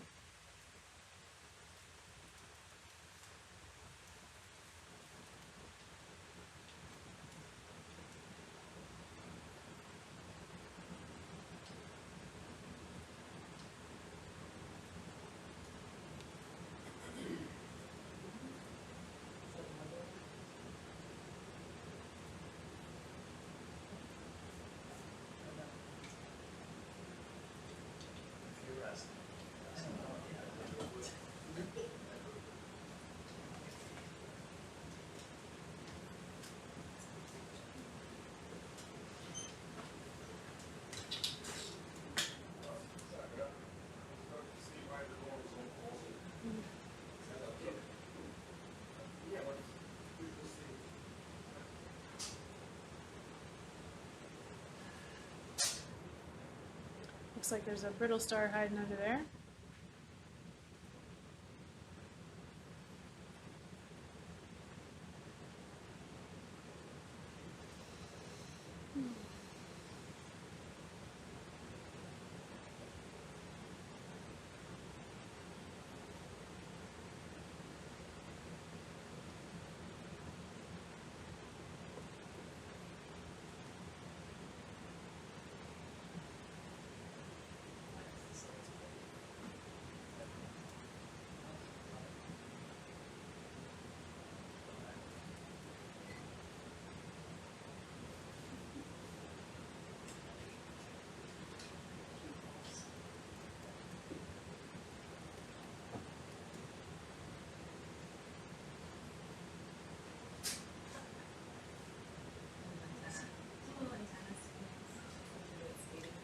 Looks like there might be little isopods on that. Oh, Those little white things hanging on.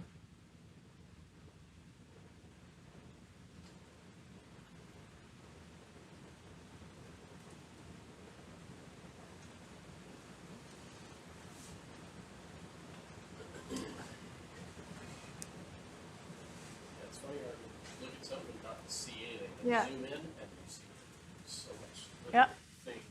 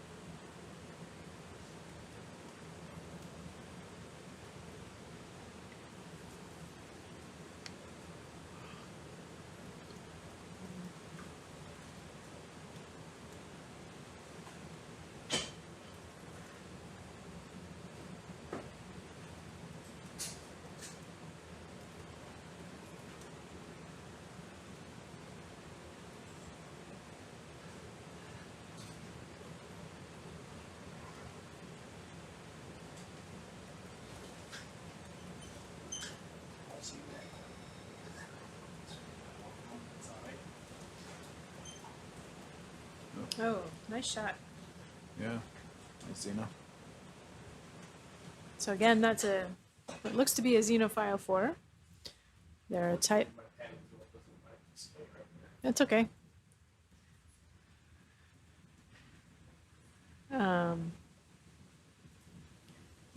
These organisms take substrates out of the sediment and create a test, a mineral test. That's what the structure is. And they recreate their own little body out of the sediment.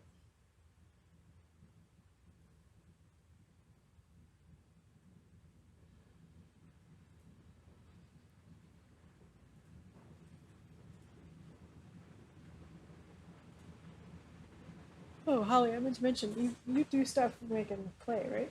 Yeah.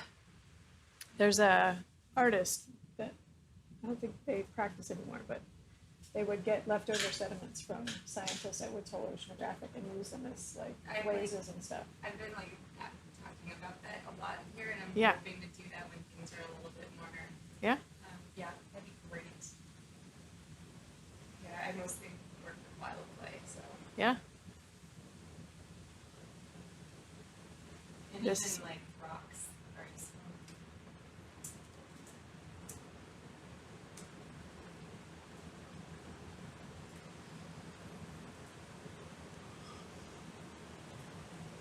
How are we doing, Rob?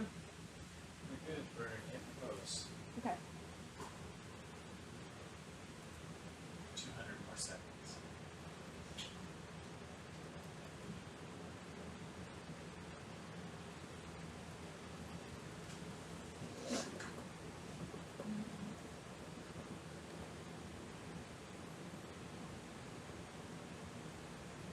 All right, for anyone just joining us, you are watching live footage from the remotely operated vehicle SuBastian. And SuBastian is currently 3,000 meters below the surface of the ocean and below our vessel, which is research vessel Falkor 2.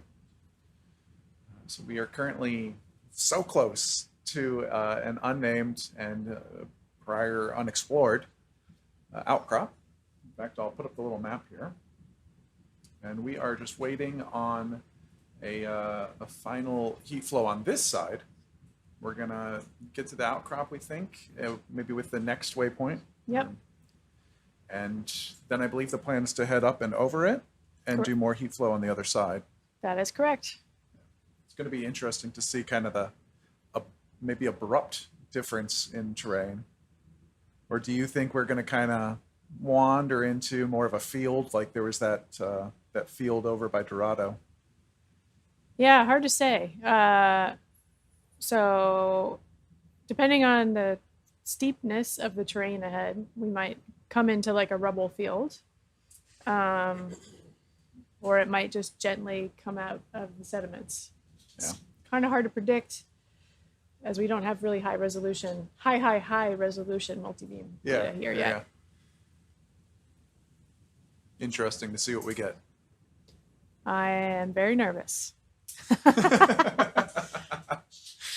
But for everyone joining us online, if you have a question about this, feel free to type that in. We'll do our best to answer it here. And thank you for joining us. And let's all explore together.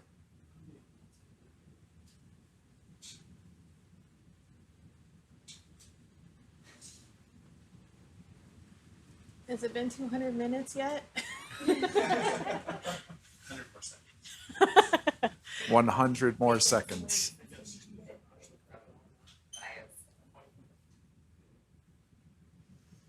And if you're really recently joining us, we have this large, this is a meter long stick, right, that we have in the manipulator. Yes. But then we also have a probe down in the sediment below the ROV. And so we have to wait for the heat flow to be done.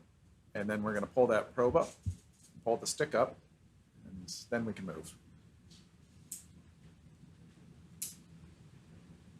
I love the exploring and what do you call it? Punctuation marks in our chat. That's great.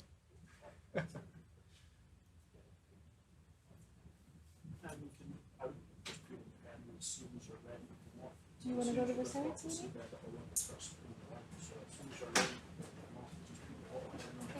Okay, actually. Well, I mean, in case the animal group talks, it might be. Okay, It's up to you. Let me just, There's a science meeting in the main lab. If you would like to go, and I'll to hear what if Jorge is going to lead it. No, I know. I think it's more important than our meetings since there's not a lot to log. And the second, Everything's kind of like settled. once the meeting's over, I will need you both to come back in here because we'll need to cycle through for dinner. Yeah, but for the few minutes, just to hear what Jorge would like to share and what the others want to talk about. so you want me to wait until it's the end of this? Yes, let's and then wait I'll 60 more seconds. Okay, we're good. Okay, we're gonna We're all set? finish that heat flow measurement. Go ahead and retract the probe. Okay,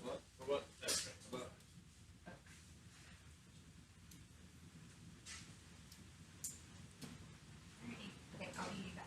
Yeah. Alright, that is probe up.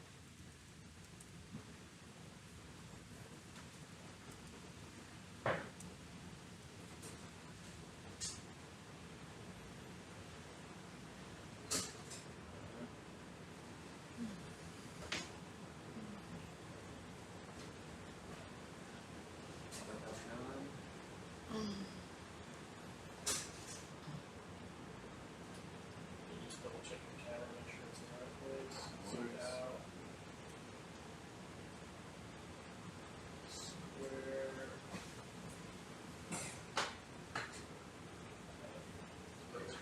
Alright, here we go. The top. So now we're setting up to do a transect to our next waypoint. You'll see in the screen that two little green dots have showed up. Those are our scaling lasers. They're set to be 10 centimeters apart, and they'll help us estimate the size of the photographic images that come and the video images so that we can estimate the area of the seafloor that we're imaging.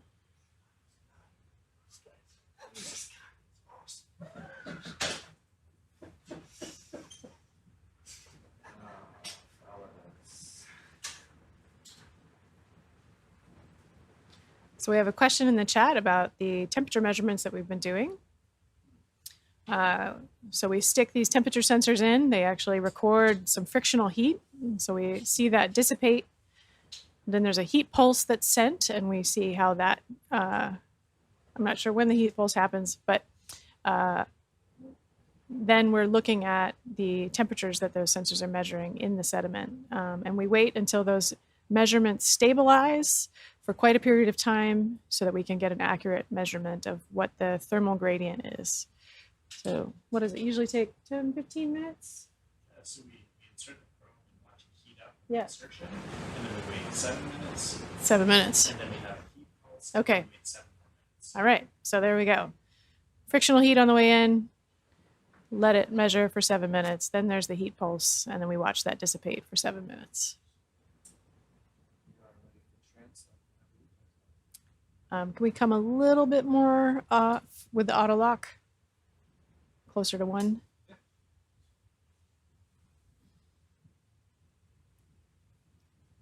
Take it off or back on immediately.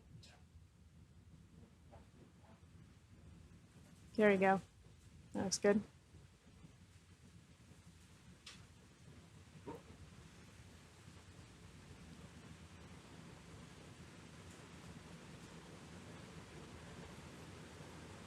All good? Yeah, I think we're ready when you're ready. Good. Okay, so we're beginning our next transect. We have our auto lock set at 1 meter altitude off bottom. We've got our camera set into position to get standard imagery. We're going to move along at about 0.1 meters per second to our next waypoint, which if we bring up the map again,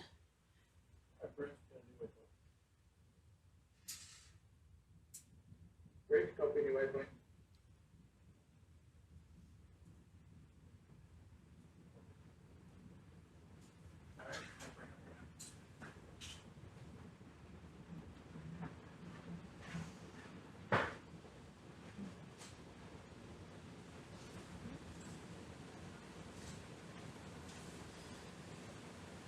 It's getting close. yes, so now you can see the Sebastian is in the center of the screen. The ship is up above us on the screen to the north. We're moving to the southwest. You can see that that little blue dot kind of indicates the edge of the outcrop, the presumed edge of the outcrop. Might also just be the edge of the multibeam data, the high resolution multibeam data. And our next waypoint is waypoint 6, indicated with that blue dot at the bottom of the screen. Now, if we got to 6 and it was just rocky, I assume we wouldn't do the heat flow into that then. No, because we could not. Right, yeah. Yeah, so these are our best guesses of where we would do it. We would see if there was any sediment nearby that we could get. But yeah, I think if we were to zoom out on this map, we might see that what we're looking at is really just the edge of the high resolution multi-beam that we added today on top of existing multi-beam from this area, which was done at a lower resolution. Yeah. But we'll see. So another one of these anemones coming into view.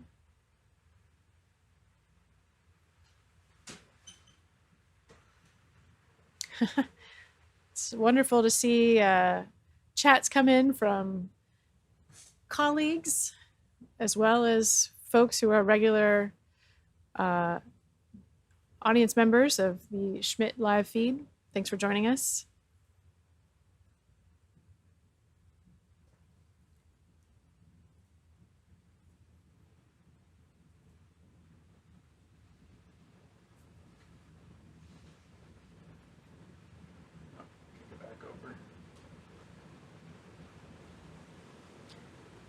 So again, part of the reason for doing these animal transects, or these video transects, is to get an estimate of the biodiversity and abundance of animals.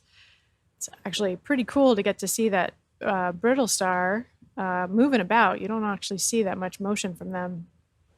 Sea urchin coming into view here.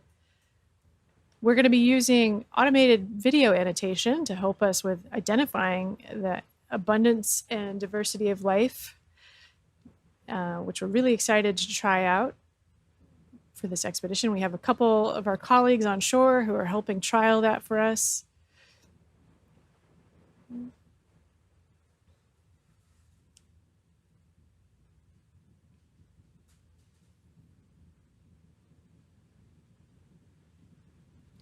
I got to give a shout out to my family that's watching from Texas. Hi, Mom and Dad.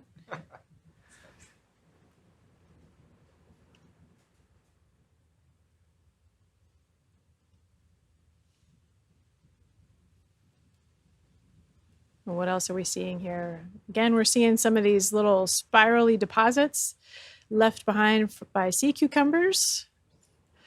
Seeing some tube worms, some brittle stars. These little brown lumps are xenophytophores, single-celled forams that make tests out of the minerals they pull out of the sediment. If we were to zoom in on the sediment, we would see even more little wee beasties. This is just what we can see with the resolution at 1 meters off bottom. Looks like potentially a coral off to the far left, not sure. See if we see that again. A little shrimp coming into view. I love seeing shrimp swim. There's some actually really great videos on YouTube of shrimp running on a treadmill.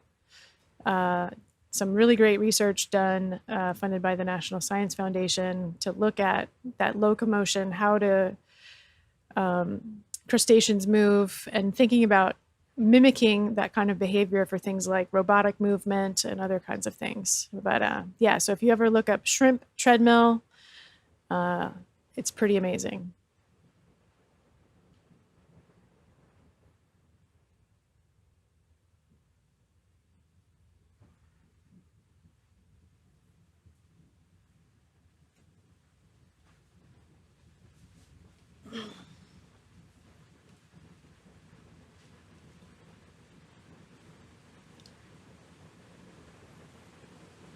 I'm like ready to jump out of my chair as soon as we see any rocks.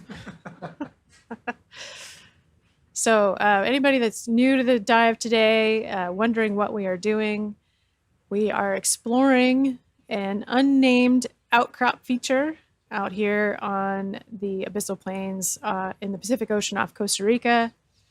If you tuned into our dives the last few days, you saw that we were exploring an outcrop with low temperature venting of hydrothermal fluids that octopus seem to be attracted to and are successfully brooding their eggs in. And our mission today is to see if another similarly sized outcrop just to the southwest of that area that also has some tantalizing indications of heat flow from our heat gradient measurements, temperature gradient measurements, if we're going to find another site with another octopus nursery or any other kind of feature that indicates that there's hydrothermal venting at low temperatures at this environment. Now, could you talk about a bit, because it was briefly mentioned a while back that there has been surface ship work here where they dropped instruments down. That's right. Yeah, so this area of the seafloor has been quite interesting and studied over the last several decades to try to understand how fluids move through Earth's crust and ventilate heat and exchange nutrients and chemicals. So there was prior surveys done in this area where large, let's say 2 meter or 3 meter long instruments that look like giant poles were dropped down to the seafloor, and they were instrumented with different temperature sensors. And they were dropped along what are called seismic lines in many cases. So work that had been done to send sound pulses to the seafloor to see the structure of below the seafloor. And then following along those lines to do these temperature measurements and try to line up where is there more or less sediment and what are those temperature gradients.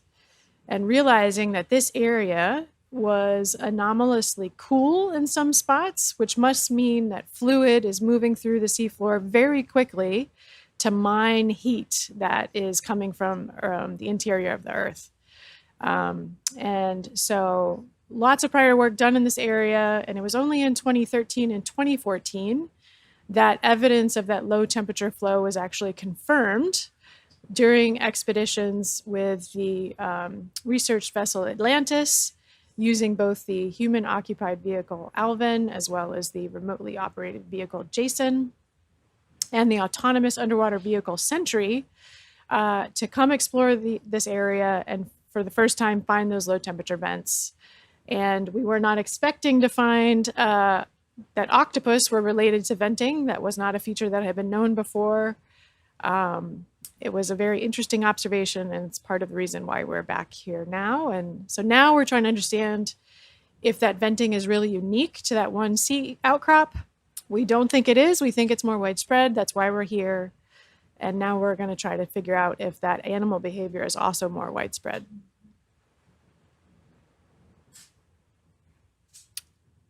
For anybody, so I've been talking a lot in meters and in things like Celsius, using kind of standard scientific terms. So to put that in a different context, for instance, these transects we're doing are about 300 feet or about the size of a, let's say, a football field. And I always am bad at converting temperature, so let's do that real quick. All right. And yeah, so bottom seawater temperature is about 2 degrees Celsius, 35 degrees Fahrenheit, just a little above freezing, kind of like a cold refrigerator. And the water coming out of the seafloor at these low temperature hydrothermal vents is not really that warm. It's only about 12 to 15 degrees Celsius, 53 to 60 degrees Fahrenheit for those who think in those units. So not these super hot, high temperature vents that you sometimes see in documentaries, but still warm enough to make a difference. Definitely if you're an organism, being in warmer waters can help you develop faster.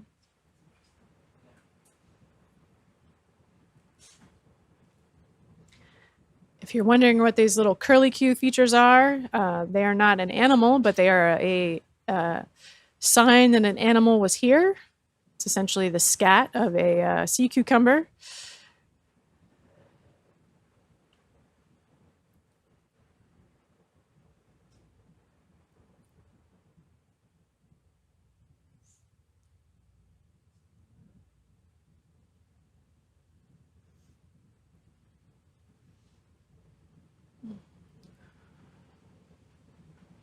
Another brittle star coming into view. You can see how part of it is buried under the sediment.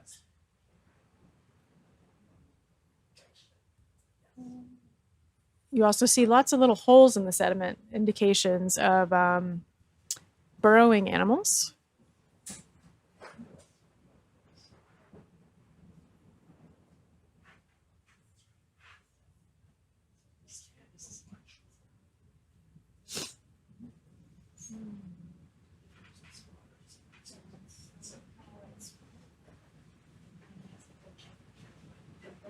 Oh, okay.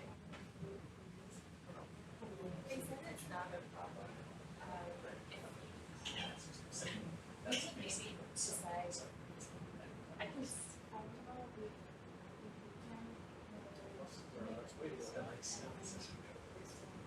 okay, yeah. Yeah, that looks good. Or we can choose animal groups. So like if it's a brittle star, I'll do it. If it's too hard. You just do the frame draft. Okay, anything that looks nice, and I'm sure I'll be logging, because I'll do more logging, but the frame draft will be just a little bit more like special. Okay, yeah, thanks. And if you ever want to switch that, just tell me. Or if you want to try it.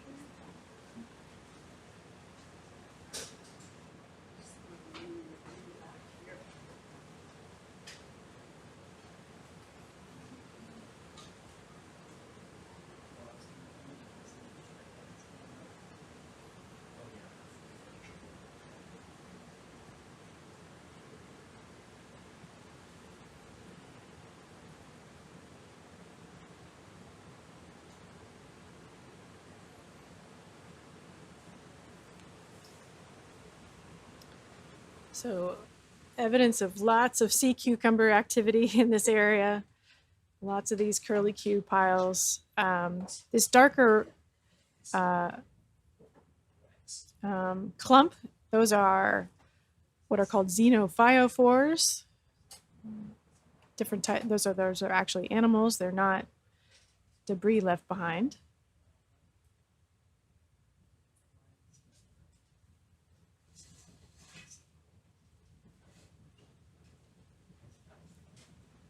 Again, as we move along the seafloor, you also see lots of kind of trails and tracks, indications of animals that have been moving through this environment.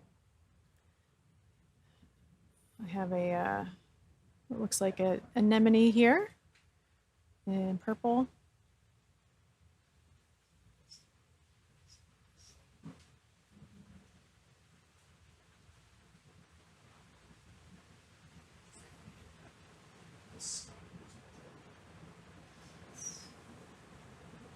Looks like a tiny little sea urchin there in red.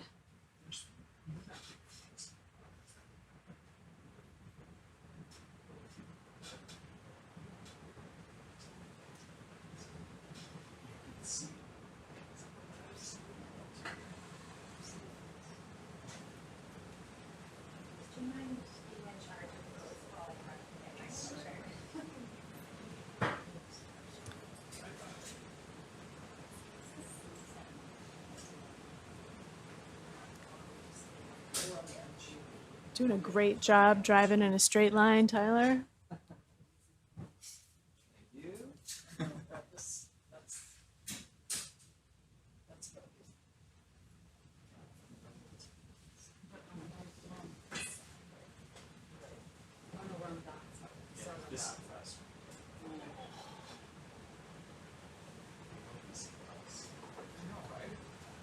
don't want to brag, we had good training.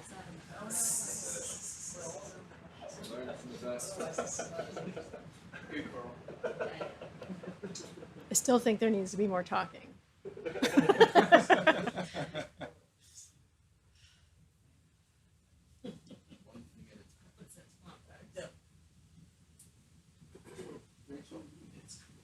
Are you UFC? Yep. You both are. You bet. What? Rivals. I almost went to, was it Brett McEwen? What's the other one there in Calgary? Mount Royal. Mount Royal, right? That's the 100-meter transect complete. Wow, that went so fast. Very straight. It was so straight. You did a great job. Okay, so we've completed our 100-meter transect. So now we get to play with the camera and look around a little bit more as we get to our waypoint. Oh, and I should, Wendy, can you log that we ended the transect? Joining me in the control room on this shift is Wendy Matamoros from the University of Costa Rica, helping to log all the important information that we are gathering. We've also got scientists from the University of Calgary joining us to do our heat flow measurements. What a nice view. Can we have lasers off, please?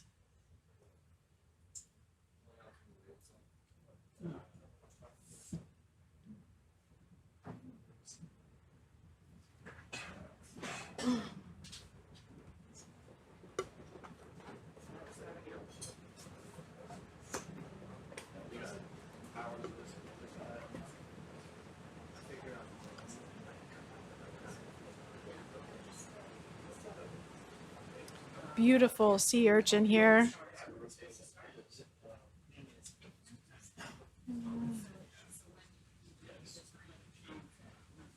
Not sure what that is.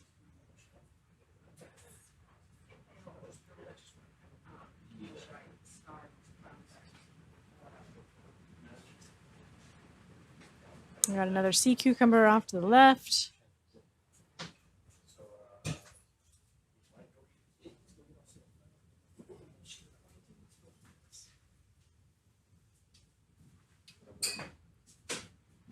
We got our dinner relief coming in for the ROV team.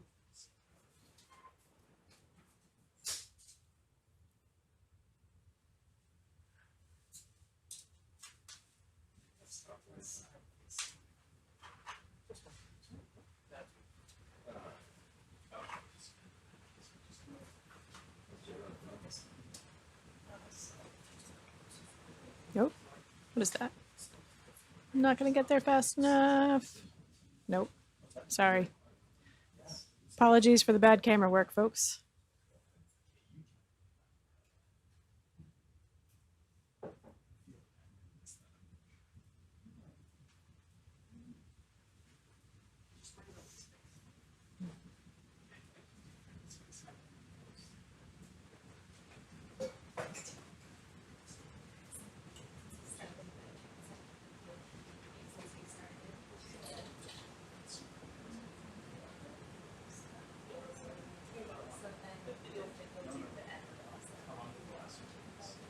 It's another sea urchin here coming into view.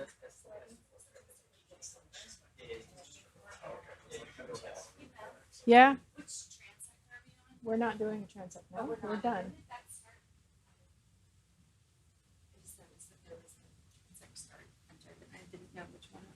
Oh. It was we just ended a transect, so it would have been no stop.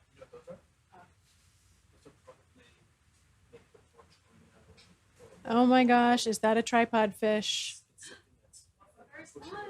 Oh my gosh! Yes. Wow. That is huge. Like apparently, like someone told me they can be a meter off the seagull. I didn't believe them. I was like, that's not. Oof. That's creepy. So we should definitely measure. Yeah. That thing is this one. Wow. That looks like something else. Let's log that observation, please. All right, this is your moment to shine, Tyler. Yeah. Oh man, Yeah, we're gonna get some glamour shots. he is up on his toes.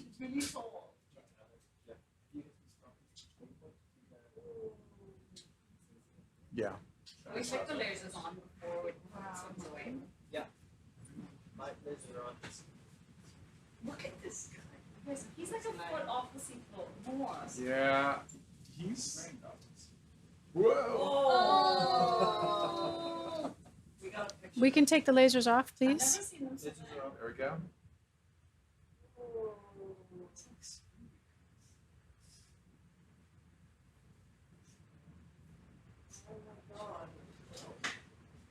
Oh, oh. Oh, God. Come on. The stilts. That is pretty cool. Back down, settle back down. Yes. Nice landing. Wow. Welcome to the Tripod Fish Olympics.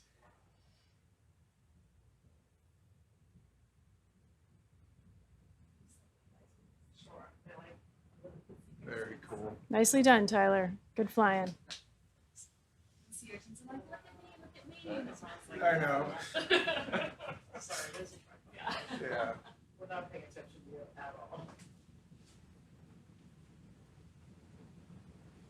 So it's more responsible for it's more responsible. Or for turning it is the nice thing about leaving autohead is even if you turn it, it'll just kind of. Oh, there we go. There's one of them. What? Get over there. Get over there. Unless I need to like really turn quickly. Oh yeah. Let's see that. Go over there. Oh, somebody already did it. Michael. Michael's probably like, Michael unfroze. So like, what is this? Yeah. So that's indicating. And that is So I think it's. It looks like a coral.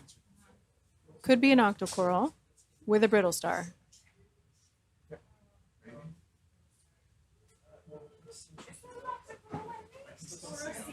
Oh, is it a sea pen? Well, so the more you increase the darkness. Dinner time. All right. Okay. Yes. Yeah. Yeah, but we're not. So there's probably a We're gonna get a good. that will have more Okay. going back to the place, and that's around like that's 130, 130, that's gone, but it's just under. Happy with that. All right. We're slowly getting closer and closer to what we hope is the edge of the outcrop, heading towards our next waypoint. We've got about 30 more meters to go before we get to that next waypoint.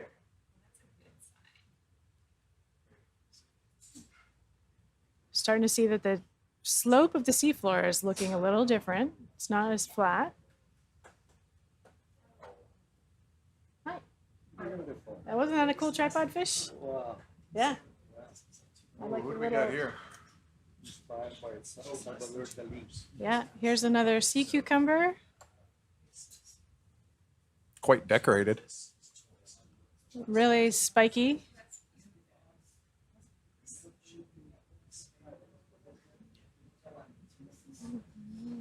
Some little sea cucumber deposits in the background. You want me to drop a, can we drop a marker here, please, Adam? What would you like to call it? Just put Sea cucumber. sea cucumber. I think it's a daima. We've got a cusk eel way in the background there. No, just from the main line.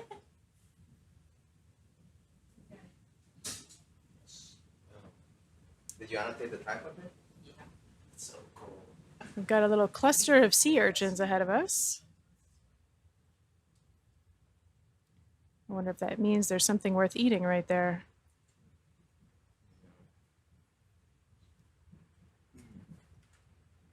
Oops, going the wrong way. Sorry for my poor camera skills, folks.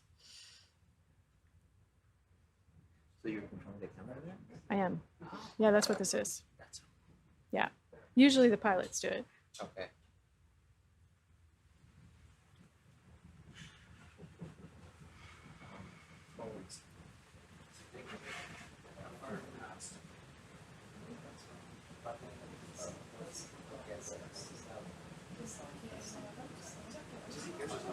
Oh, we see a brittle star coming out of the sediment off to the right there. Another sea cucumber and another one of these sea pens, we think.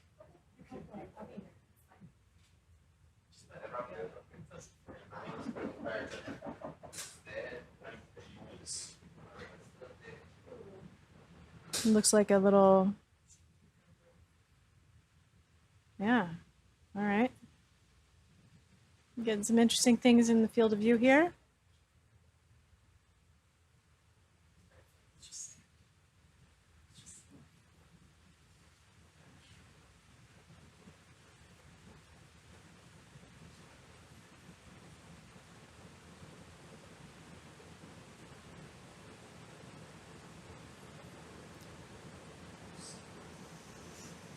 Another fish off to the side.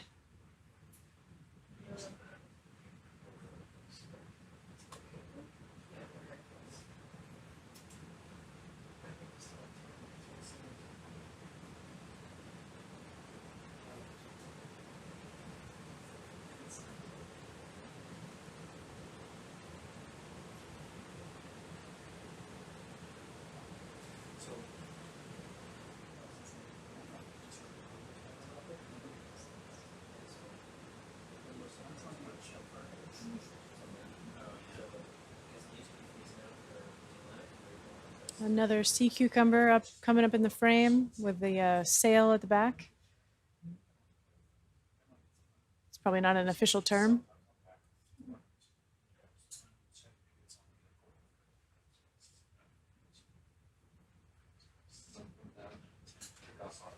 Is that a feeding posture? Do we know? I do not know.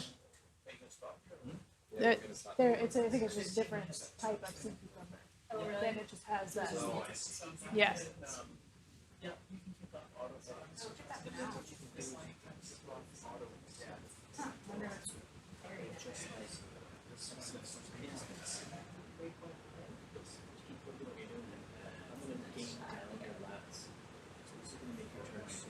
That's all we're saying. Two. First, I'm going to keep it all the way down. Two. Six. Starboard. You should just try that. So when you kick off everything and you go to set down, just jump over it all. Just set it down a little bit until you get it right. This is soft too. Yeah. So that's you. All right, so we're at waypoint 6. We're going to set up for doing our next heat flow measurement.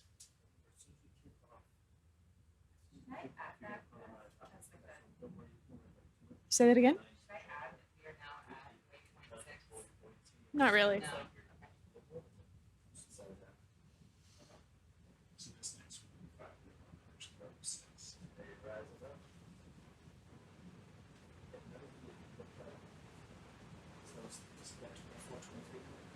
That's how much people you get stick down on this. So you can find where there's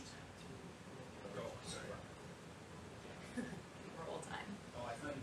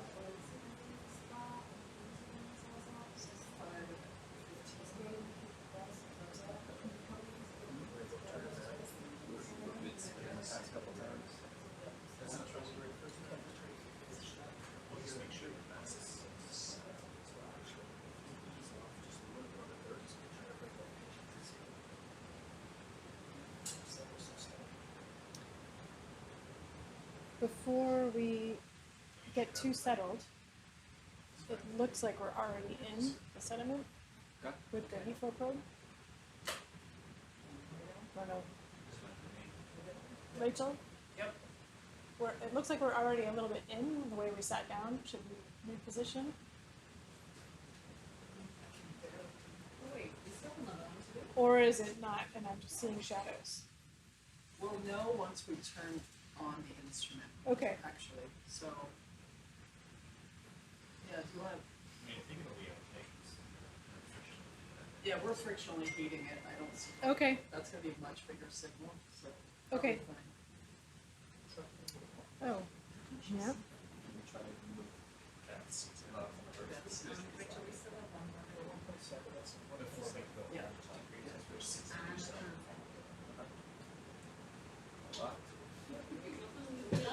Yeah. So 1.7 is not the wall. Yeah, I mean, ideally the goal is best. Oh, well, Go ahead and I'll start. give you a Yeah. and then, Yep, I'll be here. Just pay a second. I already lost it. It's super good because it has the gel. I already did that. I lost it hard at once. I'm gonna go grab dinner real quick. Okay. Like try different ones of this to see what their best result is. You know what I mean? So I think we tried like this and now you're not probably shooting down this way. And then we tried with the board to get a little closer shooting this way and we lowered the unit. So I think at this pitch, close to the iron might be. What do you think, Calgary? What do you think, Edmonton? She looks excited. I think it looks, I mean, as long as we're going straight in, and last time we were into the sediment with all five, that's the goal. Okay. So, Do you want me to, sorry, I haven't been watching what you guys do. Do you want me to take a quick probe with the Excalibur just to make sure we're not on a? no, we just did, right? Or No, I don't take it. Oh, you haven't, sorry, You good? sorry, Yeah, that's perfect. I'm getting ahead of myself. I was making a map for tomorrow. Just a little, tripod fish here and there. That's cool, right? Oh, were folks watching that up at the dinner? I would. It was cool. The tripod fishes.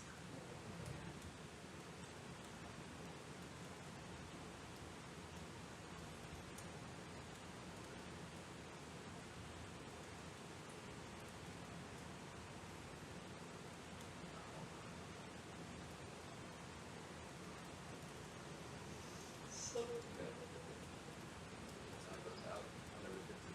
Oh, no, they don't come out by it.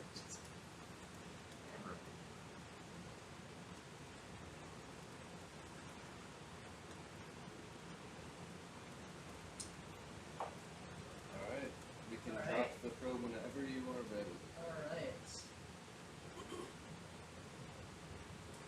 Let me just get the data file in. No worries. Which one are you guys most good? Sitting here. That's cool. It was here yesterday.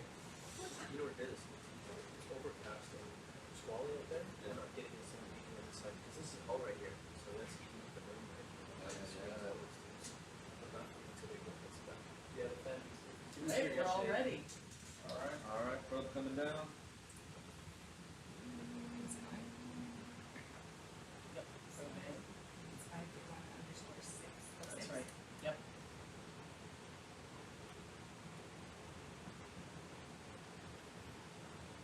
Sweet. Probe at the max. Awesome. This is the best penetration we have had. Sounds weird. I'm sorry. We're live, right?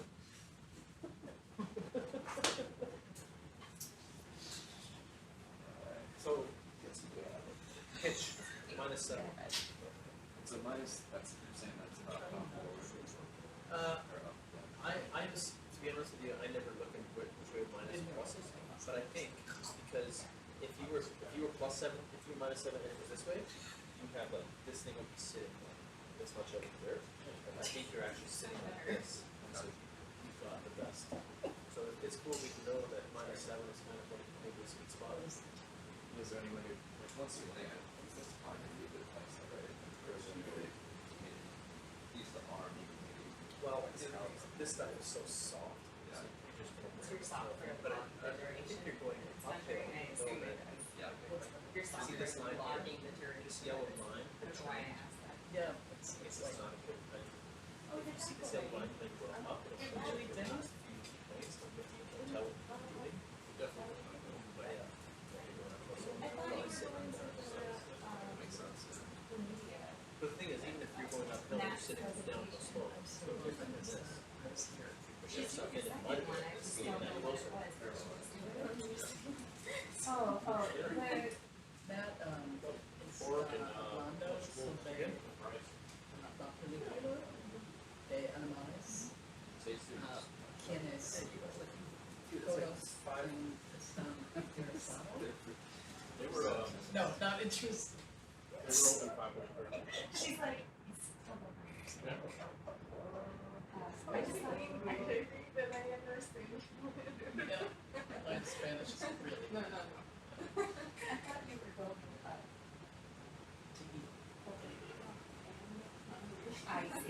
supposed to be working out. I got stuff to do.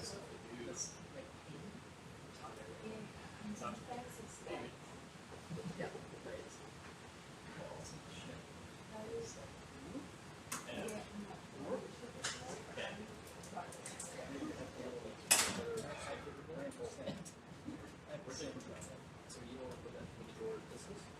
Door that's down.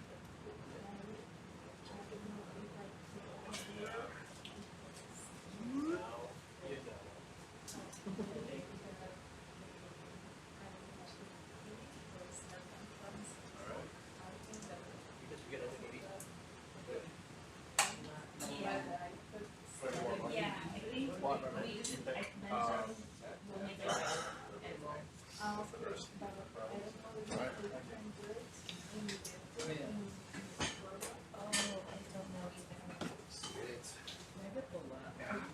Sorry, let me get where we're, you ready for it? Yep. That is 8.743. What's that? Longitude is minus 87.207126. Okay. I don't know how to edit this.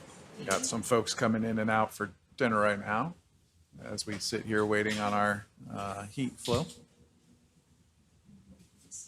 So for anyone just joining us, we're currently doing a heat flow probe on the side of an unnamed, unexplored outcrop. And you're watching live footage from ROV, remotely operated vehicle, SuBastian.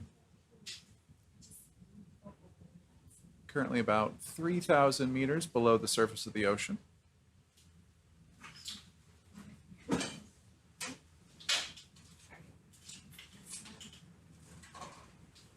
Right now in the chairs, although there's not a lot of piloting going on as we sit here right now.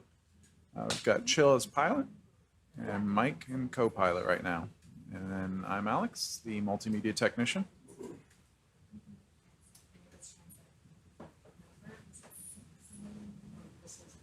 But after this this particular probe, we're gonna pick back up. We're gonna keep upslope, up over the top of this outcrop, down the other side, and do some more probes on the far side.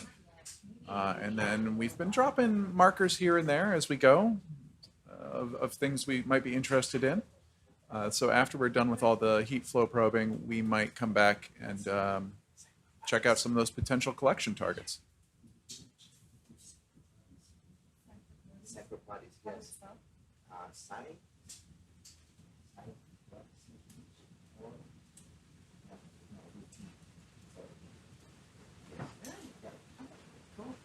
That's the cyclopods. Yeah. So in our screen, we're seeing a very common species or genre of sea cucumber around these steps. That's called cyclopods. So that's our best guess for the moment. And we will double check with the experts, and we will see if later on we were able to take some samples. It's also important to note that out of this genre, they're usually called or known as sea bunnies, and because of their distinguished kind of tail, right, up in the air. And you have many colors. So you have this tone, which is like purple red, but you also find some species like the Cyclopodis longicauda that is more of a yellowish tone. So pretty excited about this sighting.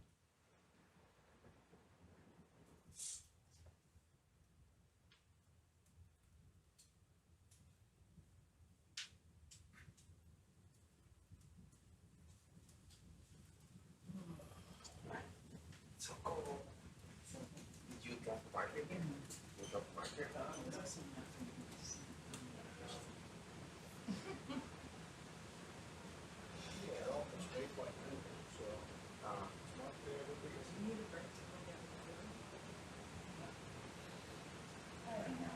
I mean, if it's possible. Yeah. I mean, right in this, yeah. Marker, yes, not away. Then just put, if you can, cyclopod. No. What? Maybe you can start inside this. Tell him. Tell Alex.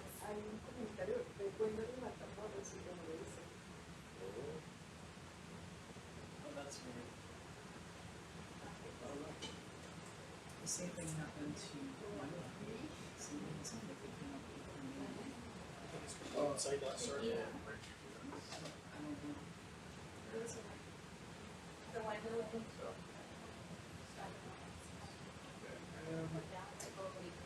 So the problem is the proximity to the waypoint that's already there, it won't let us. I would let it. All right, never mind. No worries. But what we can do is just log waypoint 5, having this, being this location for this. Okay. I mean, we've seen a few of these. If we cross over another one, we're sure.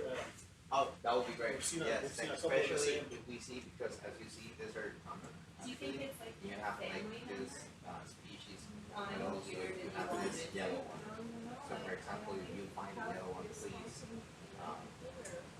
drop a marker there, and you can put like Cyclopod is yellow. Yeah, try and remember the spelling. Yeah. I just go down to psycho. Or you can put Seabun. They're also known as Seabun. Yeah. So yeah. Yeah, they're really interesting. Right. Yeah, we they're have able to to pass a swim. few looking like this. So we'll go past another one that's not inside that. Alright, okay. Oh, Yeah, circle, and I will keep an eye up there. In case if I see anything, I'll come here for sure. Perfect. Thanks a lot.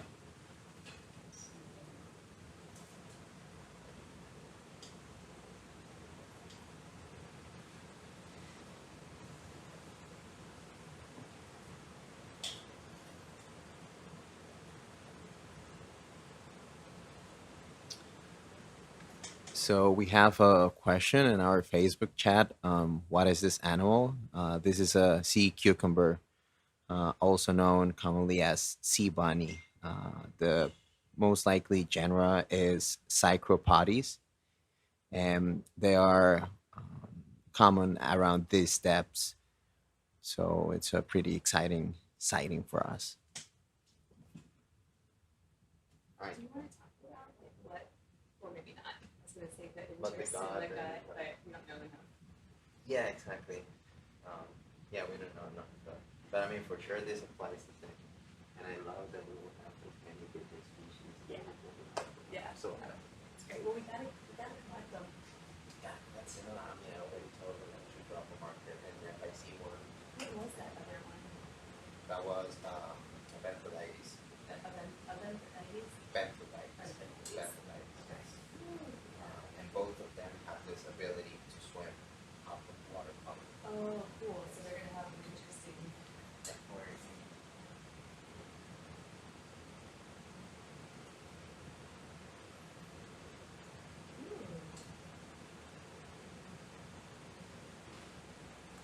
Must be a tuber. Must be yes.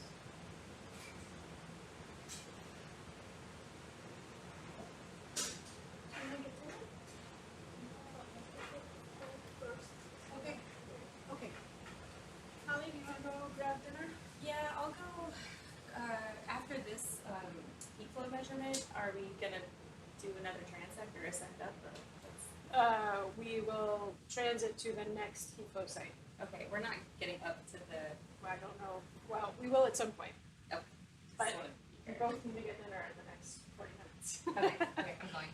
I'll be back.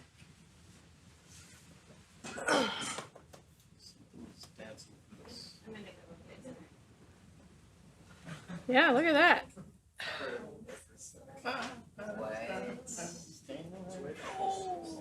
Yeah, it'll probably be at least another half hour before we are seeing anything. Yeah, I'm just like, We're not gonna keep on this side.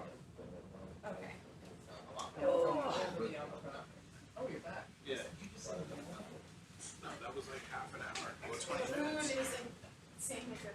Oh, boy. When you're finished with the flow measurement, will you just do the edits? Yeah. I don't want it to get confusing. I can do that. Love to sing the good food. All right.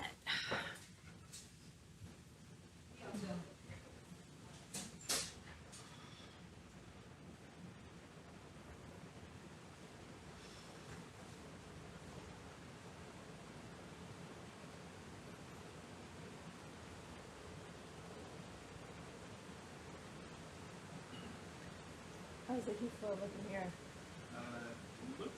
Looks good, like the other ones. Did you see this map of? I'm just kind of estimating based on the gradient. Oh no, I haven't seen it.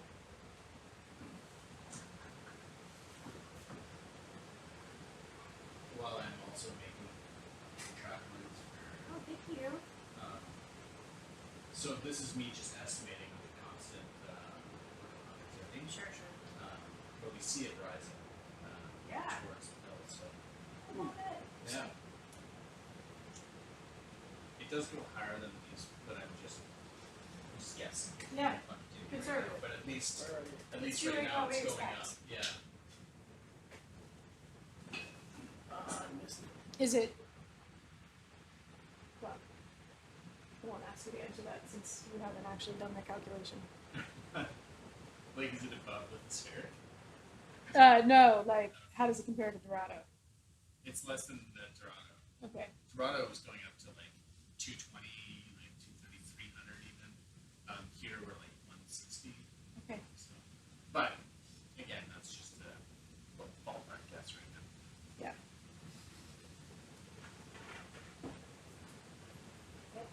Yes. Hi.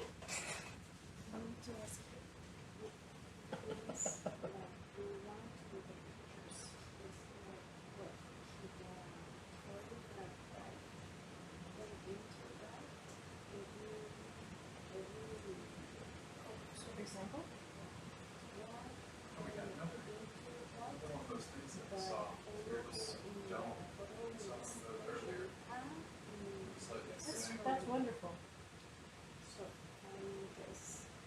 That's really great. Yeah. Yeah. Thank you so much. Yes. You've got another, it's the same. Oh, yeah. Same thing we saw earlier. And I still don't know what it is. No, I don't know. I don't know.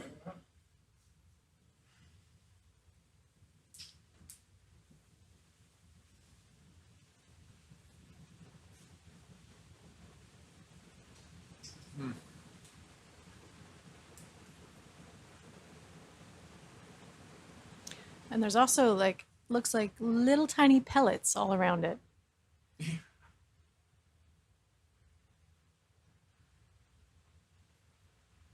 There's some little. Oh, there's tiny thing down there. there's also something like buried in the sediment off to the left.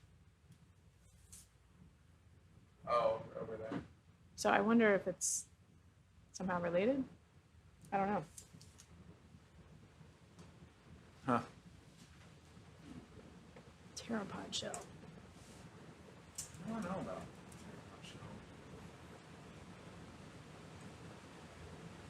Okay, we're good for this one. I do like pteropods though. All right. Hold on one second. I can log it. Oh, are you in Yeah, C-Log? I'm in, yeah. Okay, yeah. If you could put end of heat flow, that'd be great. Okay. So our mission now, we have like a relatively far distance to go to the next waypoint, which is essentially over this outcrop. So we'll want to just put in a ship's move to get us over there. To the top. Let me back up. Rob, do you think there's any... Should we try to do one more? Do you think there's still sediment 100 meters away? I think if we go 100 meters, there's still sediment that we could get more. Okay, so that we're gonna do this. We're gonna set up one more 100-meter transect with the photos and everything. And then if it's sedimented, we'll sit down and do a heat flow measurement. If it's not, we'll just keep going. So however you want to set up a ship's move for that kind of estimation.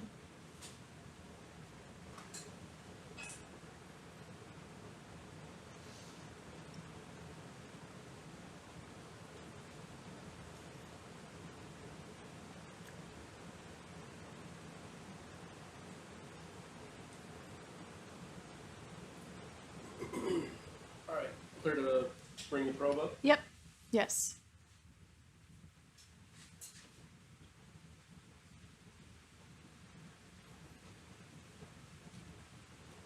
Okay, probe is up.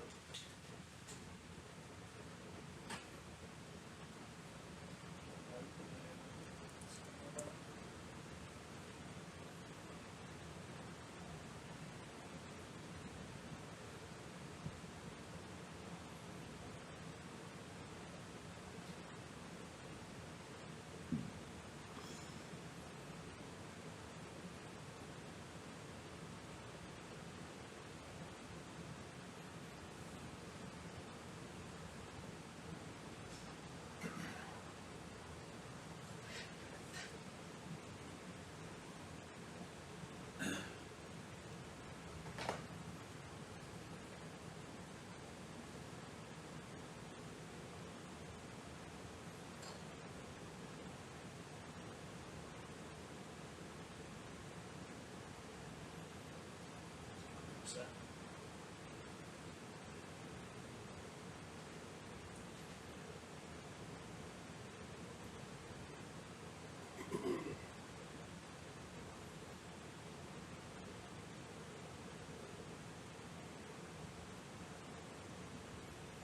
Meter.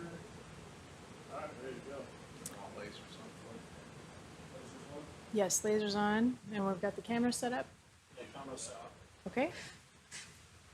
All right. Well, let's go ahead and begin this video transect. Wait, thank you. I didn't know.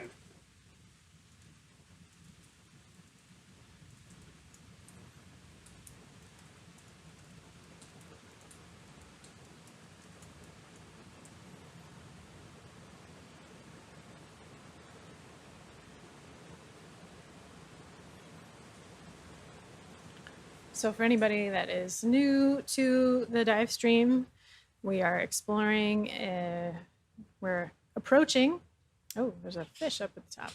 Only we could change the camera. No. Rat tail. We are exploring an unexplored outcrop where we think there might be evidence of heat flow here off the Pacific, in the Pacific Ocean off the coast of Costa Rica. And we just finished doing a heat flow measurement to get a assessment of the thermal gradient of heat through the sediment in this area, which will help us understand how heat is circulated through this environment.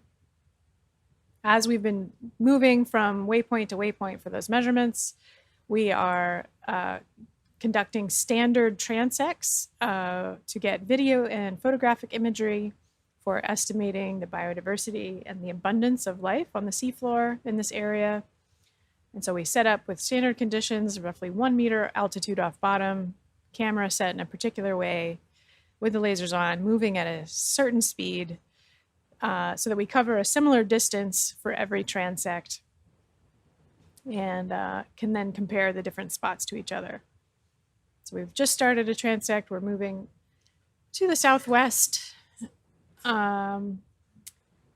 We are at roughly 3,068 meters, 67 meters, 3,068 meters, gently rising as we approach what we hope is an outcrop of rocks.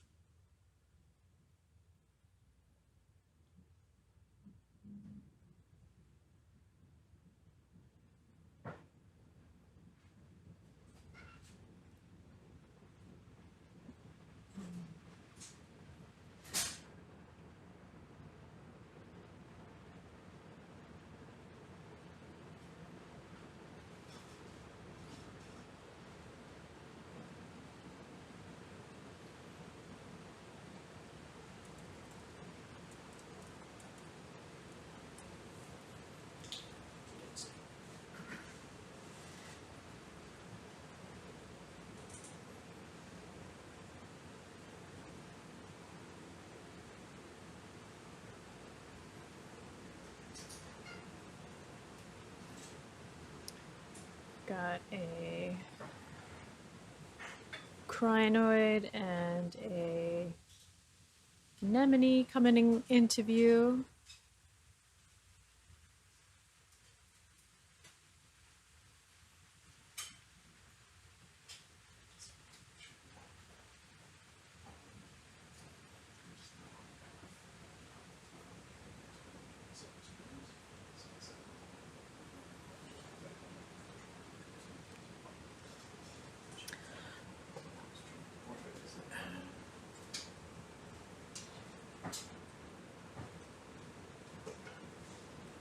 So we're seeing some comments come in on the chats. You're welcome to ask questions, and please feel free to ask them in any language you would like, and we will try to answer them to the best of our ability. Some questions about the age of the seafloor in this area. So the area that we're exploring was originally formed on the East Pacific Rise to the west of us. Sorry, let me log some observations here. We've got a fish And I'm not exactly sure what that is, but I think it's crinoid. This part of the seafloor was formed on the East Pacific Rise. Just to the south of us is seafloor that was formed further to the south on the Cocos Ridge. That's part of what makes this part of the seafloor really interesting from a geology point of view. Rocks from most of the seamounts and outcrops in this area have not been dated, to my knowledge. But samples that have been collected from the Dorado outcrop have been dated to about 23 million years. So that's when the outcrop was formed on the East Pacific Rise. It has moved off axis. It's been surrounded by sediments over that time.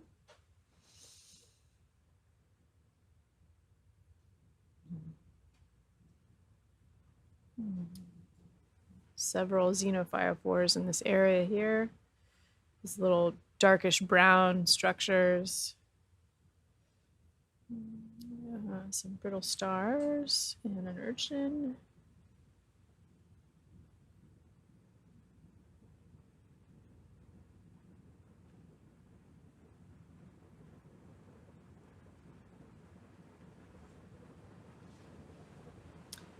Hi, Josh. I'm just saying hi.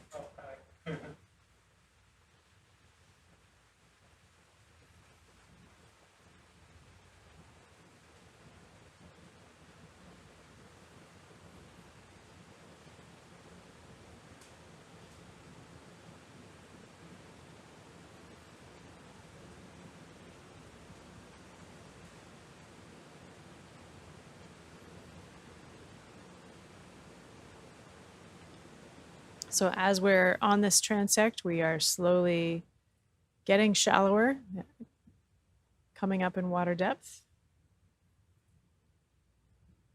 That's a color you don't see on the seafloor very often.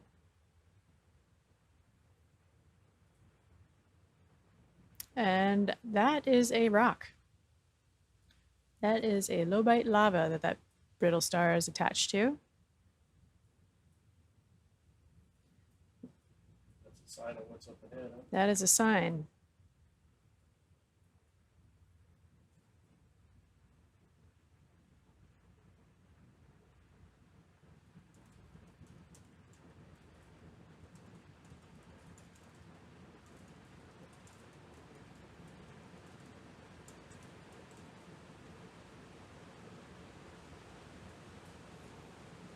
Another sea urchin there. Maybe they're like pencil type urchin. So there's a question in here about related to heat flow. So one of the fun facts to think about with how heat moves through the seafloor is that because water can move through ocean crust, the rocky parts of the seafloor, more easily than it can move through sediments, and that may sound counterintuitive, but it's because rocks have cracks in them and fractures. They make a better aquifer in a way than that allows water to move than the sediment above. And so the ocean crust can ventilate heat, whereas the sediments almost act as a blanket and insulate, keep the heat in.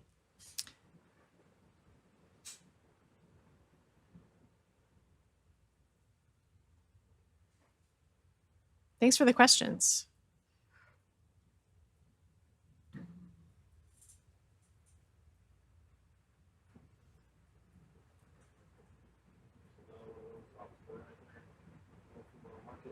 That's the one we wanted to see.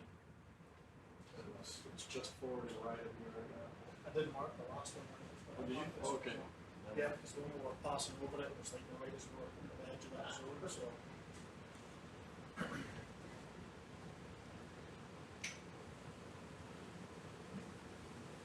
So definitely starting to get steeper here. Come up a few meters in just the last few minutes. Again, we're using a great feature of the ROV called Autolock, which allows us to fly at a consistent altitude above the seafloor, which is really important for these transects that we're doing. Also probably helps the pilots from getting carpal tunnel syndrome.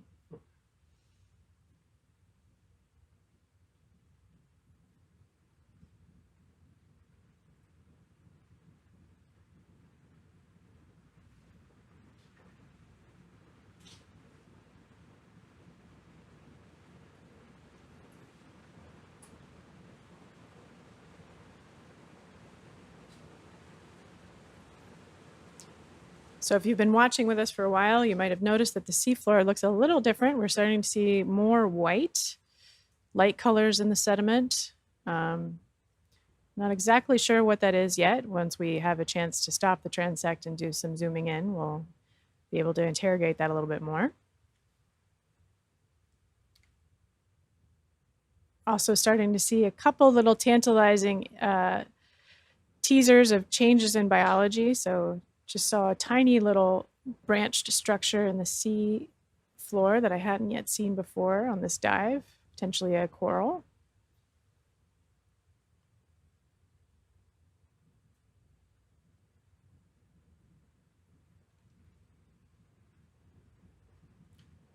Again, we're seeing tracks in the sediment left behind by animals.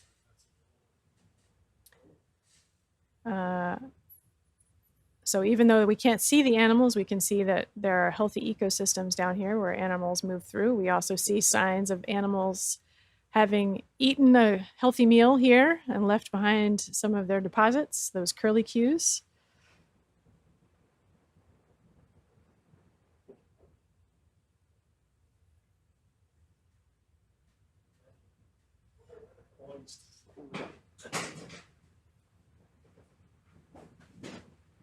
Oh no. That's not what it is.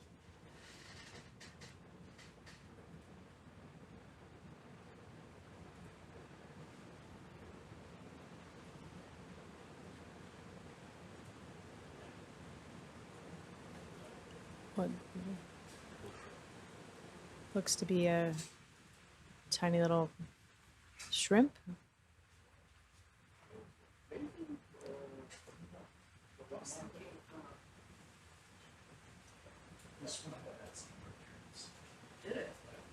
I'm not sure what that is.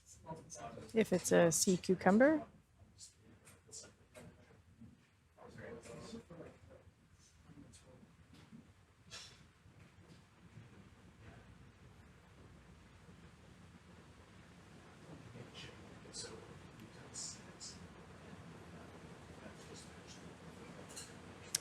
Another sea urchin.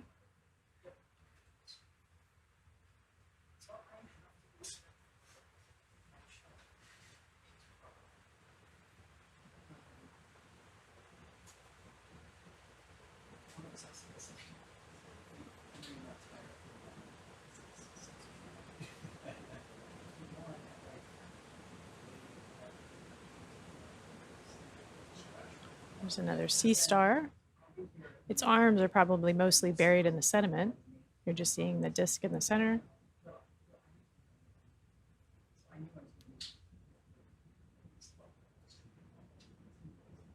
Is that green point our mark on the no? Okay. So just a few more meters to go on this transect, and then we'll be able to change the camera view and speed up a little bit. We've got a familiar friend coming into view shortly. One of these sea cucumbers with a sail on the back.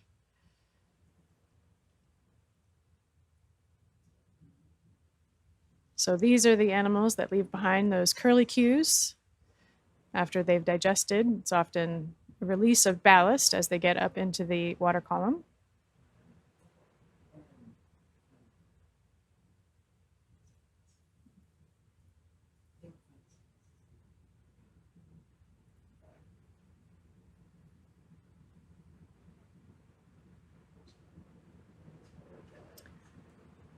Thank you, Wendy, for doing the observations.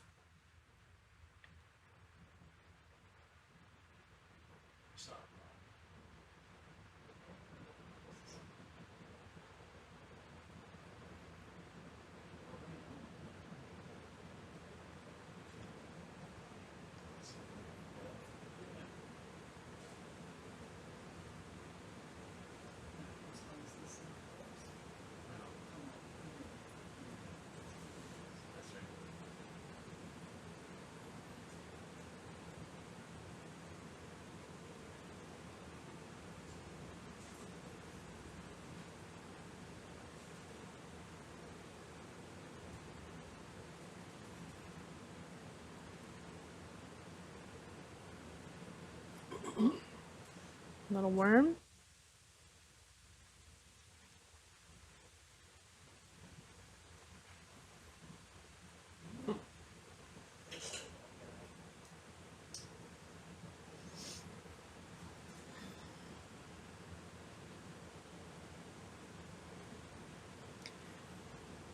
So there are some questions about what is the utility of a sail on a sea cucumber. I am not an expert, but what I understand is that there are actually currents down here in the deep ocean. We were fighting one earlier in the dive. And so that can be advantageous for the sea cucumbers if they get up, they launch themselves up into the water and they can get pushed along a little further with that sail.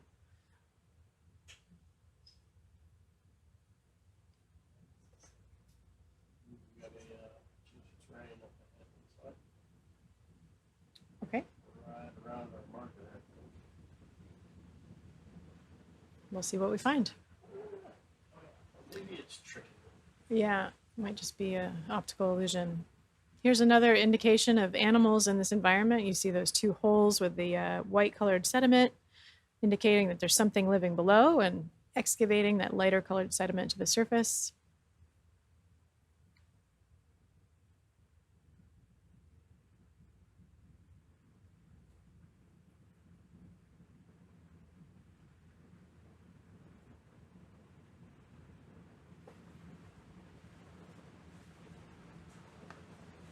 Plenty of sea cucumbers in this area, so lots of evidence of their having been in this spot, as well as live individuals that we're seeing. Oh, there's something poking out of the seafloor there. That's great. Another sea urchin.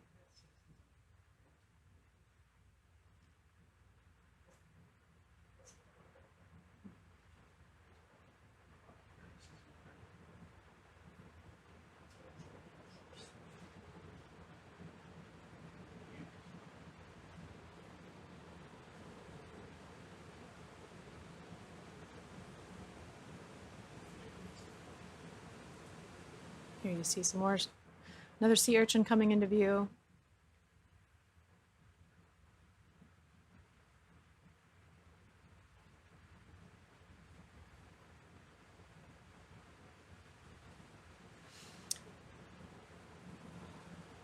Another tube worm with a brittle star attached.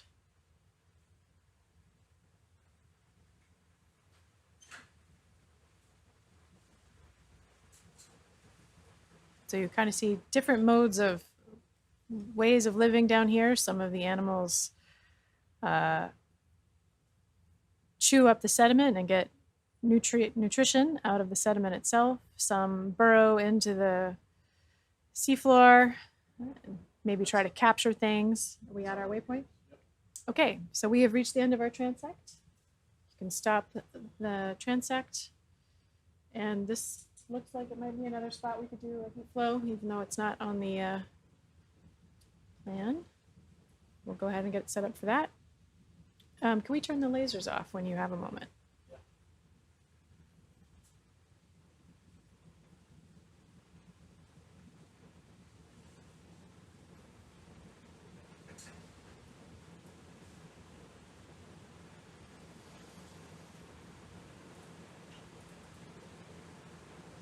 ROV bridge. Go ahead, Butch. Hey, just for information, I have to bring the ship's head around about 10 to 20 degrees to starboard. Yeah, okay, perfect. Thank you.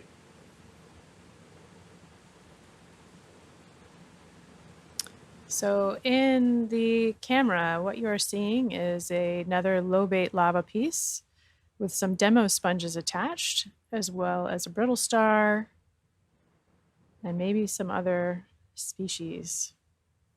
So again, an indication that we're getting closer to an area with lavas.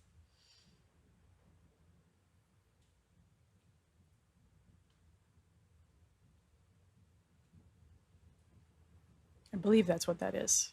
It's a little hard to tell from all the way over here, but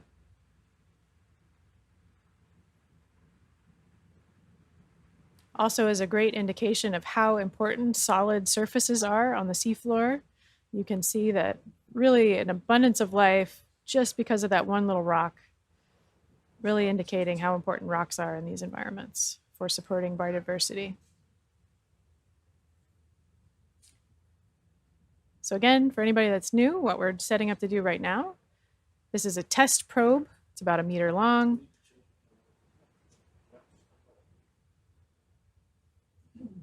We're going to come off bottom a little bit. There we go. Hey, you're back. Yeah, sorry. Nice. No, I'll get some later. Okay, so we did. Wendy, do you want to get some dinner? Okay.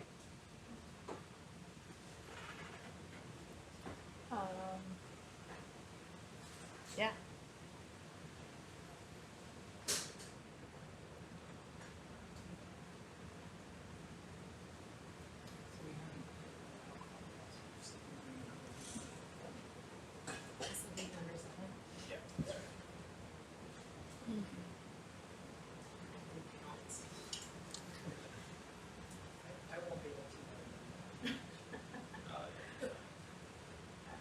So, are we waiting for the ship's heading to settle out?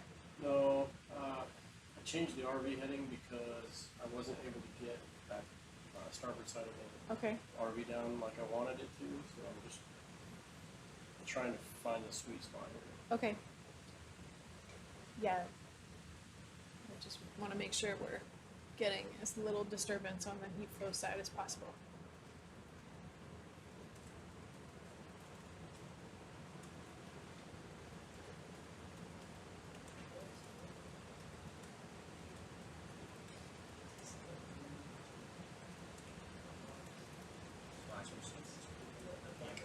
Go ahead and snap that and hold me. I'm not going to find forward and find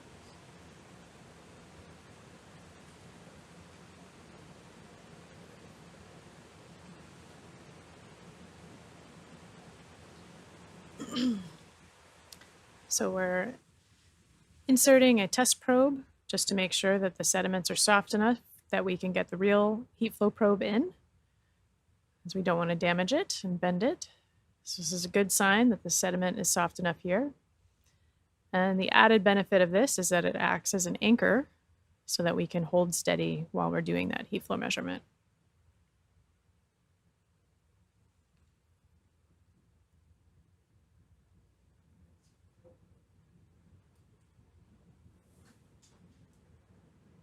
Yeah, that was much better.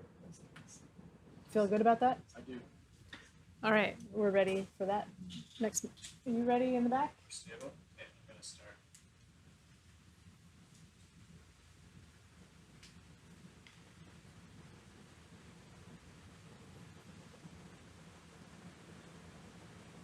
Okay, I'm recording. Ready. Okay, probing down.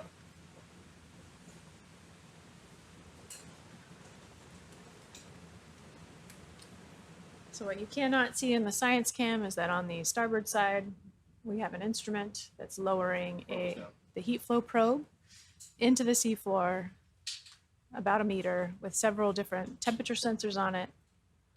We wait about 15 minutes for that measurement to take place. So in the meantime, I will look around. I'm gonna look in the direction where the sediment's not coming from.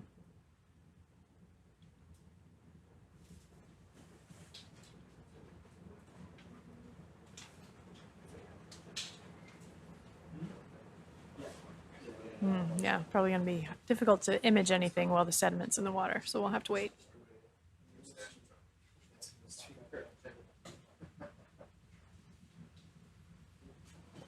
Yeah, so in the picture-in-picture view, now you can see that heat flow probe. It's a low-resolution camera. You'll have to take our word for it that that's what we're looking at.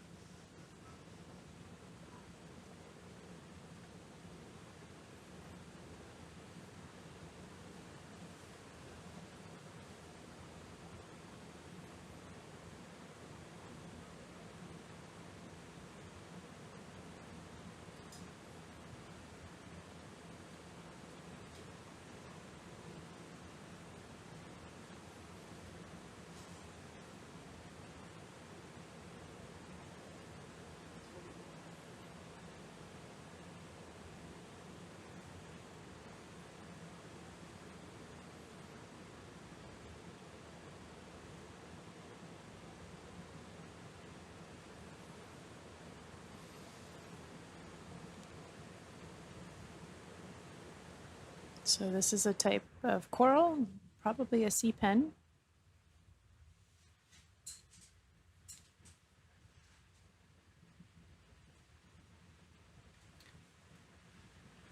Again, these organisms prefer to anchor themselves on hard substrates. So you can see tiny little black pieces that both of these animals are attached to.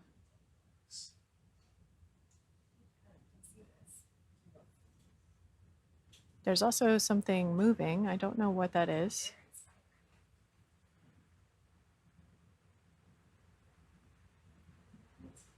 That is like the most camouflage looking thing I've ever seen. Weird pseudo scorpion crustacean. That's cool.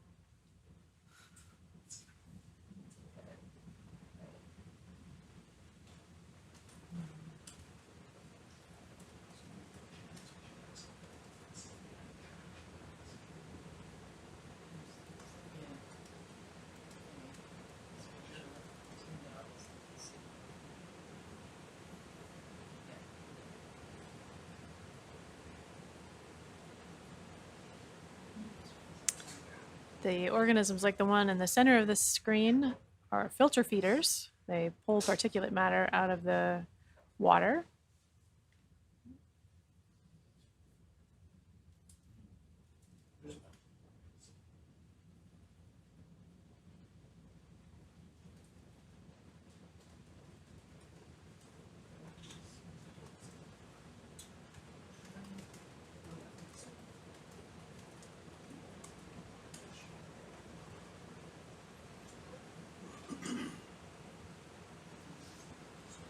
How's the measurement looking? Really good. This organism does not really look functional. This thing is just like trying to move and it's probably carrying its body mass and sediment.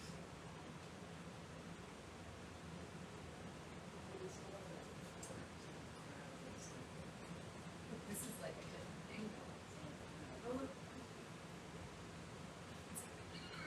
And we've got like a brittle star coming in the frame.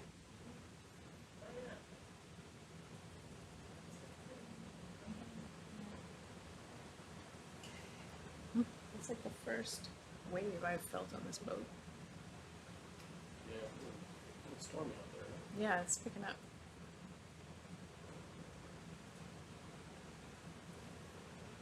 Nope.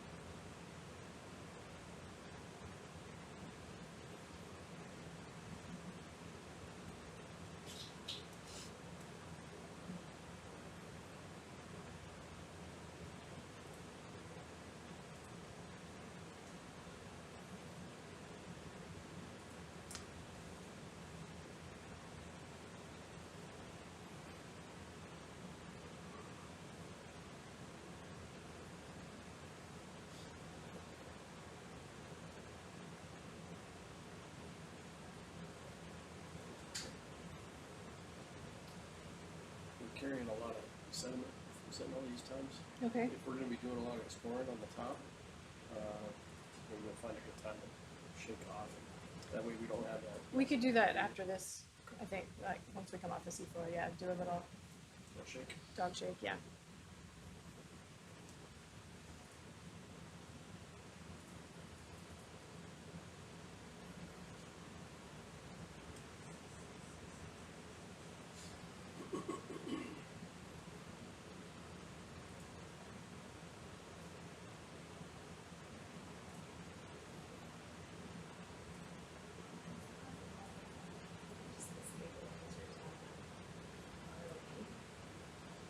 We have a tornado next to our probe. Is it coming from below? It's the thrusters. Oh,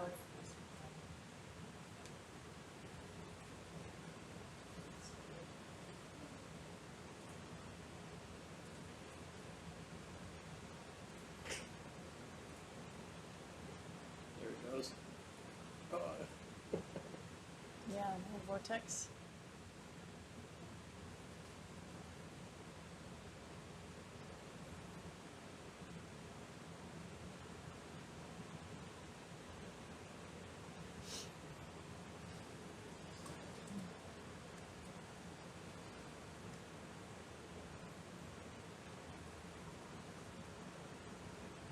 It's not often you get to just sit on the seafloor and have a zen moment watching a brittle star. Rolling that little ball? It's just piling up in front of him.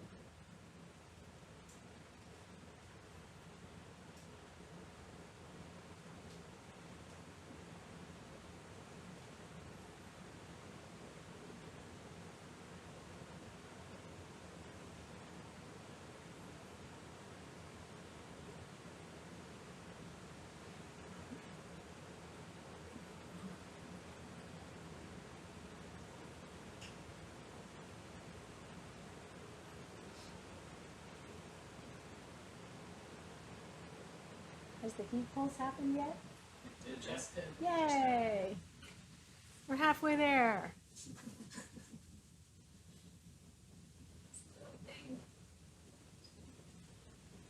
Oh yeah. I can't tell this resolution. And it's like one of those two things, right?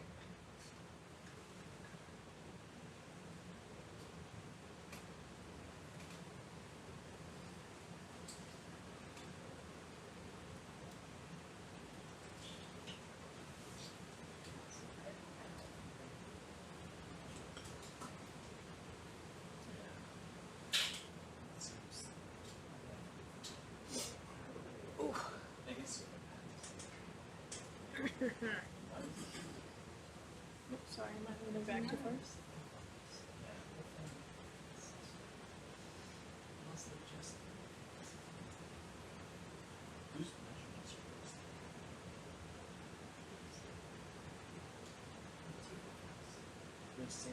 How did the animal imaging go last night? Oh, it was really smooth. Yeah, the octopus, there aren't really good photos taken, so it was helpful to like, people had seen the first one the day before. Yeah. And they were like, we're just gonna go through these. Yeah. And then it was really nice to do the dissections with Janet and we did like, yeah, just because I think we figured out a really good workflow. Good. So we got probably 12 samples per animal times 2, so that we have some that are fixed for imaging and some, Go ahead. and some that are for the molecular analysis. What were the sexes of the ones that we recovered yesterday? We had 3 females and a male. Oh, okay. Yeah, Was and- that bigger one the male? Oh yeah. Okay. Yeah, that last one we got was a really big male. Great. And I think Janet said it's the same species. Oh, okay. So that's pretty cool. And we didn't dissect that one because it's such a beautiful specimen. Okay. But we got like all of the innards of females, and then we have good samples of the eggs and things too. It's pretty cool, pretty cool sampling scheme, honestly. It's unusual. Cool. We don't really have a hard plan for the processing, like the sequencing and stuff. Yeah. I can find someone who can do it and I can analyze it, but I don't know if there's a preferred location that we keep it to, like Schmidt or Louis, or I could do it through UCSD. I could do it through the field easy, but I'd rather not. Your lab, like I don't really know. So Julie would probably be the best person to talk to about that in the Okay. sense of. She did say that she has some plans for it. Yeah, so I she's- just don't know. Everyone seems to be really collaborative. Yeah. Okay. Well, Whoops, I was about to fall in your pocket. Yeah, because that is something like everybody, since this project is happening years after we planned it, right? Yeah. Like, how we do all that and coordinate it, what's the best platform and yeah. approach, so. Are there samples that are being exported and shipped to Louis following this? So the filtered water samples that we've been collecting for Julie will probably be hand carried on the airplane by me and as well as like the small samples that we've been collecting of plated rocks. Yeah. And same with like Wes and Miguel, hand carry their stuff. Oh, they're gonna. So everyone was actually like our export permits. So that's the tricky part. Okay. Yeah, so especially for anything that's animal, Yeah. it probably needs to go via an export process from the museum. Okay. I figured that would take a little more time, and Yeah. then it could be shipped. Yeah, so I asked Oda that there would be space for ultra cold storage at the museum, Okay. so that we had, time to get it all together and get everything shipped, especially if people wanted to save stuff for the June and the December expeditions. Yeah. So she assures me that is available. Okay. And we don't have it's not taking up a ton of space either. Yeah. It's like it'll be like 2 or 3 boxes. Yeah. Okay. And cool. I mean, I think that once you get that export and import, I don't really know if I even know if there's percentage parts. I don't know. I can look into all that. I assume that I should handle that.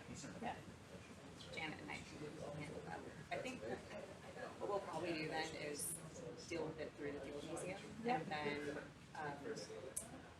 and then figure out which lab to collaborate with, and kind of take it from there. I'm considering taking a longer leave of absence. I'm working that out now.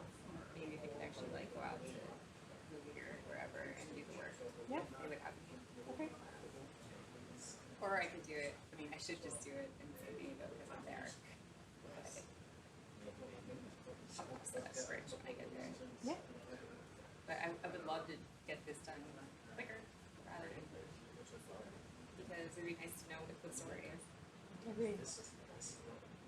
And especially the nice thing about doing it out in Woods Hole is that my collaborator for the fluorescence in situ stuff is Jessica Mulch. She's there at MBL. Right. And I think she would be open to helping with that again. And she sounds like such a great setup for it. Yeah. And they have this little pod group there. I don't think that matters for this, but I like them. Sure. Yeah, so I'm sure after this expedition we'll continue to have planning meetings and kind of talk about, okay, how are we doing all this stuff? Yeah. And seeing like what this is all about, I think it would be really fun to be on the December cruise. I wasn't sure if that would make sense or not. I didn't really know how much this was going to be on the center, but it's such a rare, unique like listen to this cruise. I don't know if there's room on the cruise. It doesn't really matter much. Yeah, well, and that's another thing we'll talk about. It's like, what is the plan for the December cruise? Who's going? What needs to be done? Yeah, I think that's another reason to do the processing sooner so that we can know if there's anything interesting or not. If there's really nothing that looks that different from what we know about other cephalopods, then the samples we collected are probably good enough for now. Yeah. Until real cephalopod focused people want to come in. What I mean is, like, Spencer and I in Portland. Anyway, Yeah. so I'm like, people who have jobs in it. Okay, we're good. All right. We finished up that heat flow measurement. We can go ahead. Probe up. Yep, bring the probe up. Are we planning on doing any sampling before we start probes on the other side? No.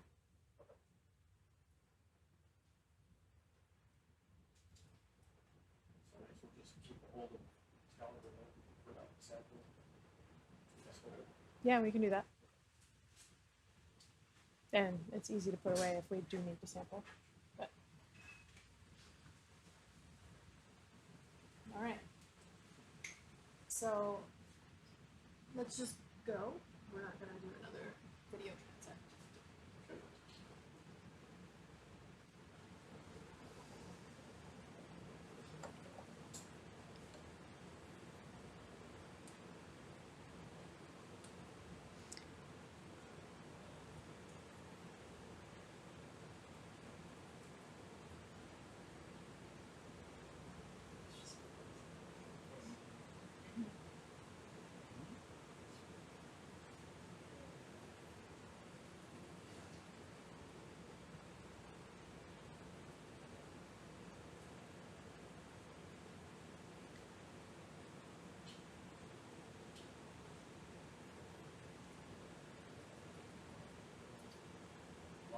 set up the vessel, and then we'll go ahead and do that shake off. Okay. If that's all right. Yep.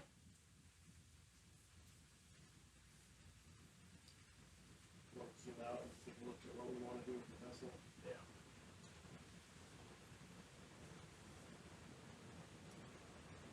I don't know. Getting it here and do the reversal of what we did.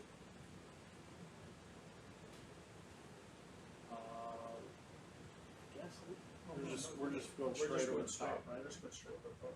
Yep.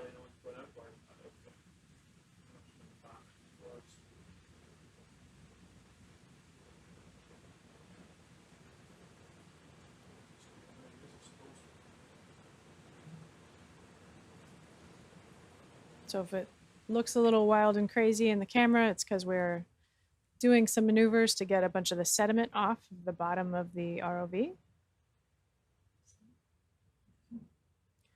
Kind of imagine the ROV is like a dog shaking out water in slow motion.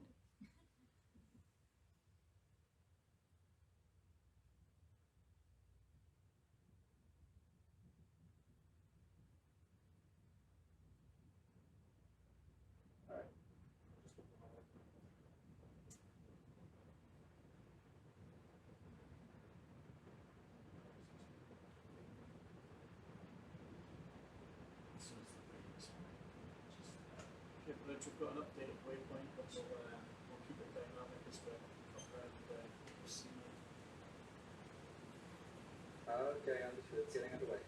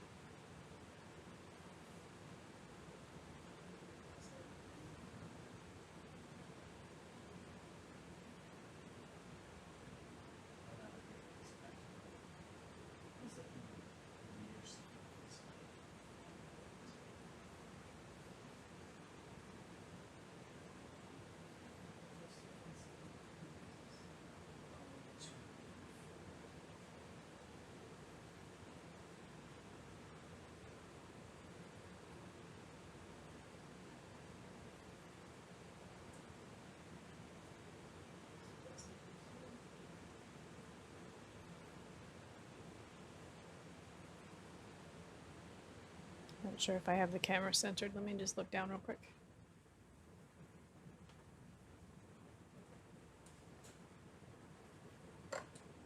Yeah. Now this.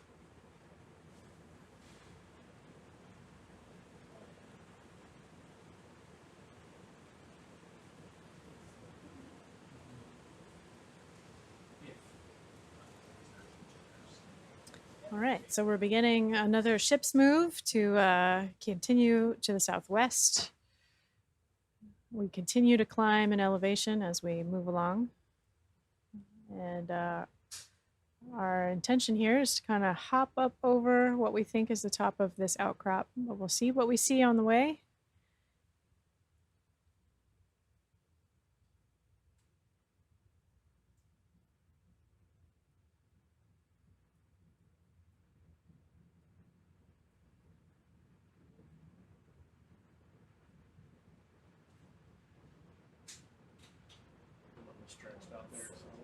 Yeah, that's fine. Okay, we can do that.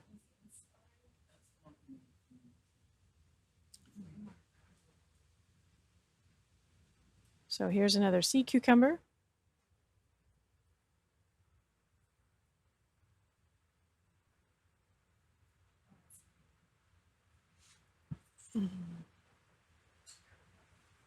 Lovely magenta color.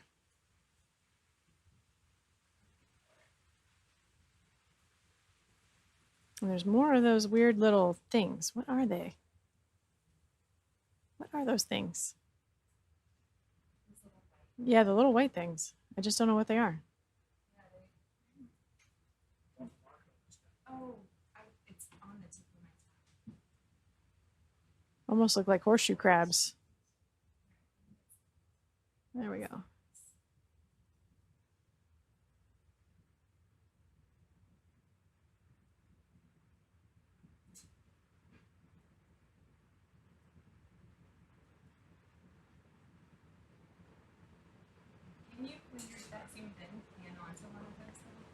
I can try. Let's see. Can we, is it possible to hold steady or do we need to get up? Okay. Yep. Just need to get the vehicle steady again.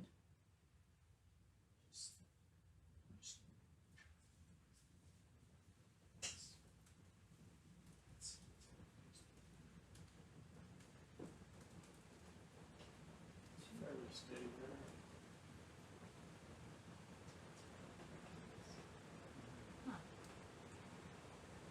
Okay.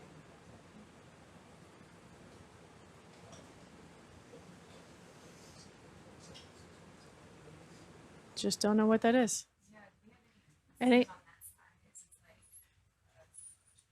It's like, it's tiny. Yeah, probably a centimeter. no, I've seen it. Lots of little pellets in this area. These two.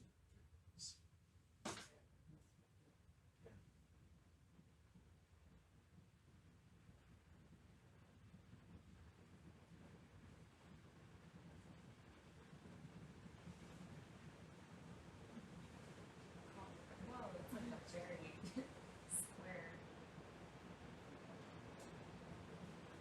Reminds me of those little Play-Doh things.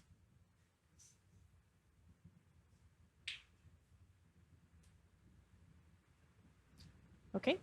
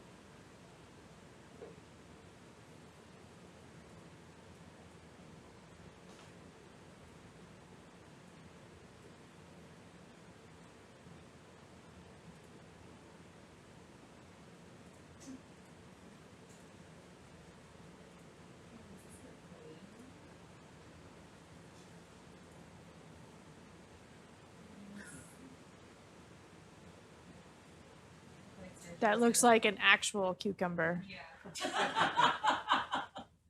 Waiting for Sergio to burst in the door. Yep. You wanted. Yeah. Oh, it Can we is. put You a asked us marker to down? find this. Yeah. Let's drop a marker here, please.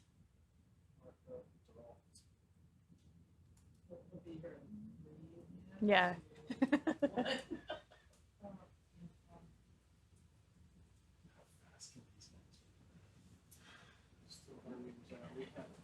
I mean, you saw the one that Yep. was like swimming along next to it. They didn't, no, not the one they were trying to grab. Oh my God, it's so great. Look at that texture. Oh, it's got a little ice pod or something. It looks like a chitin, that little white thing. Yep.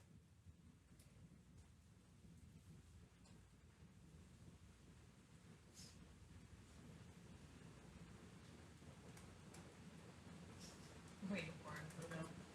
This one is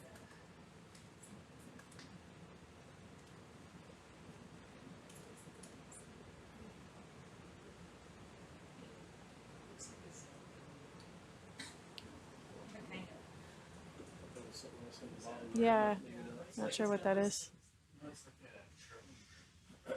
Still trying to figure out what this little thingy is. All right, yeah, we can go ahead and lift off bottom.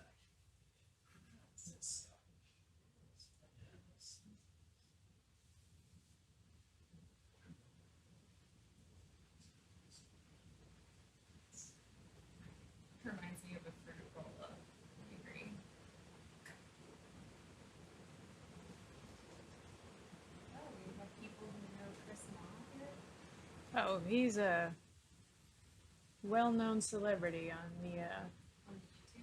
the deep sea exploration fan club.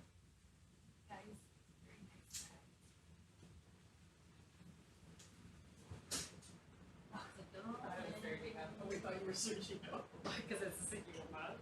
No, because this one, that's the one he wants. What's one that one?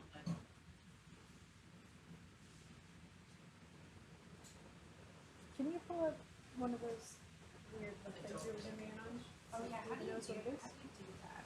Come down here. Oh, you To can the just click on the thing. observations and whichever observation you get, right? Post onto that. You might need to reload.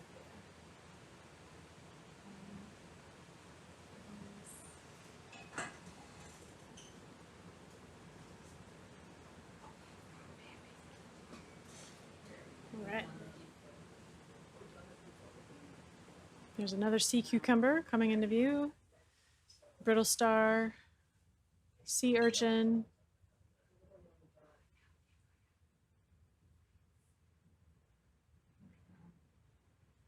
You can see the trail left behind by that sea cucumber as they plow through the sediment.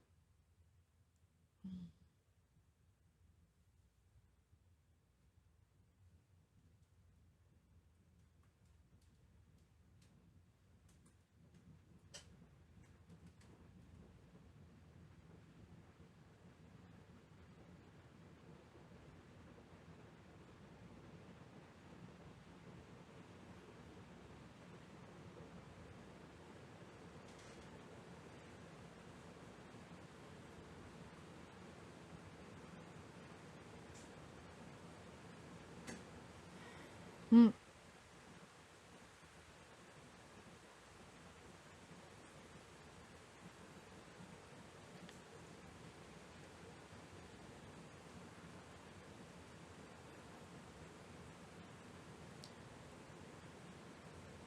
So we're getting questions in the chat about whether these black deposits we're seeing are manganese nodules. They're not quite manganese nodules. These are probably pieces of lava that have come off of the outcrop above us. They are encrusted in a manganese oxide coating, similar to a manganese nodule, but they're forming in a different way. But they are also typically enriched in critical minerals in the same way that more true nodules are.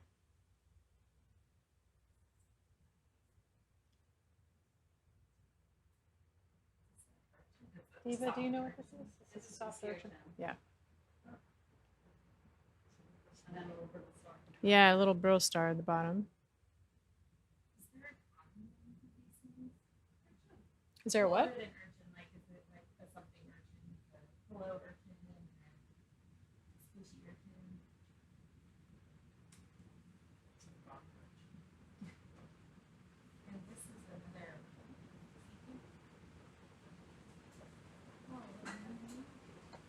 What is that?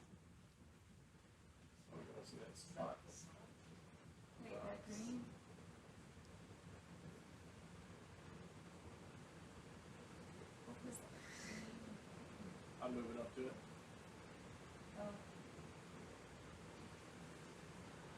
I've forgotten the name of what those are.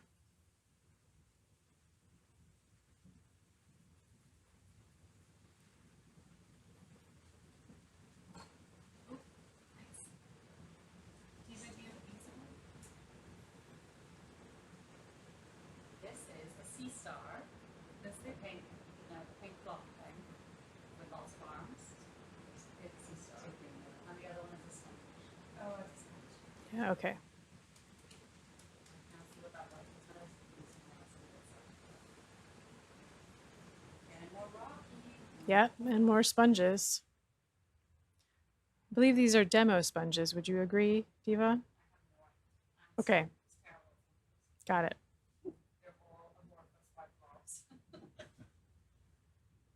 Except for the other one. We've got a cusk eel coming in, so definitely more rocks.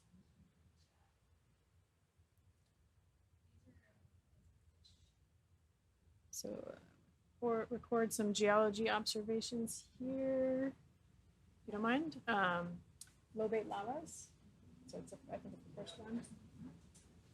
And you can also, the demo sponges would be a biology observation. And the cusk eel.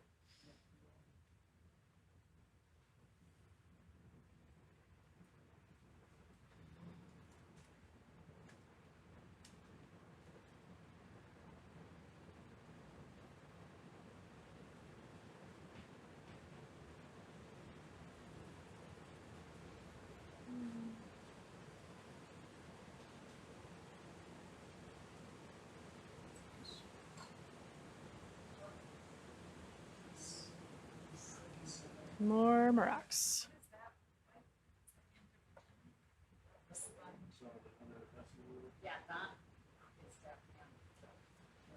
Yep. A little bit of garbage. We are relatively close to a shipping lane here. So although we are relatively far from shore,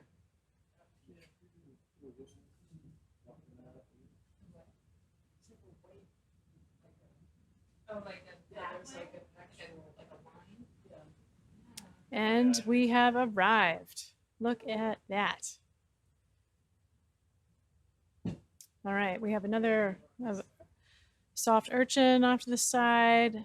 Lobate lavas coming into view. Again, they seem to be encrusted in this black, kind of bumpy manganese oxides.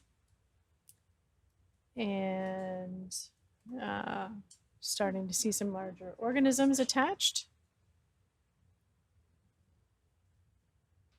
How are we doing on our ship's move? Okay. Updated it. It's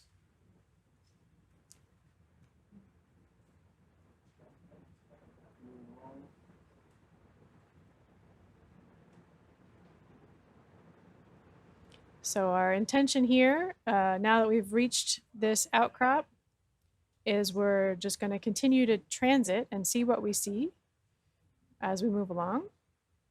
We won't be sampling yet, as we're trying to get up over to the other side of the outcrop to continue our heat flow work.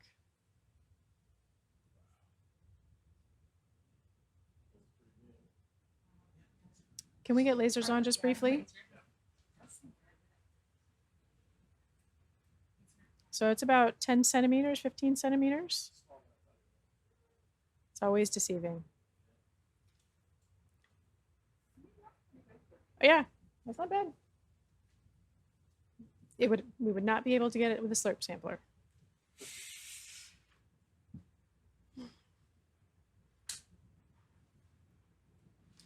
So on our transit over this northwest, southeast trending outcrop, we're not going over the steepest parts. That's more to our south. We'll come back to that area later on in the dive.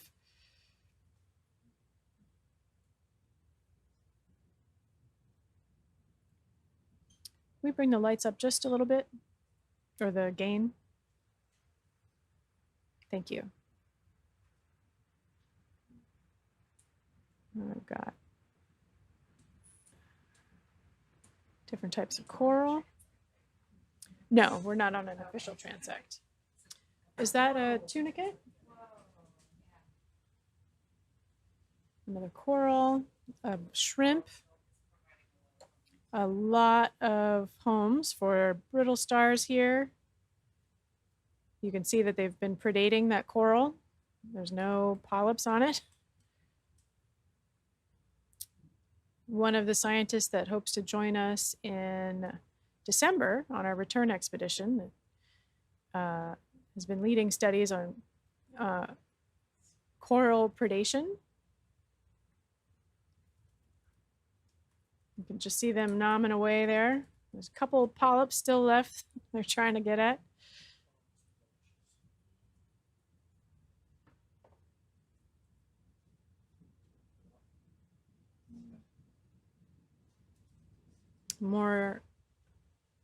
Lots more to see here.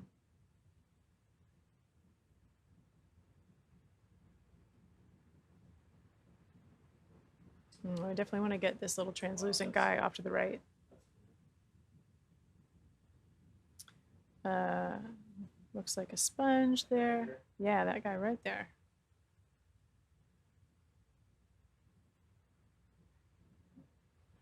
And can we get lasers off?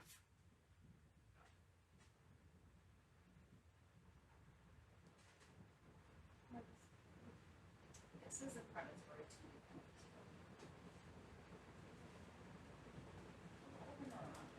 Yeah, we've seen several so far. We didn't see many of these at the other site. We saw a couple. I wouldn't say we saw many, but we did see a couple. There were 2 kinds, one on the slope and one. That's just like a football.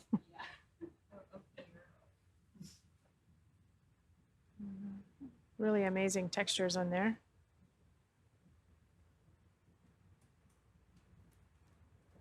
All right, well, let's keep moving.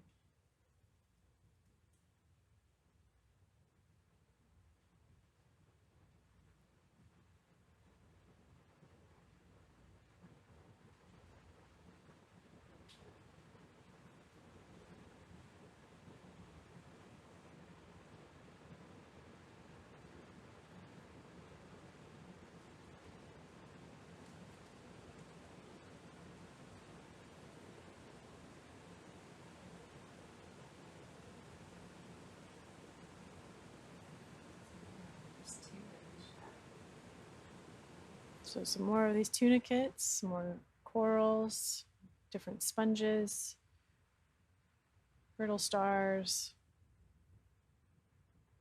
Lots of these tunicates here.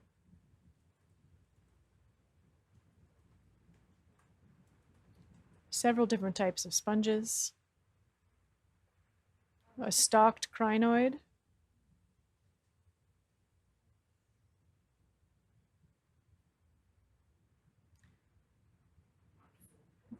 Ooh, look, that's eggs. That's like egg cement, no? That's egg cement, you're right, it is. That green. So this is an indication that there might have been octopus eggs here at one point. Yeah, let's hold here for a minute to make sure we get some good shots. But keep the ship move going. There's a lot of the surfboards that we saw at the other. I mean, they could be different species, but there were loads of surfboards in the flow at the other side. Yeah.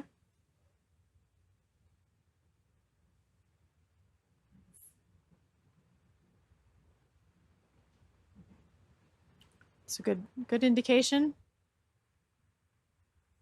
Okay. Let's keep going, please. Can we drop a marker there that we saw egg cement, big rat tail, and an Octopus eel coming in to the left.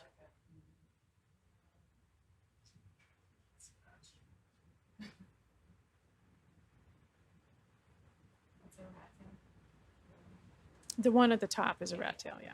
Oh, right there. What is that? A cuskeel. What is that? Just funny.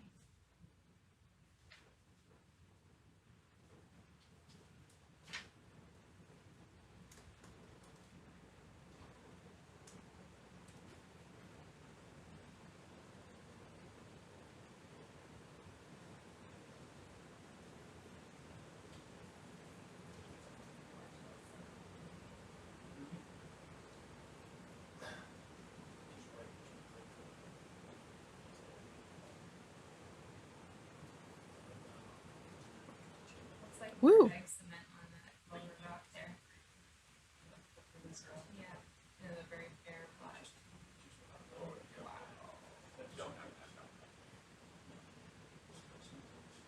Can we bring the gain up just a little bit? Thank you.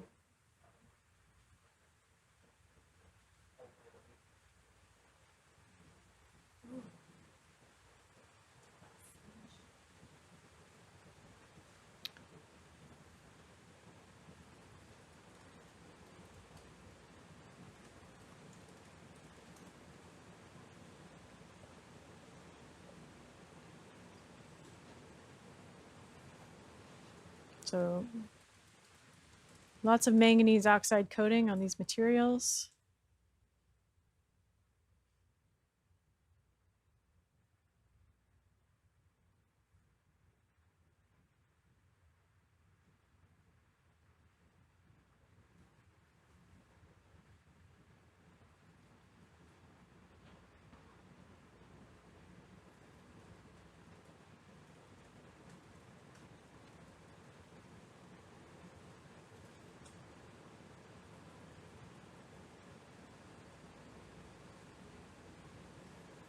Several fish in the frame.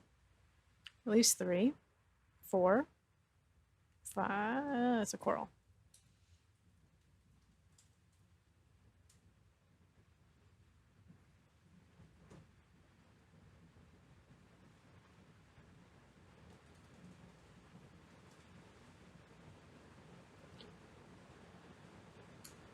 Ooh, an acorn or, ooh, entrepreneurs.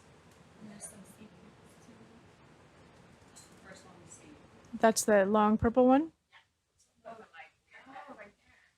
Oh, and that's the one that made the big spiral poop. We saw right now. Oh, and there's a beautiful sea cucumber there.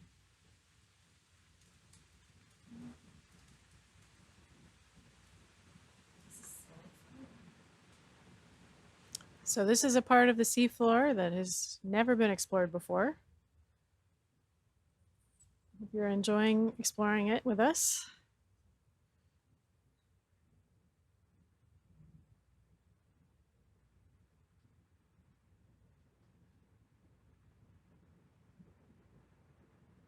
Can we increase the ship's speed? Let's move speed.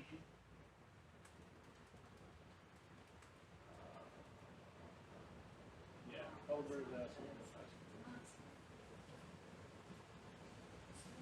Yeah, Rich, could we increase the speed a touch? More and more. We'll just put it on there. I said, actually, it's a little. Speed increase, copy that. Thank you.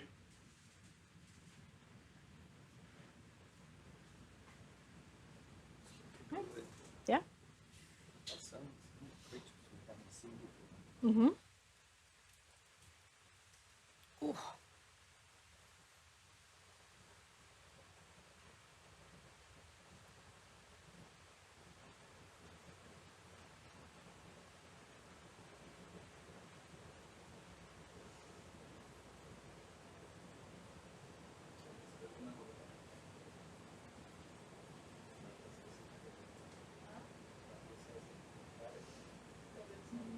So we're continuing to rise in altitude. We're at about 3,020 meters.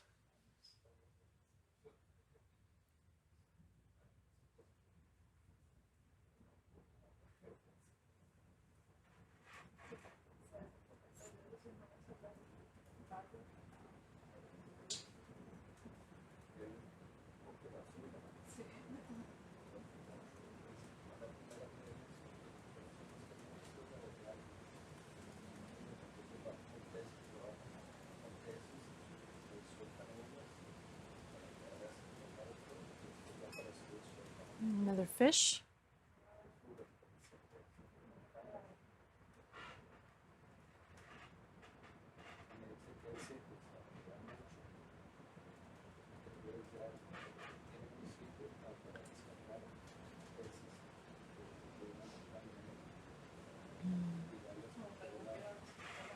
It's a nice chunky fish there.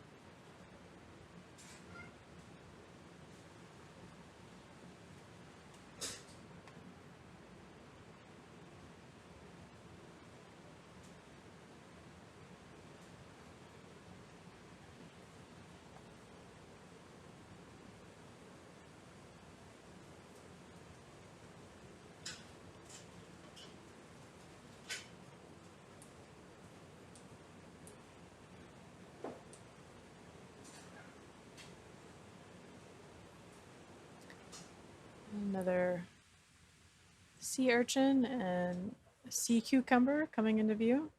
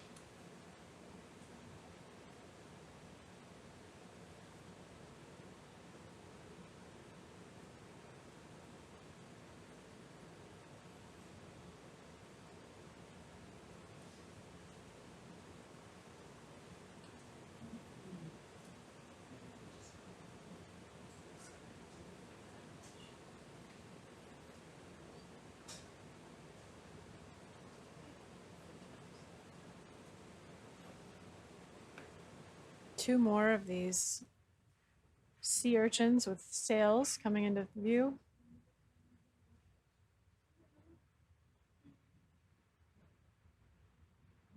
What do you mean cucumbers? What did I say? Urchins. Yeah, I meant sea cucumbers. A little worm. Yeah, it's a worm. Or no, not a.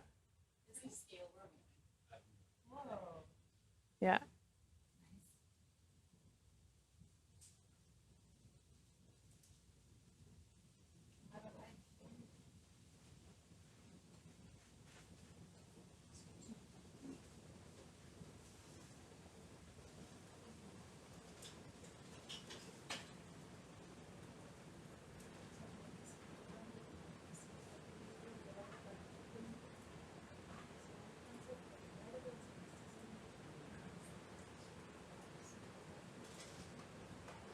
Almost reminds me of a airport with a bunch of airplanes getting ready.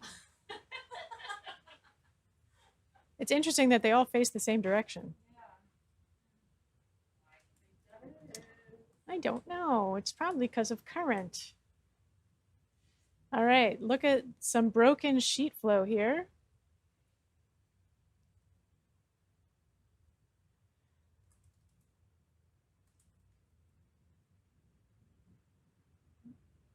I believe. That looks almost like a carbonate ledge, though.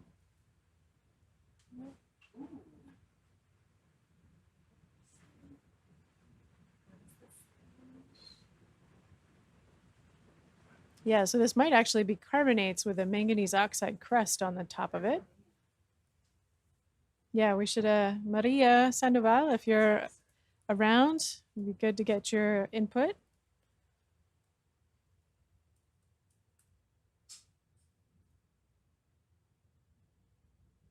We can keep going though.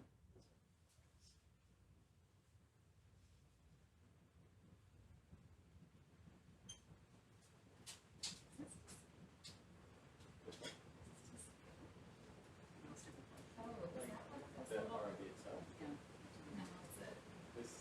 This is something. That looks like the thing that was moving. Right. Yeah, but are you zooming in on the thing at the top? I am looking at an octopus is what I'm looking at over in the top. Can you pan right, lateral right, please?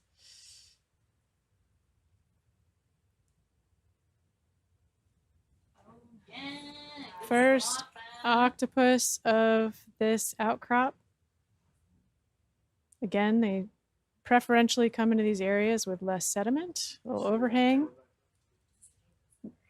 Yeah, I'll let you do that. First one, first of hundreds. Yep.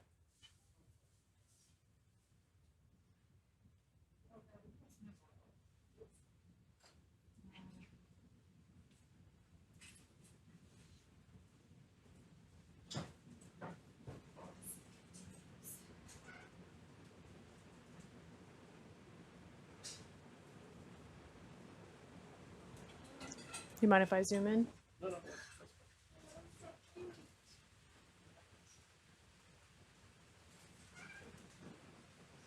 All right.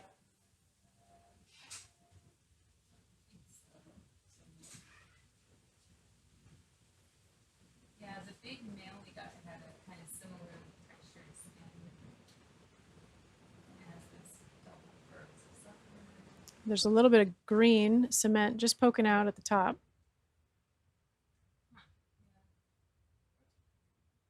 Could be old, doesn't have to be recent. All right, we can keep moving.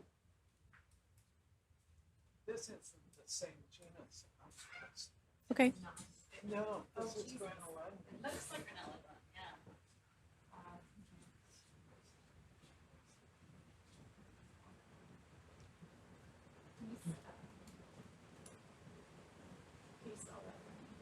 GRA. B-O, sorry, G-R-A-N-E-L-T.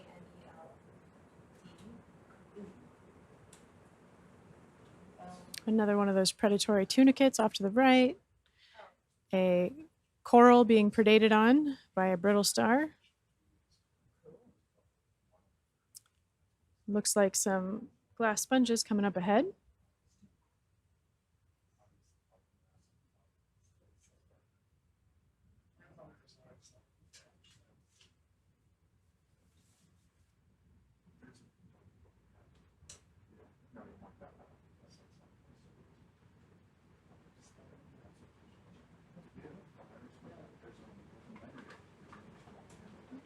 Another these interesting sheet structures, another sea cucumber. Is that another octopus over there? What is that? Oh no, it's a fish. It's a fish and a sea urchin.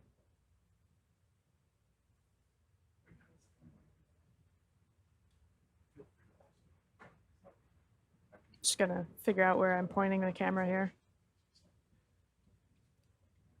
Okay.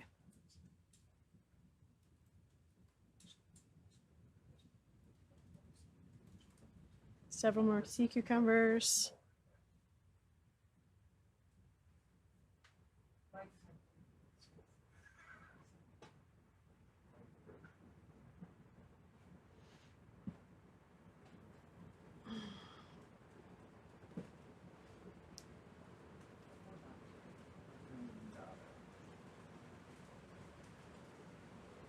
So far this outcrop has a little bit of different structure than what we saw on Dorado before, but what we didn't visit on our two recent dives was actually the northern end of Dorado outcrop, which had some similar types of morphology where you'd see exposed rock and then sediment and then exposed rock again. So, and again, to the south of where we are is a more dramatic and steeper topography. We'll be visiting that later in the dive.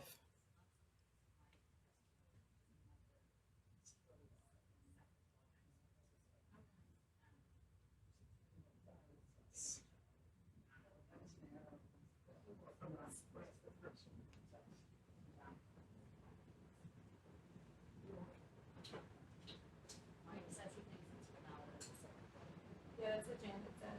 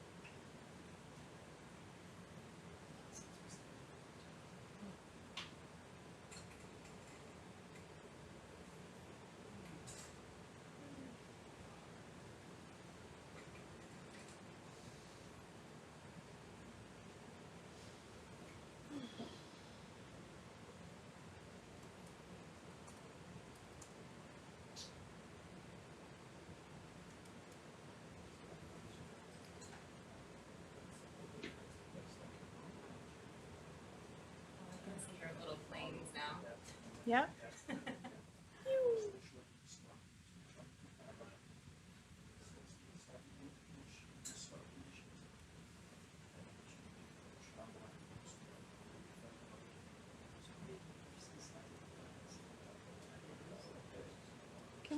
zoom out on the nav map just a little bit? Thank you. Okay, so we still got a ways to go to get up on the top.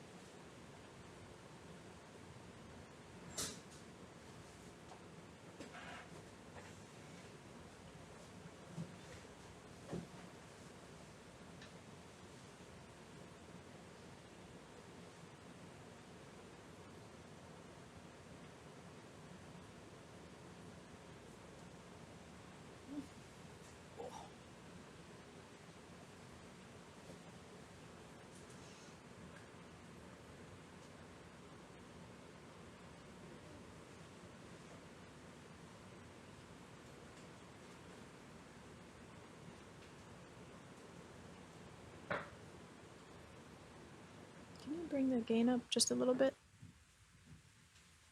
Thank you.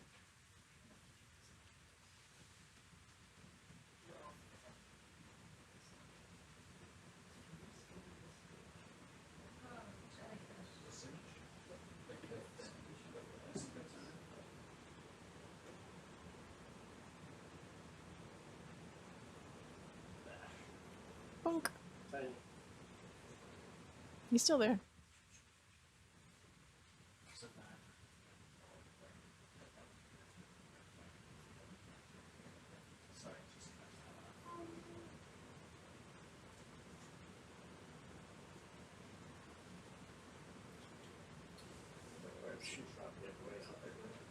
What's that?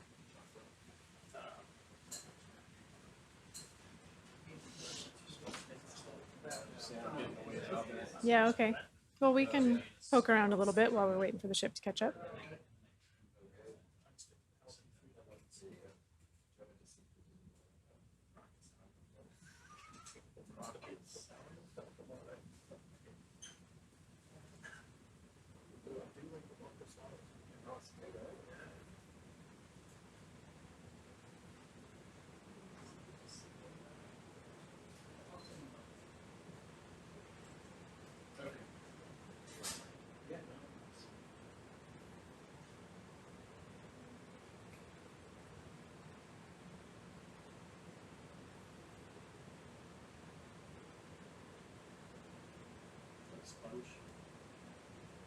I believe so.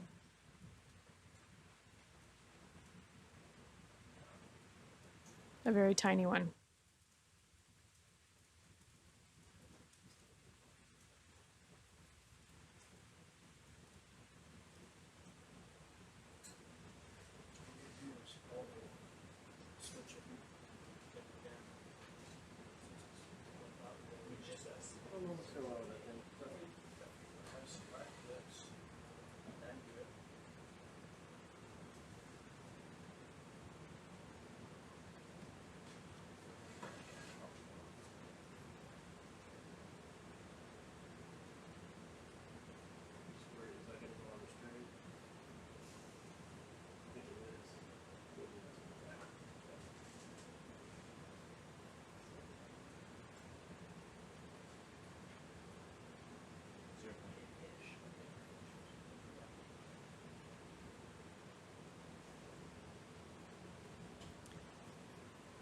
So we're interrogating a little closer to the seafloor as we're waiting for the ship to catch up with us. I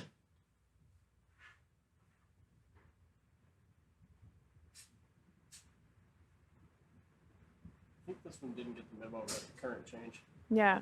It looks like he's about to fall over.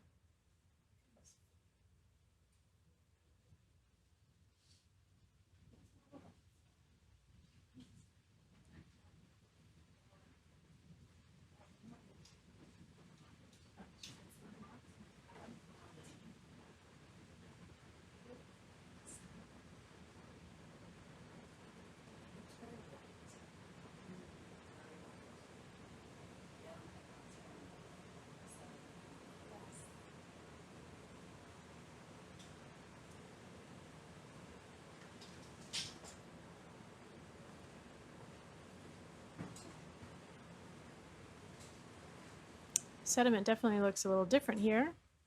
A lot more bright white, probably some carbonate-rich material.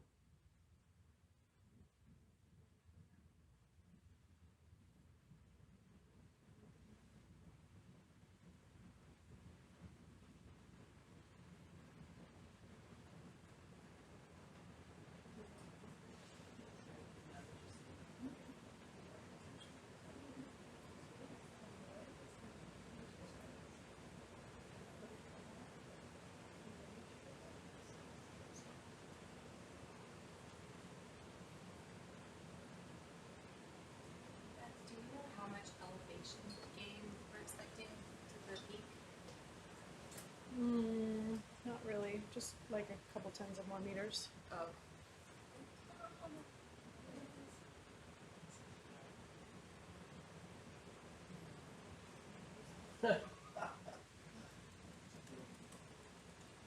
Another A+ landing, like our tripod fish before.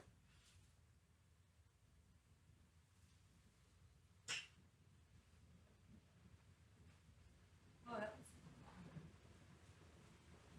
Did you see that? What's that? That looked like a bones. Oh no, I didn't see it. Yeah, we just flew over it. It was right below us. If you pan down, everything off it. A bone? A bone. Oh yeah. Yeah. Right next to the girls are. Yeah, that's definitely a beach whales. Yeah. Found it. Nice, Holly. Good catch.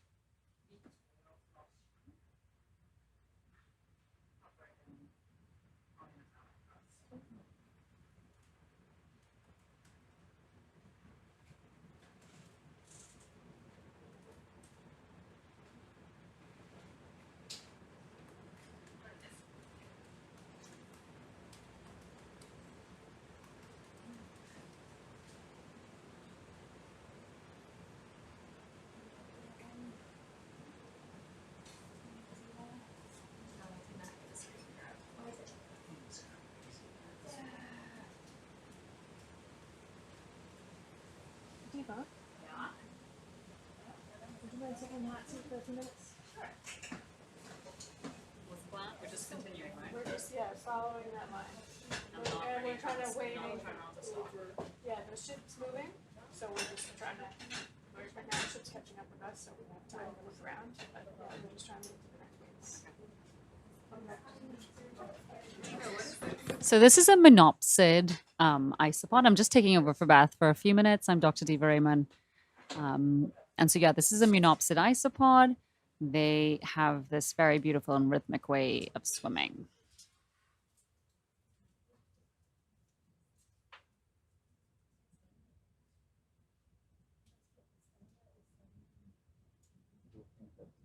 It's a monopsid isopod. Yeah, and monopsid, and they're like very well known for swimming. It's a good swimmer. Like little tube cleaners. Pipe cleaners. Yeah.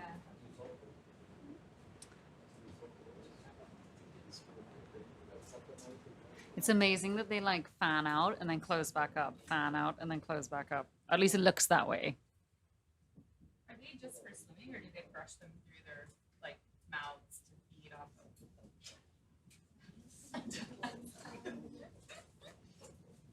Or do they just dance with them? Yeah.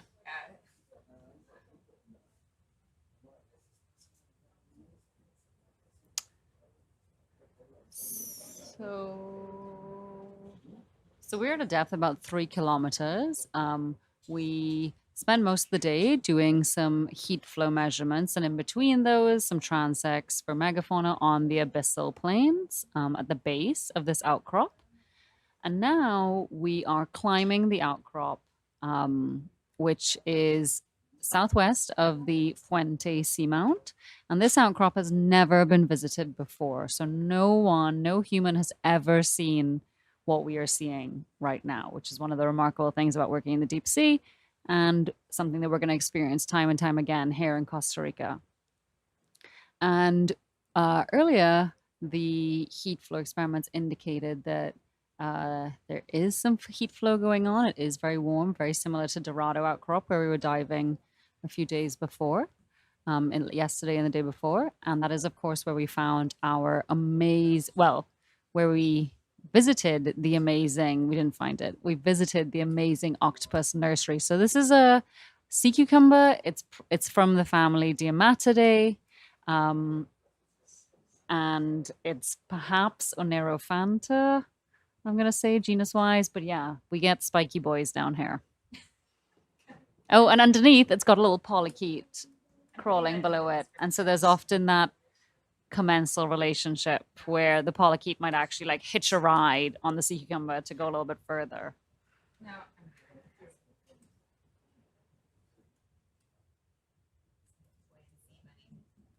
It's like going on the deep sea bus, you know?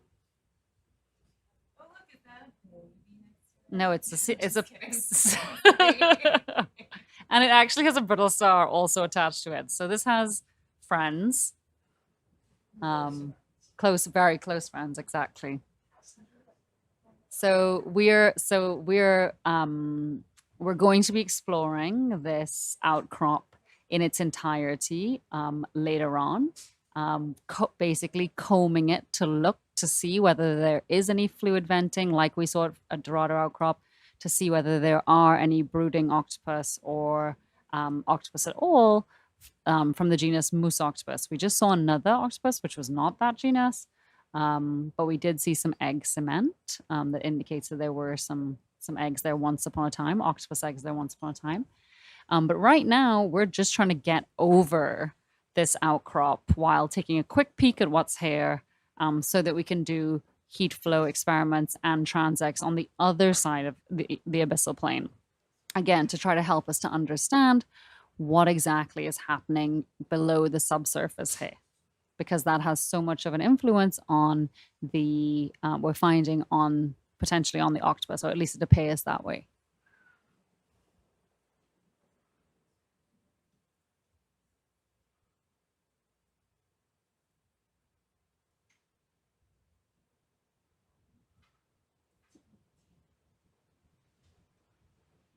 So while we're driving along, I mean, we've been seeing a lot of sediment, but now we're starting to get these lobate lavas that are covered in this polymetallic crust. You can see them dotted on the seafloor. And some of the most common animals that we've been seeing on this dive are echinoderms. So a lot of brittle stars, sea cucumbers, sea urchins. And yeah, that brittle star is on the move, got places to go.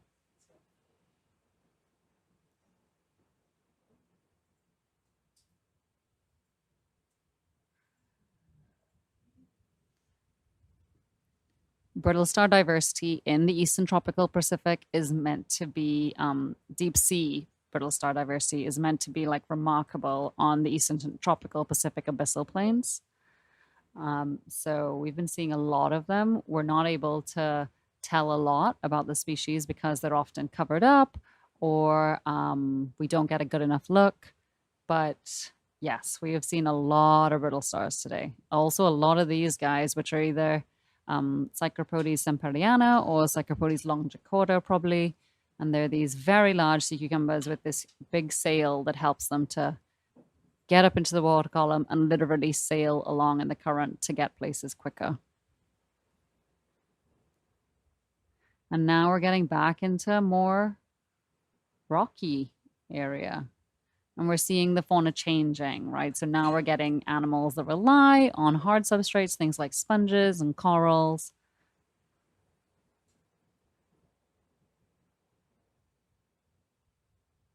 Some very big, I think, bamboo corals coming into view.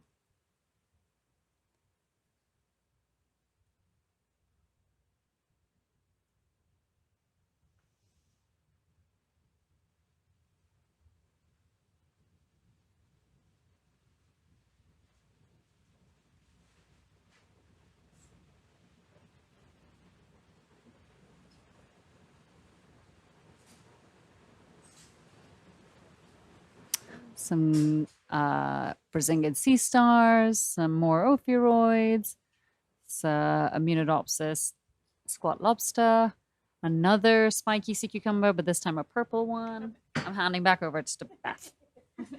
Thank you, Diva. Oi. All right, what I missed?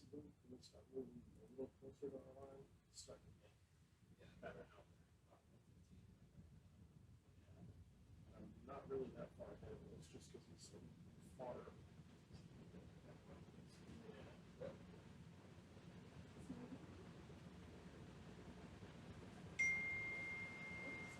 It's all right. My bad.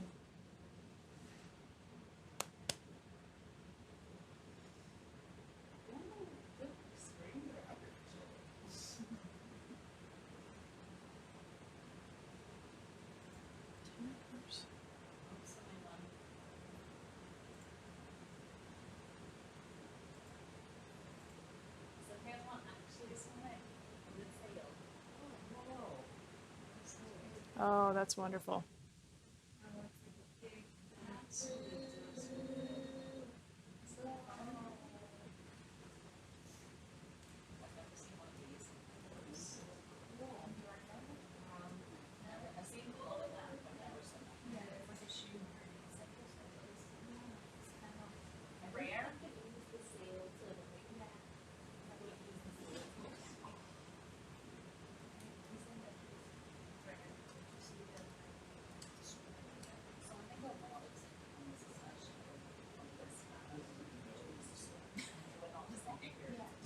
Oh, there's a chunky sea star in the background. Oh yeah, nice.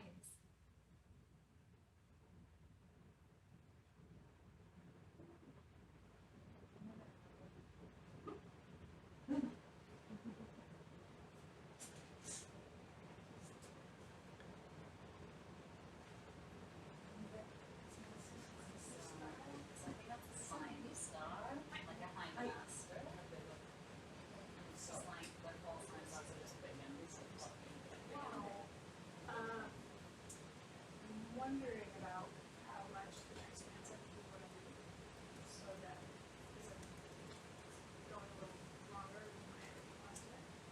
I want to make sure we have time to next one. That's the time. So we might just pop over to the next one and then sweep around and use for exploration on the house. Just yeah, like just do one of those, one or two of those before going forward out. And then try to get those on the next time. That would, yeah, if anything, we would want to look at another target, right? Yeah, what I want to do is come around to this side and explore the rings of the Yep. Somewhere around there. Yeah. Yeah. Yeah. As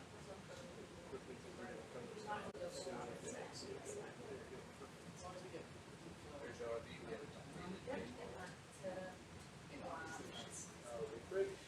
What we do see is actually very.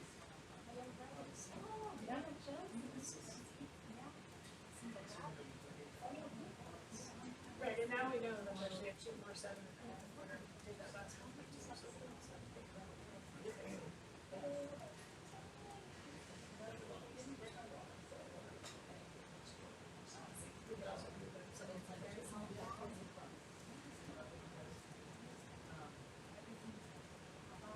Yeah, so maybe just one or two.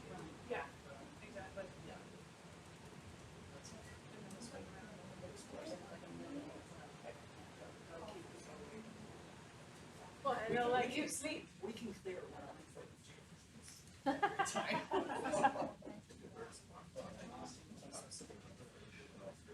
Have a little bit of shrimp, All right. a little bit to keep it out.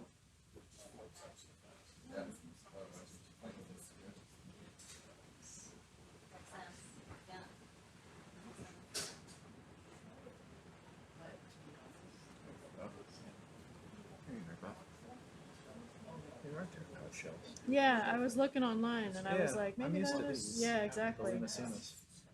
They're so tiny. Yeah, that's cool. Yeah. So I call Thanks for checking.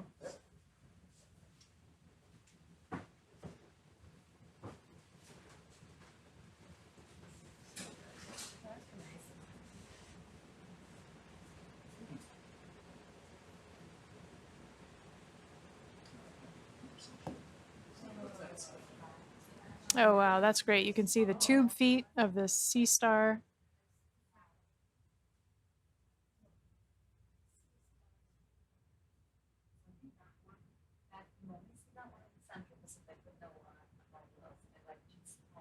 Yeah, yeah.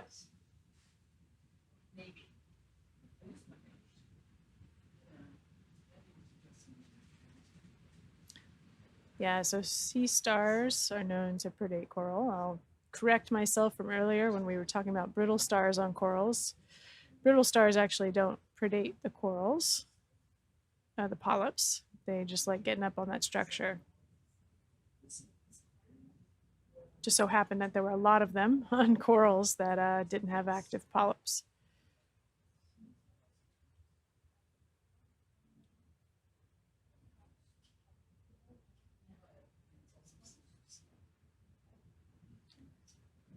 So according to our bathymetry, we're getting towards what might be the top of this structure.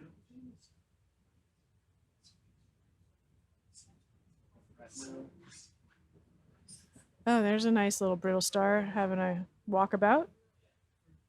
A lot of brittle stars here. You can see them both on the sediment and buried down in it.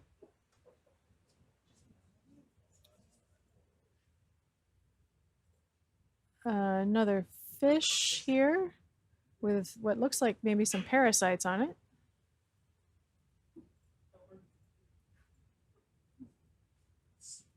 Do we have any fish parasite experts? Maybe Beatrice?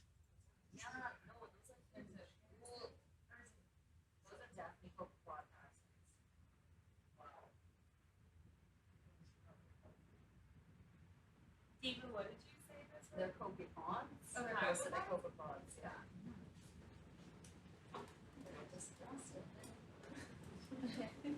Don't like whales have those parasites too? They have like lice. Yeah, yeah. Whale lice. Wait, those look so strange. It's like eggs. Yes, it's like they look like two things. Wow.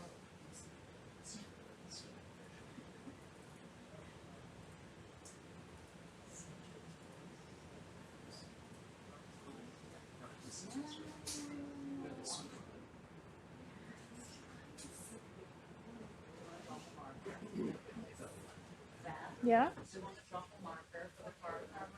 Yeah, okay. Can we put in a waypoint here for carbonates? Should I put in a geology? Yes, please.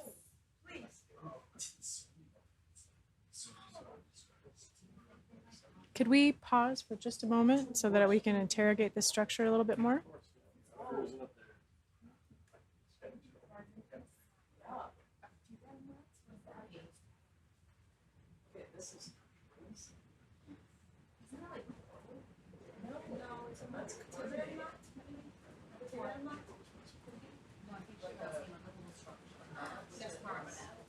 Yeah, this is carbon. It's carbon. Yes. Yeah. But it could be like bacteria. I don't think it's a bacterial mat. No, it's just carbonate. Marine organisms, right? So it's all just like deposited. Yeah, but we can take a sample of things. Exactly. Science, guys, science. Okay, we can keep going.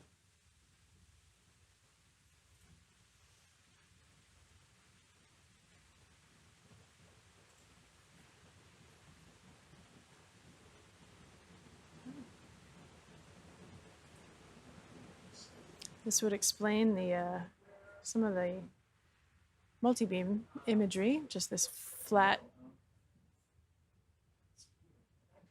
Another sea star here.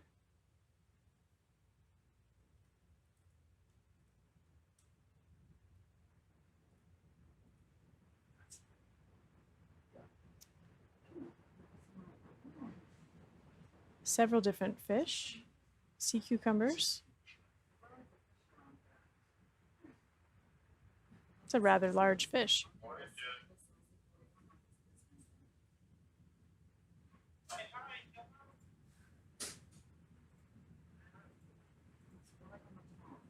Yeah. What's that?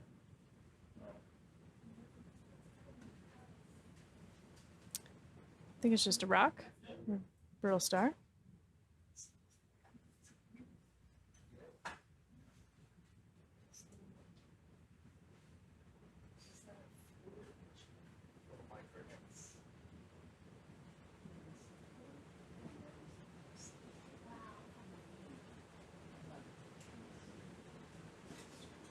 So this is like the sea cucumber, small. Yeah, timeout.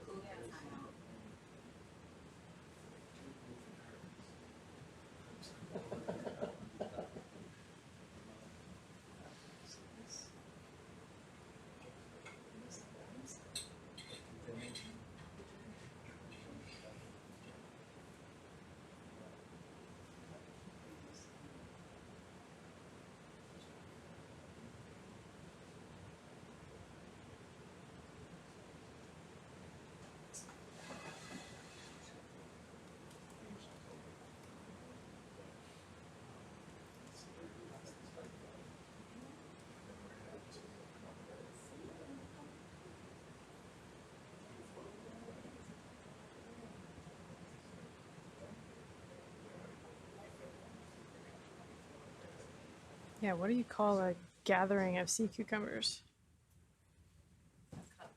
A cuddle? No, I don't know. No. Sorry. A pickle? Apparently for octopus, it's a sortium. What? Really? Yeah. A group of octopus is called a consortium. Yeah. That's funny. That is the nerdiest. Why is that so weird? I was right. A group of sea cucumbers is called a pickle. Oh my god. Wow. That's ridiculous. A pickle. Pickle. I'm gonna start using that in Sea-Log. Somebody has a sense of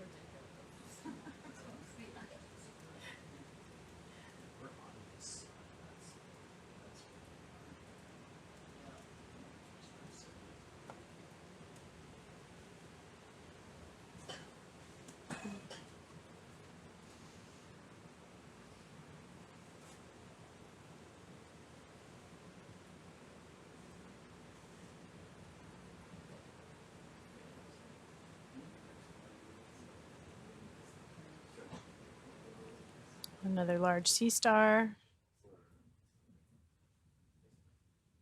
Actually, two different sea stars.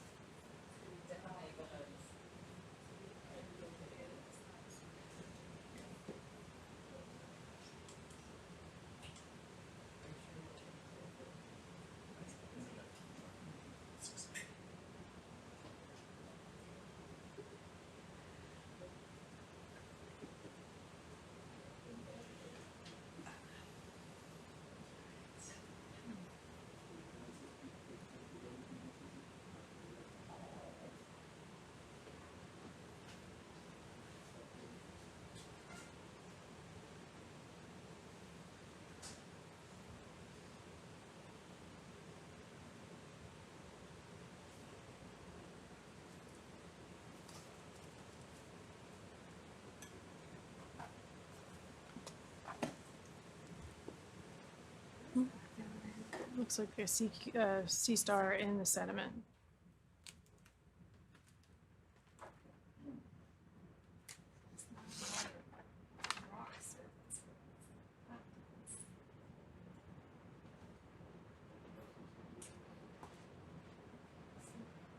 Different color there.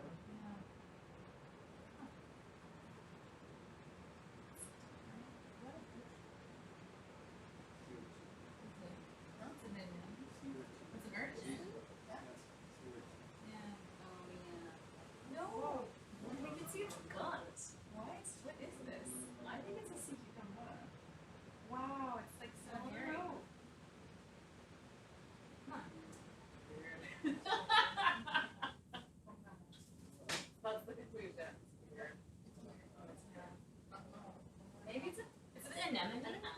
Maybe it's a worm. Like, yeah. We are all over the phylogenetic map there. Looks like that's a big or a node.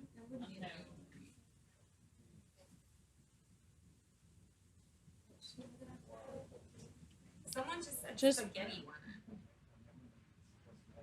I don't think so.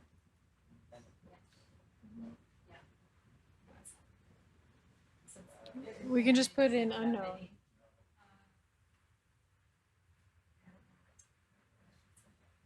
I'm gonna put unknown. Yes. Gross thing. There's another one.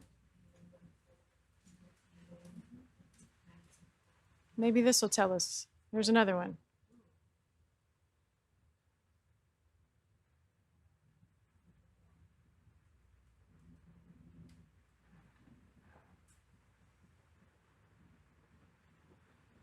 See, I think it's not. I think it's a spaghetti worm. Yeah? Well, that's what they were saying. Yeah, that's where I got it from. But I looked it up and I don't know if it.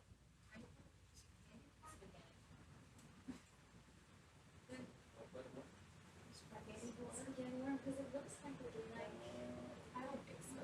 You know, like it looks like that's the body.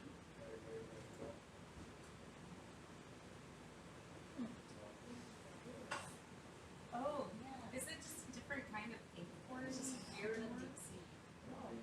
Can we get the lasers on, please?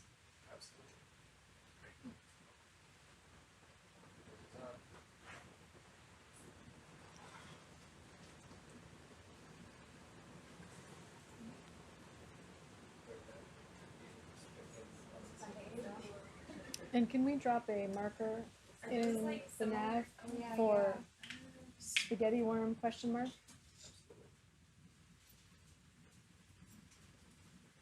Okay, we can keep flying. You're welcome to navigate. It's just very colorful.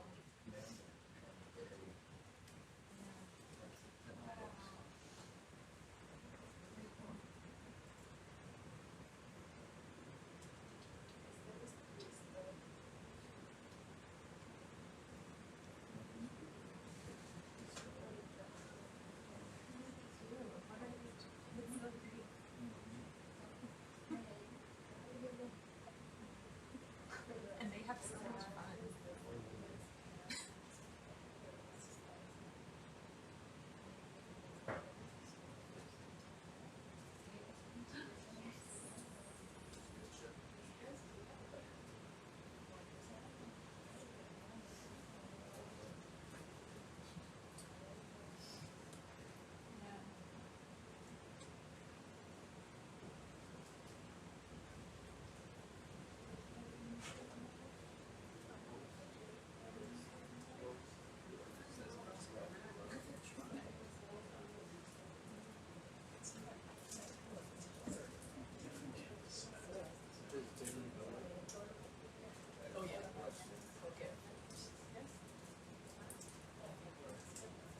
It's 10%.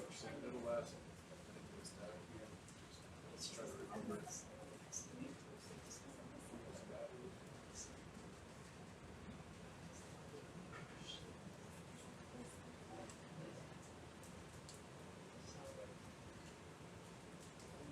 How far away is waypoint 7? Step 6. Keep it. About 6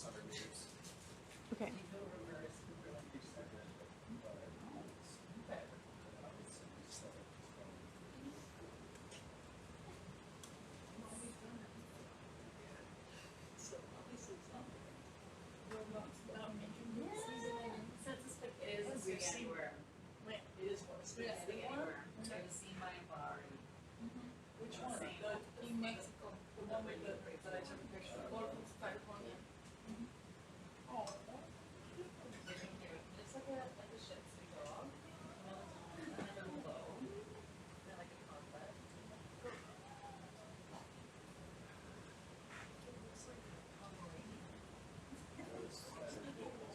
Screen just went right in, glares off of like 4K. Mm-hmm. A lot. Yeah.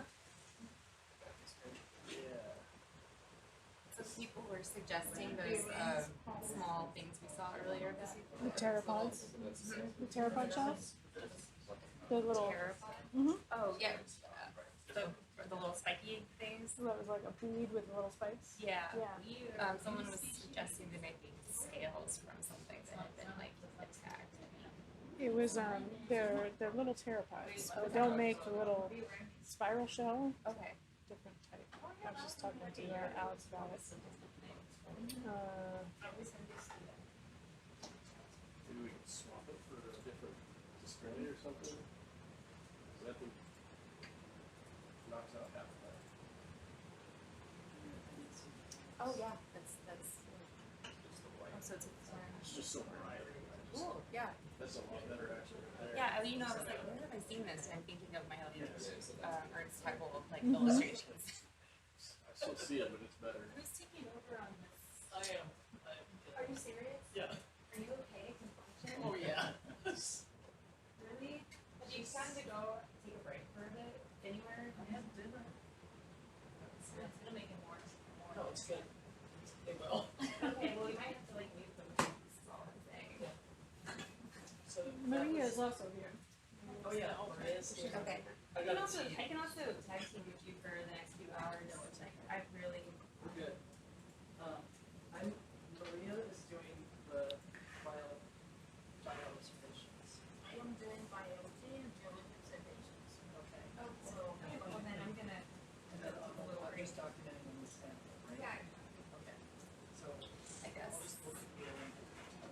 Ooh. You need to do anything, say Rachel.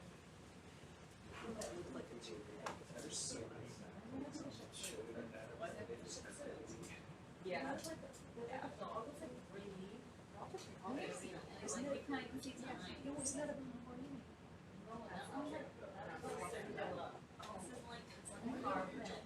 My brain is not really. They're not big.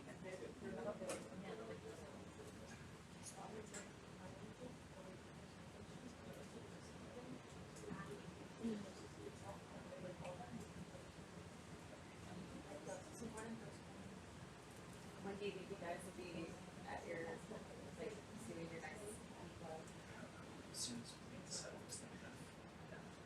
So, but I think we'll need to cover our, Just one more? You're doing. no, we're gonna do two, and then we're gonna do switch them out. Take what you can get. Yeah.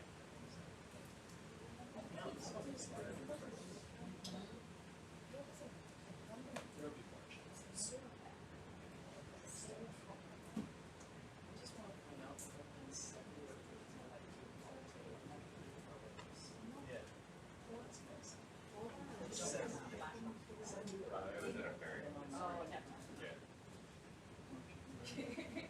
Part of me is like, wow. Maybe it's the case. I work fast. And it makes you wonder, like, who they are, what they have going on.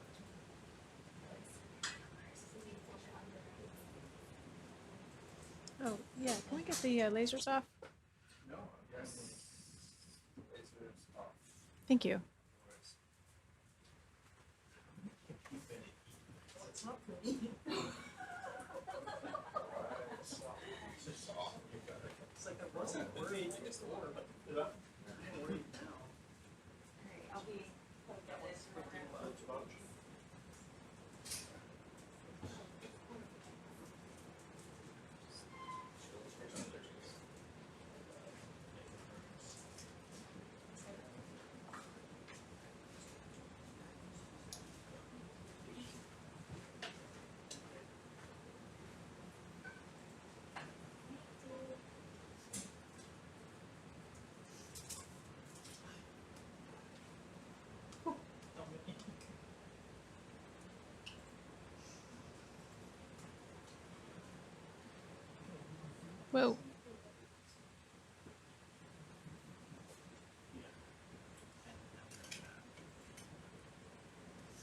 it's gonna be difficult.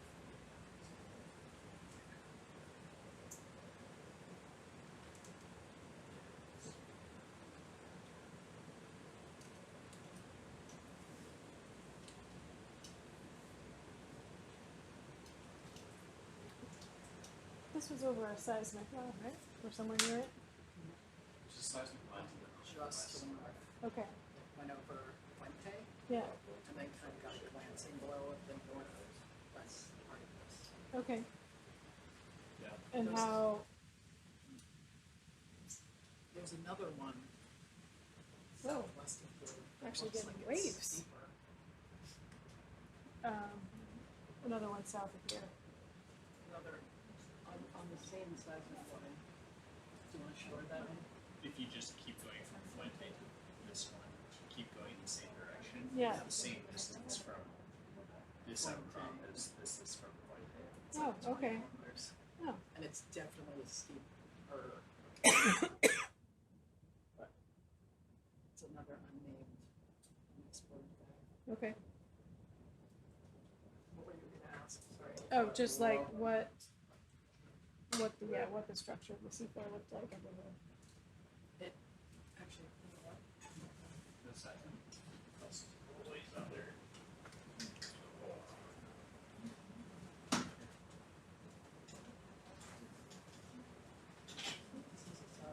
That's the other one. That's the other one. So shift and click and drag to.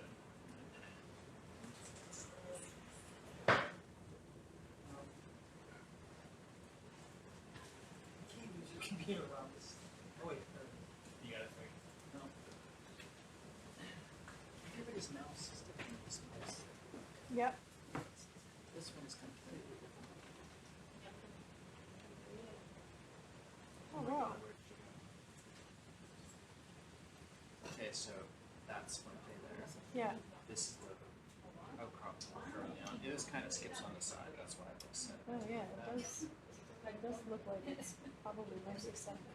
Yeah, But and then it's kind of off the line too, so. Yeah, that's true. See, you're having trouble with that. then this is that. Oh, I guess it's a little further. Okay. Looks like the rock Yeah. up on the steep side. This is a big sediment pond over here. Okay. Yeah. So we'll definitely want to go further south. Fine.